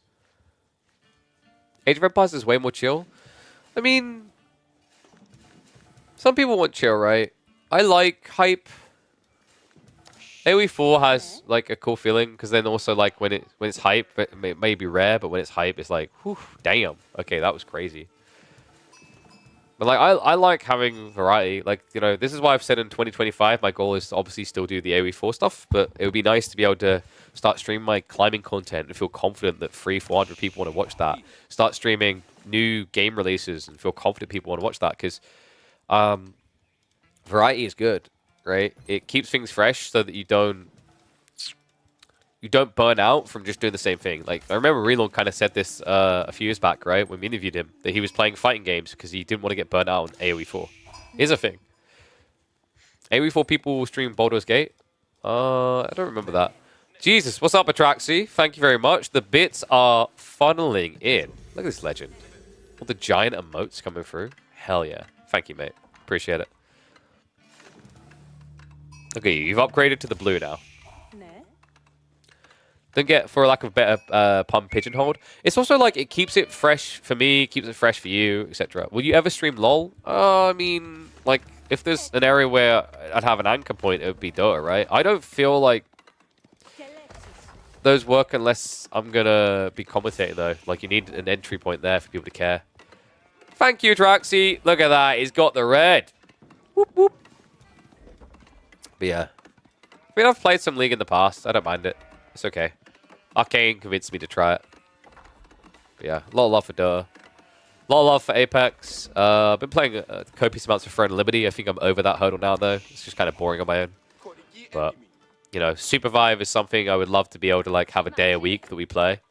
Because I actually was quite good at it. And it's a really fun game. Deadlock as well would be cool. But, you know, we'll have to see. All right. Let's get to it. We are hopping in as the boys are getting into feudal age. It is going to be Scatterbrained up against Myriad. Opening map is going to be Borderland and a Byzantine pick for the first time here. Byzantine Chinese. Oh, God. No, guys, this is bad. This is a really, really rough matchup for Byzantines. This is, sorry, for Chinese. This is a really hard one because what happens is Byzantines will usually press you with early longbows and then transition fast castle. And the follow-up is a killer, because at that stage, China historically defends themselves with spears. You don't want to do that against longbows. You definitely don't want to do that against some Lance Nectar. So yeah, curious to see what Scatterbrain is going to do. The last time I saw this matchup in competitive, you don't very much see it these days because Byzantines are so frequently banned, and China's picked on different maps. But last time I saw it was a while ago with that build I talked about. I think the way you try and address it here is China. Could a Chuga New Rush work? Probably not. I think the big scary part is maybe against the old school longbow into Varangian build. Maybe? Probably not. I mean, Varangian do die quicker to Zhug. The issue that Scatterbrain is going to have in this game is the thing that Reddit spent way too many times posting about and then analyzing and dissecting. Cataphracts. If this is a Cataphract game, like, what do you do as China? Other than probably die in the nicest way possible. It's a little bit tough, right? So, with that in mind, I think Scatterbrain is probably going to have to try and take a more aggressive line, keep this in feudal age, and see what advantage develops from there. People are actually using the instant flank Cataphract ability now. Yep. Did warn about this. Positional play very strong, right? It's hilarious to think once upon a time, like, spears just got ignored as well, right? So thank God that's not the case. We have got Keshix on the way. Myriad loves doing this play. Usually against civs that he worries is fast castling. It's even better though. Look at what Scatterbrain is doing. This is Pro Scouts. This is Pro Scouts against Keshik. You're going to get blocked. So that now means that Scatterbrain is going to have to probably add in spears. That is at least nice because it looks now like it's definitely going to be a Cataphract follow-up. In fact, Myriad is already stockpiling. He's already saving up with an outpost coming in. So we're definitely seeing a fast castle Cata afterwards. Expect the system of the first heal.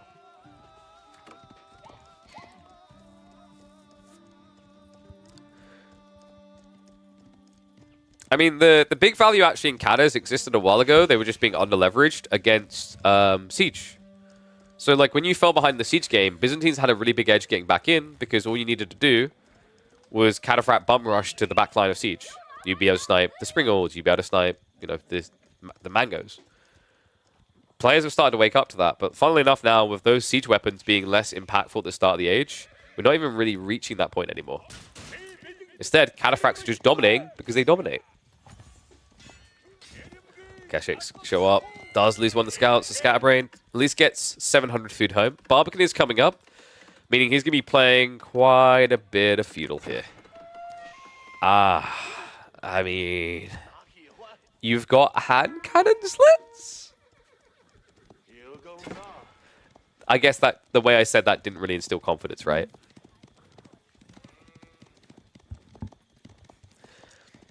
The problem with hand cannon slits is that they're not as impactful as sipping. Hand cannon slits attack every 2 seconds, right? Actually, it's longer, 3.12 seconds, sorry. And you heal 25 per second. So actually, when you start diving, you don't care. That's the scary part now for Scatterbrain, which means he's definitely going to have to add in spears. Rax is already coming. The good news, actually, for Scatterbrain is because he's playing Chinese, he has multi-tax men. He can get additional ones. So what he can do is supervise this building non-stop to pump out spears. There you go. The vulgarity knows no bounds. Dun dun dun. System of the first hill on the way. Do you guys like this build? I'm now judging you. Are you okay that this is the way? It feels bloody strong. I mean, people call it a meme build, but it is very oppressive. It's not that it's uncounterable. I think it just requires specific situations. Scatterbrain is at least trying to mirror the tech timing. So he's waiting. You want to start pumping spears now, though. Right? You've already got surplus food, so you might as well be doing it. And then you want to vet them anyway. Instead, I think what Scatterbrain is looking to do is probably build just enough spears to survive and switch crossbows. A little bit weird, though, the way he's approaching this. Keshik's already on the way. Myriad already has 6 of these. Scatterbrain, I think he's just forgotten about the spears. Imperial Pulse coming, I like this. I don't think there's any value in Siege. Siege, quite frankly, sucks against the cat build. Because you will just get ram passed by Trample.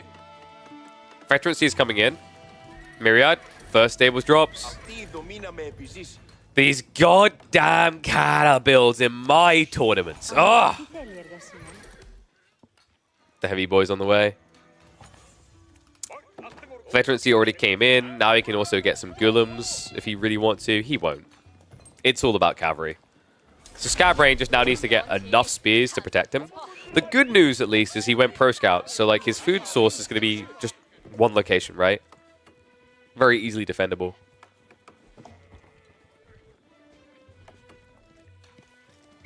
Well, a lot of extra Keshiks on the way. That system placement was nicely thought out. Probably could have went a little bit wider. I actually would have preferred it here, because then you get the gold as well as the berries. But this is acceptable. He's already at tier 3, which means he's getting the 18% increase rate. Kekic's are already taking a few sips of glory. Big boy Katas are now on the way. Crazy thing about Keshik is that you can heal them by attacking buildings. Yeah, but you can also heal them by attacking enemy while also they sip.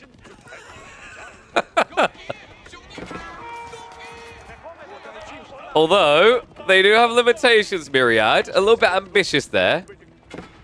Icarus here reaching for the sun. Cats are going to start diving the north side.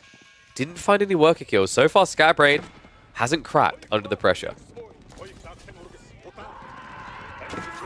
I do wonder if maybe... Okay, no. Yeah, because the trade post locations, there could have been an op here, but he didn't get the good spawns. For example, you could have got French Knights, which would have been phenomenal. Myriad. Just realizing, oh, this build is kind of memey.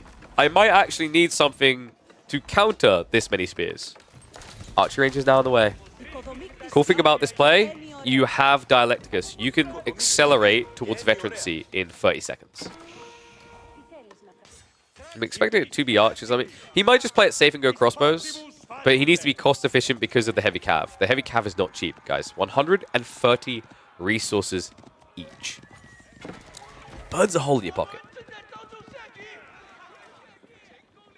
One's if you think Myriad's winning this. Two's if you think Scatterbrain is. The Scatterbrain has been improving quite well. It is a really hard matchup, even at this stage, though. And the strategy used to be, I'll get Nested Bees to protect me. The only strategy that works now is getting crossbows quick enough.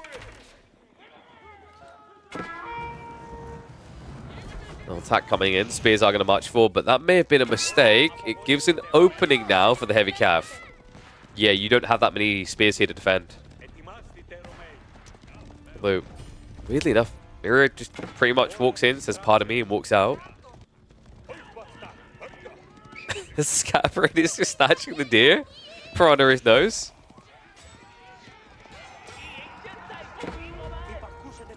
Is this intentional to keep Scatterbrain looking in the center instead of the base? Because if so, it's working. Scat doesn't seem to have any idea that archers are coming. He's built 2 knights, sure, but like that's just a byproduct of you if you want to raid.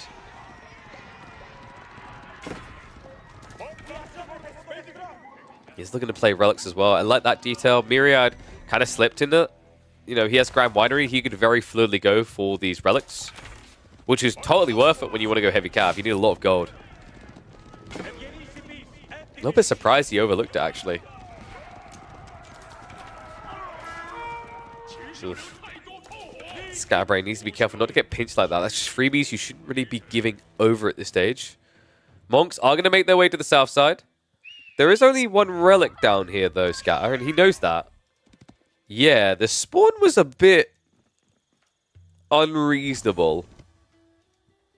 I haven't seen it like that before in Borderland. That's very much a Myriad favor spawn. 3 relics in this area. One of these should be on this side of the tree line. Then it's at least quite balanced, I'd say. I mean, you could argue that the other 2 are closer to Scatterbrain. Still. You know what they say, guys. It's dangerous to go alone. Take a friend. Hold a hand. Oops. Lancers have at least been chipping damage in the base, but return fire is coming, and the massacre's big. What's that? 5 villages so far going down. Another 5 that could get caught. Outpost being burnt here. Scatterbrain. He's been building a lead with Song Dynasty. That's about to evaporate. Cats, they do actually have the trample. He can even dive past them to body block. Instead of Myriad commits to the A-click. Does get in, and oh my god, what? Scatterbrain! I don't know what he was looking at. Even more losses than expected here. Myriad now takes the eco lead. Wallo's going to be coming in. Very crafty by him, but Myriad does scout it quickly. And now, congrats, you've revealed yourself to us. Yeah. The saddest part is when you make this type of play, it reminds your opponent to pick up relics. Off we pop. Oh, no. And that's tricky because now that he knows that you're going for relics, Myriad's going to be more watchful of the base, right? To stop you getting out for this. Especially now that it's an objective that he's leaning towards as well. Oi, oi, oi, oi, oi. 14 crossbows! Please tell me you've got... Oh, no. 2 archery ranges is not quick. He may be forced to fight. Yeah, look at this. Already on top of it before the crossbowmen arrive. 1 by 1 they spawn, and 1 by 1 they die. Now, Scar's at least doing the right thing and trying to snipe the archers, but his hesitance to fight is going to kill him here. The gulps come through. More troops cutting the villagers, trying to shuffle out the west side. He's actually playing a dangerous game out here already. We do have a Lancer ready the other way. This is such a messy game. Both of them are just hemorrhaging so many villagers. Really, what Myriad needs to do is maybe dive the base less at this stage. Because you're looking around and not seeing anything. We have God Vision, so we know what Scatterbrain is doing. But you should be a little bit suspicious that he's shuffled somewhere else. Yeah, just maybe send your scout up to check, right? It's easy to say these things in these moments, but for like Myriad, he's aware of China's greed and how they can eco ahead. So what he's doing is, his logic is, I'll pin him in his base and just go for relics. And then I'll worry about the village's location afterwards. For now, his brain just thinks probably they're idle. I'm sorry, going to get torched. Just to guarantee there is no competition there. I think crossbow count is up to 11 now, so Scatterbrain is starting to stabilize a little. Myriad behind this, though, can go to DC. Look at his stone. He's pretty much ready. Groves are only now starting to come in, but that's gradually going to allow him to be reliable for food. Meanwhile, Scatterbrain, there is no sign of a farm transition whatsoever.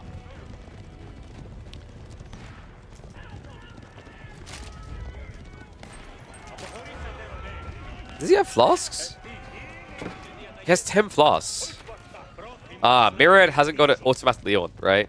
Most players would want to have that auto toggle. So it's like he hasn't been using it fully efficiently. Usually you're okay to be down to like 5 flasks because these things replenish so quickly, right? It's only 30 seconds to get another one.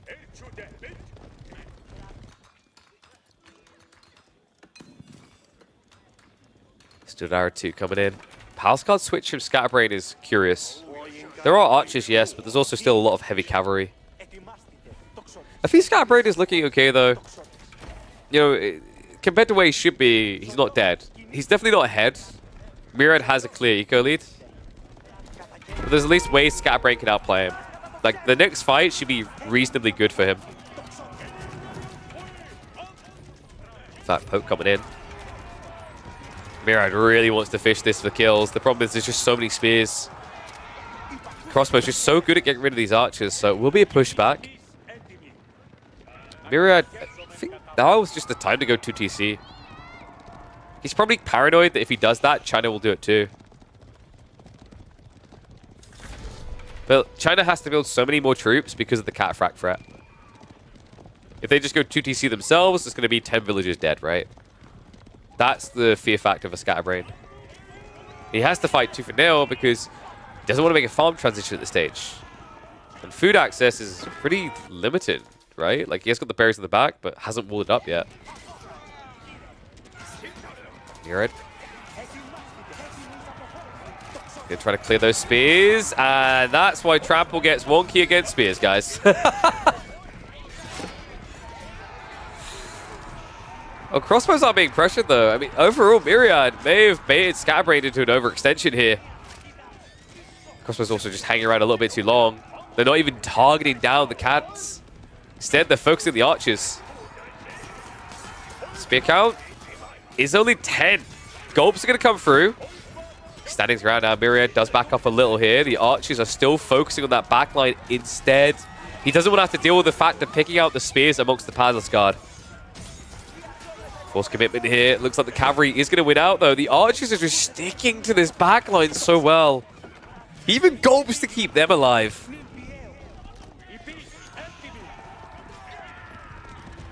Oi, oi, oi. And I think Scatterbrain is now in peril. He's going to garrison the outpost to buy a little bit of time. Spree placements are coming in, but unfortunately, the amount of torch damage here, I don't think you're going to kill much for that. Damn, these gulps. How many flasks has he got left over? I think he may have exhausted them all, right? Yep. He's been guzzling so regularly. Looks like Spree will be able to take out one Kashik, but everything else is just a bit too healthy, right? Unless you want to kill a scout. So that's going to be 4 villagers dead. Scatterbrain behind on workers. And no longer has lances of his own to find raid damage. Second TC also underway. Myriad now looking to escalate a lead. Yeah, I think it's still winnable against System in most games, but it is very hard. You have to really read the fight correctly. Scatterbrain just needed to be a little bit more patient there. I think the relic play was a cool idea. I think the timing and the wall maybe just kind of gives it away, though. Now you find yourself in a situation where Myriad has 3 relics, 4 from the way home. You're neck and neck on economy, which means actually Scatterbrain is 4 behind because we love our taxmen. And now he's taking the only resources left he can touch. Golden berries on the backside, and then he's dry. Dive in here. Trample can just move to the back line. Weirdly enough, he doesn't bother, actually. He just looks to swarm on the pass guard. Archers instead will trade out. He's actually beating crossbows with archers. This is rare to see these days. A lot of the time, crossbows have just been outperforming. But Scatterbrain just can't get the numbers together here. This is over. Handful of troopers left. But you're still up against several cataphracts and several keshiks. And an unguarded economy now. Well played by Myriad. A very scrappy game. What do you guys think? Is it a lack of clean play by Scatterbrain and Myriad? Or is it the way that they were both pressuring that was essentially forcing all of those areas where both of them were losing villages to the raids? I like that, though. I think that was cool to see. You know, instead of just having this perfect, no one loses a villager, everyone dodges, it's almost like they were both focusing on how to get ahead instead of how to protect their eco. Can be effective, a little bit more risky, but really cool to see in this opening game on Borderlands. I'm going to speed up now because that is the end. GG, cool. Let me know what you think in the comments, and I'll catch you all in the next chapter. All right, game 1 complete. A win for Mr. Myriad.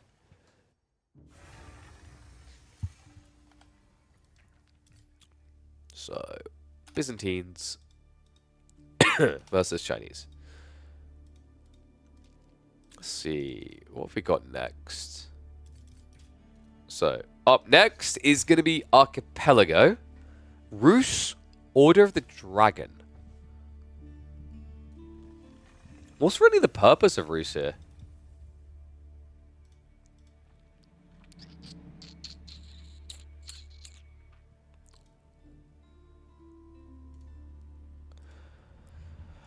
I'm not entirely convinced by Rus, but then again, Order of the Dragon isn't really screaming OP either, right? Like, Scatterbrain, it's kind of unfortunate he opened with China. That would have made a lot of sense for this map. Rus, to me, is like, overrated now. They used to be really good on water, now they're kind of poop on a stick.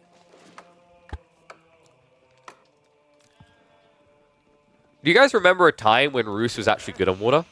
I barely can anymore. 1-0. Welcome back to the Midweek Muster. We're here for week number 6. Game 2 between Scatterbrain and Myriad. And I gotta say it, guys. This is like the battle of the trash, right? Although Myriad, Order of the Dragon, kind of situationally decent on water maps, Rus are a little bit more questionable. Now, there have been some tweaks since the days when they were last dominant, but overall, the Civ simply isn't what it used to be. Rus used to be very dominant on water maps because of the opening play into the converted boat, which gave them an overwhelming edge. But, you know, looking back at the days where that was most impactful, I always want to say it feels cheesy now that we even had that stage, right? Like, players just got so good at reacting to the play. And if you can't find impact from that initial boat transition, you fall behind because you've just sacrificed 2 fishing boats to make a military vessel there. We're going to be on 2 times speed just for the first few minutes of the game because we are on Archipelago, whatever you want to call it. This is a different version that is used in tournaments. Let me know what you think about this map, by the way. I actually really, really rate the water stealth highly. It frequently spawns almost always in the same locations on the random gen, which is cool to see because it gives you this interesting mechanic to fight around. Scatterbrain will at least have an edge in that fight with this dot placement. Means he's closer too, but we are seeing Myriad now mirror at both ends of his island. Yeah, so the reason this is important is getting fishing boats out helps you see into the stealth water. Fishing boats are like your scouts on water, not just your worker. So if you want to fight around this area, having a fishing boat nearby is an overwhelming edge. And hold on a sec. Is he just bringing a scout in? Oh, this is cool. This is the transport ship build. Remember, guys, with Roosh, because you can convert the boat, it's more efficient on timing to build a transport ship. Transport ships take 20 seconds to build. Fishing boats take 46. And you pay less as well. And now the conversion's coming through. It's going to be a Lodger attack ship coming out. A little bit different to open here. Scatterbrain, usually we see people go archer ships. However, this has come at a cost, guys. Would you like to count Scatterbrain's fishing boats? Probably not. It's going to hurt a little. He hasn't got anything. There's no extra economy here. Meanwhile, Myriad is going to lose a few fishing boats, but he still has 4 to play with. Yeah, and he's already moving one out to scout for the follow-up play. Funny thing is, he won't find anything as a follow-up yet. Archer ship is finally on the way. Tech up complete. Weirdly enough, Myriad going for an archer ship beginning, not a springald. He's paranoid about the secondary ship. Kind of makes sense. Usually when you see the triangle here, like if your opponent opens archer ship, they'll usually follow up with potentially a demo.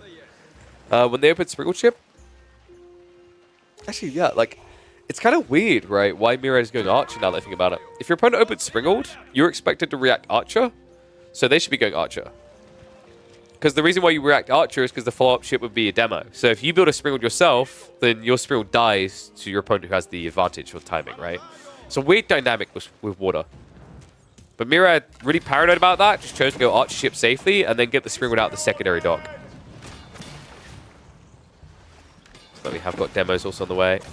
Fishing boat still shenaniganing around here for Myriad. And this is the water I was talking about. The stealth water is very important. Scatterbrain, man, is going to lose the scout, which he deployed on here. The trickle damage was adding up. It's more important to actually keep that guy alive, just to see what's happening. It's really cool if you can actually smuggle the scout and not reveal him for ages, because you'll know when Myriad's running out of wood, and therefore when he's trying to migrate to a new island. 1s if you think Myriad's going to take this game. 2s if you think Scatterbrain's going to win it.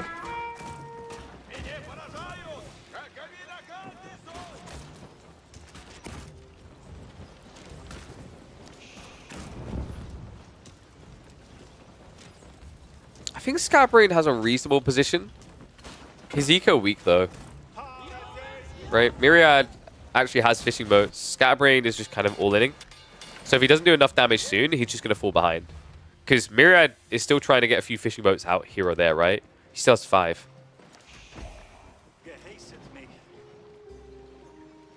Love this play. Yes, these outward stealth ponds, they actually have fishing near them. So you have a reason to put fishing boats in there anyway. So Myriad now sees everything. Scatterbrain, meanwhile, blind. Yeah, funnily enough, there's a demo sitting here right now. It would feel like curtains closed. He's going to shuffle away now that he sees the pressure coming. And survival techniques. We actually have active gathering on land for Myriad. Funnily enough, Scatterbrain, like, he's doing a little bit of food gathering, but kind of feels minimal. 6 villages in tow. Demo's going to go down. Myriad getting a bit ambitious with his timing there. This is another thing that makes me lose faith in Roos. The demo ships are so obnoxiously big, it makes them feel quite useless. They tend to kind of clamber over themselves. They usually get blocked by the friendly boats. Archer ships also hit them more easily because their hitbox is in fact bigger.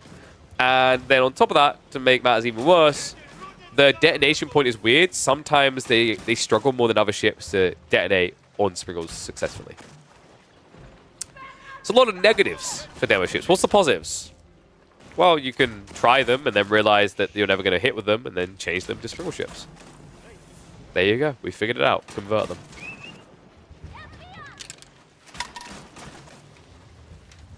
We're going to speed this up a little bit, because this is just a sloggy type game.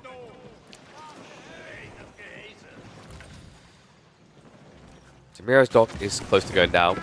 Scatterbrain keeps getting really easy free picks. Demo's trying to get in, but like I said, you need the archer ships gone before you can try to pull this. Like demo detonation coming in, and Scatterbrain gets clipped on 2 there. On the demo, on the springle chip. Another one is coming as well. Scatterbrain needs to be very careful in this area. Limited vision, right?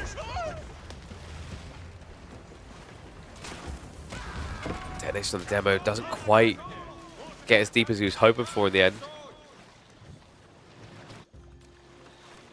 And we have got a villager pull to repair. Well, this is cool from Scatterbrain, but it is expensive, right?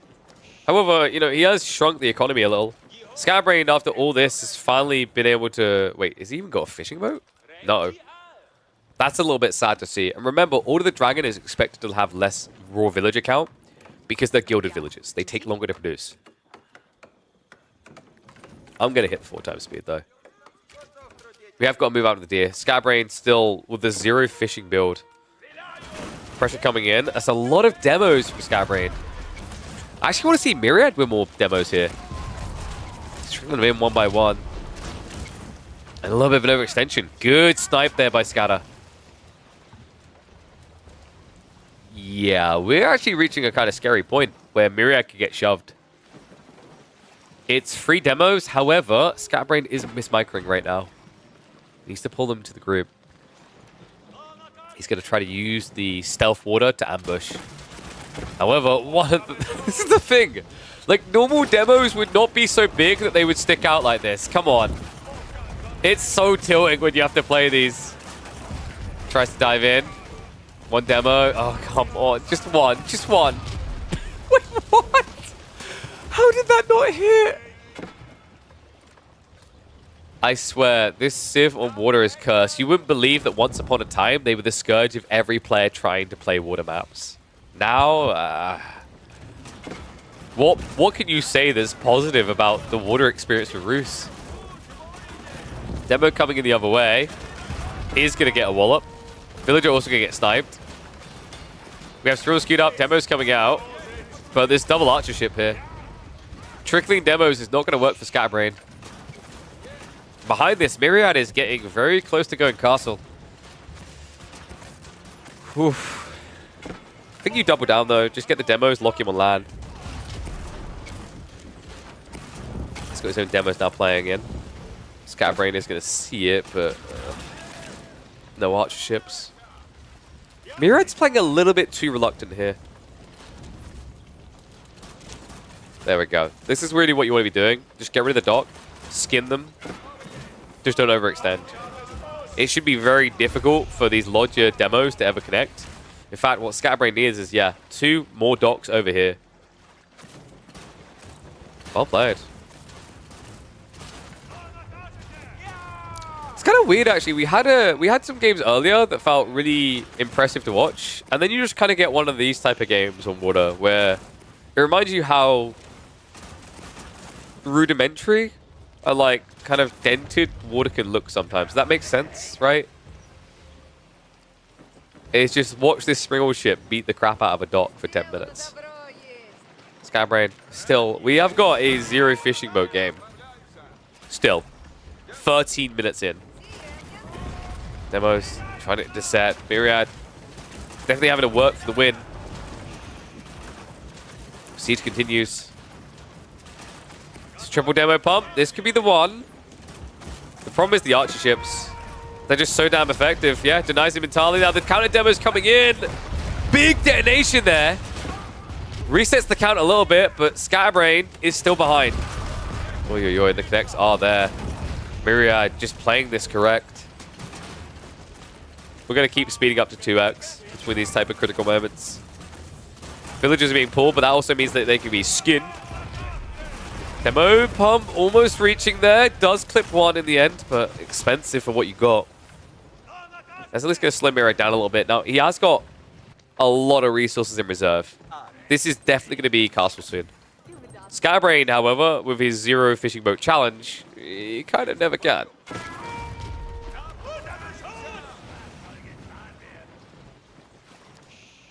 So Scatterbrain is shuffling north for the economy. Myriad will have to pull that away. But it's only Lodger attack ships, which means demos can just counter you. Yeah, good reaction by Scatterbrain. Just trying to pick that apart. But man, the sails has been activated. Gap close comes in. Myriad not going to let him get away with that. And he knows there's no demos nearby. The wave is now coming in, but the archer ship's there to counter. Does clear them out. Demo's going to get in, though, and the connect on point. Myriad just restricting any approach Scatterbrained attempts in this game. And the dock spam is real. Behind this, Myriad has had to slow down the tech up idea. He needs to sort his food. I think you build 2 more docks, get more fishing boats, and then you get there, right?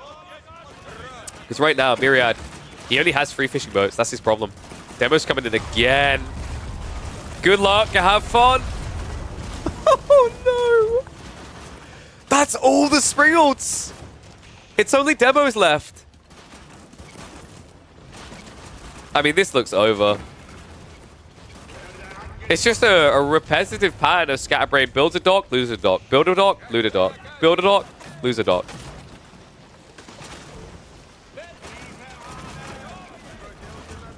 Ragnit's now finally on the way. Myriad, I think you would have benefited from building it over here, actually, right? Relics don't spawn on your starting island on this configuration, so you have to expand. Speaking of expansions, it looks like that's Scatterbrain's move now. Already assessing that you won't be able to get off the island soon. Meanwhile, for some reason, Myriad hasn't made that same move. He's ran out of trees. Yeah, villagers are moving over now. For the berries. You need a transport ship. Instead, he's going armored hulls. Incendiary. We're going to speed up to 8 because they're not fighting right now. Now, we have got a lot of docks at that. If Scatterbrain could get a high trade house, guys, oh my good gold. The number's going to be big. And remember, he's been gathering deer, so he actually has been accruing bounty throughout this game. Well, villagers are ready to migrate. Myriad, it's going to be 29 villages. Where is he? Wait, what? Oh, no. No, no, no. No, no, no, no, no, no, no, no, no, no, no, no, no. Not like this. Oh, just ship save it. Are you kidding me? So close. He could taste it. That was the eco lead. Unbelievable. Myriad's fleet arrives just in the nick of time here. And now he will shuffle north side to join the colony that's already been established up here. Unbelievable. That would have been the biggest switch around you could have imagined for this game. Now we have Knights prepping on the east side island for Scatterbrain. He is getting ready for that castle play. But Demos are pursuing him here. And he only has 1 archer ship to contest them all. That's going to be difficult to do. Demos go in. Myriad, he does see the other ones. Scatterbrain, he was going to try to use that opportunity to duck into the stealth order and get the kills. Unfortunately, Myriad, the timing lined up perfectly for him here. Scatterbrain continues the game of cat and mouse. Meanwhile, Springled Ship is sniping villagers on the mainland. He doesn't know because right now he's running for his life. This is truly over now. High trade house. Wait, why? What? Surely not. All right, get your numbers in. That's a depressing high trade house. Scatterbrain, meanwhile, is fishing right underneath Myriad's nose. Look at Myriad's vision, guys. This is the only thing he does not see in this area. However, no. He's coming up here right now. He might see this. I mean, realistically, he should be checking it, right? Because you know in the stealth waters, there's going to be deep water. Luckily for Scatterbrain, Myriad doesn't look for it. It's like Myriad is going to lose some of the fishing on the south side here. However, trade's coming in as he is going to push inland to the east side and try and take out those docks.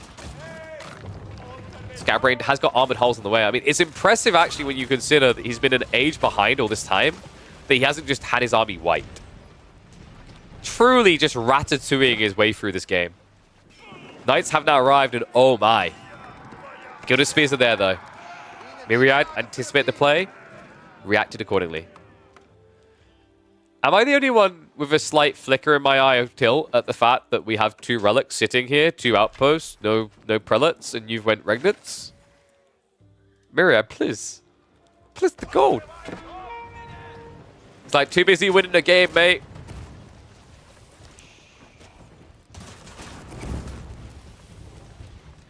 Alright, we're back to poking phase. He's going to have to commit, though. Scatterbrain has nowhere to run. He needs to time this right for the demo play to stand a chance. Sprinkle Cruise just came in. Demo on the way out in 15 seconds. Myriad, though, he got Sprinkle Cruise, right? Which means he's even further away. It makes it even hard for demo plays to work. In theory, when the sprinkle count gets that big, it's inevitable demos are going to connect. But that goes both ways, my friend. That goes both ways. Demos now moving in. Sprinkles do get connected on. He's pinned against the edge of the map here. Myriad. He has got more demos of his own coming. Scatterbrain is on the verge of getting wiped here. The demos come in. That's the killing blow. That one right there. Oh, man, me. The 3-for-1 special here. Scatterbrain, this is over.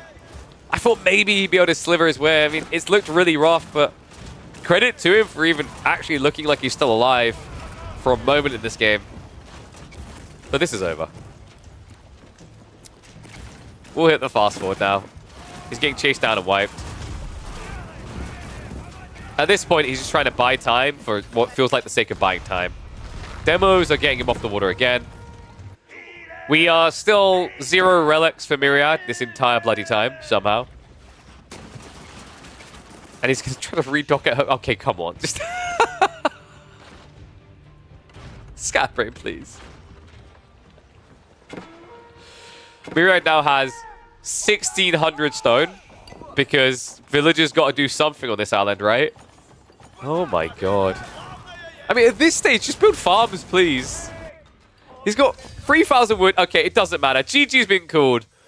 What a ridiculous game of Archipelago. And a reminder that Roos is absolutely depressing to play on water.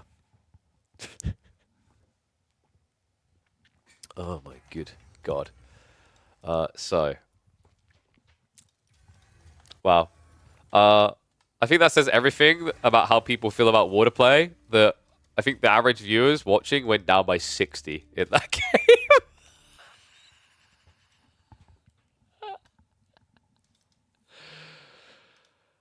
Oh, I shouldn't laugh, but I am laughing. All right, guys. That is gonna be it. I can only do 5 hours today because I've got the charity stream. I'm not sure how sustainable the charity stream is, actually. We'll see. But it's kind of awkward because of our stream schedule. But I'll raid through to there. There's plenty of people live. I'll take that as a sign that people are winding down to check out the other content anyway. We will be live on Monday for more of the Midweek Muster. Monday, Tuesday, Thursday, Friday, every single week. So Monday, we'll be checking on a lot of the round of 16. Everything but the Beasty LaSh slot needs to be played still. So we'll have plenty of round of 16 and quarterfinals to catch up on. We already done Gua versus Voldemar. We've done like 5 or 6 series already today. But what I'm going to do now, guys, I'm going to raid through to virtual quizzes where my friend Jurusar, I help him do a charity quiz each month. He's doing the final one of the year. So if you guys want a pub quiz where you just sit, do some general knowledge, Christmasly questions and whatnot, it's a really cool thing to relax in the evening with. And also, we raise money for charity. So this month is going to be Rethink Mental Illness. I'm going to raid through to him now. If you're watching on YouTube, feel free to go across. It's twitch.tv/Jurusar. Otherwise, I will catch you guys on Monday here when we continue the Midweek Muster action. Hopefully, I'll see you all there. And be sure to bring a friend. It's a classic thing I always say with streaming. Bring a friend. Because think about it. If everyone brings a friend, it doubles the viewership. Look at that. That's how it works. Don't keep me your dirty secret. Let's blow AoE 4 esports up to bigger and bigger.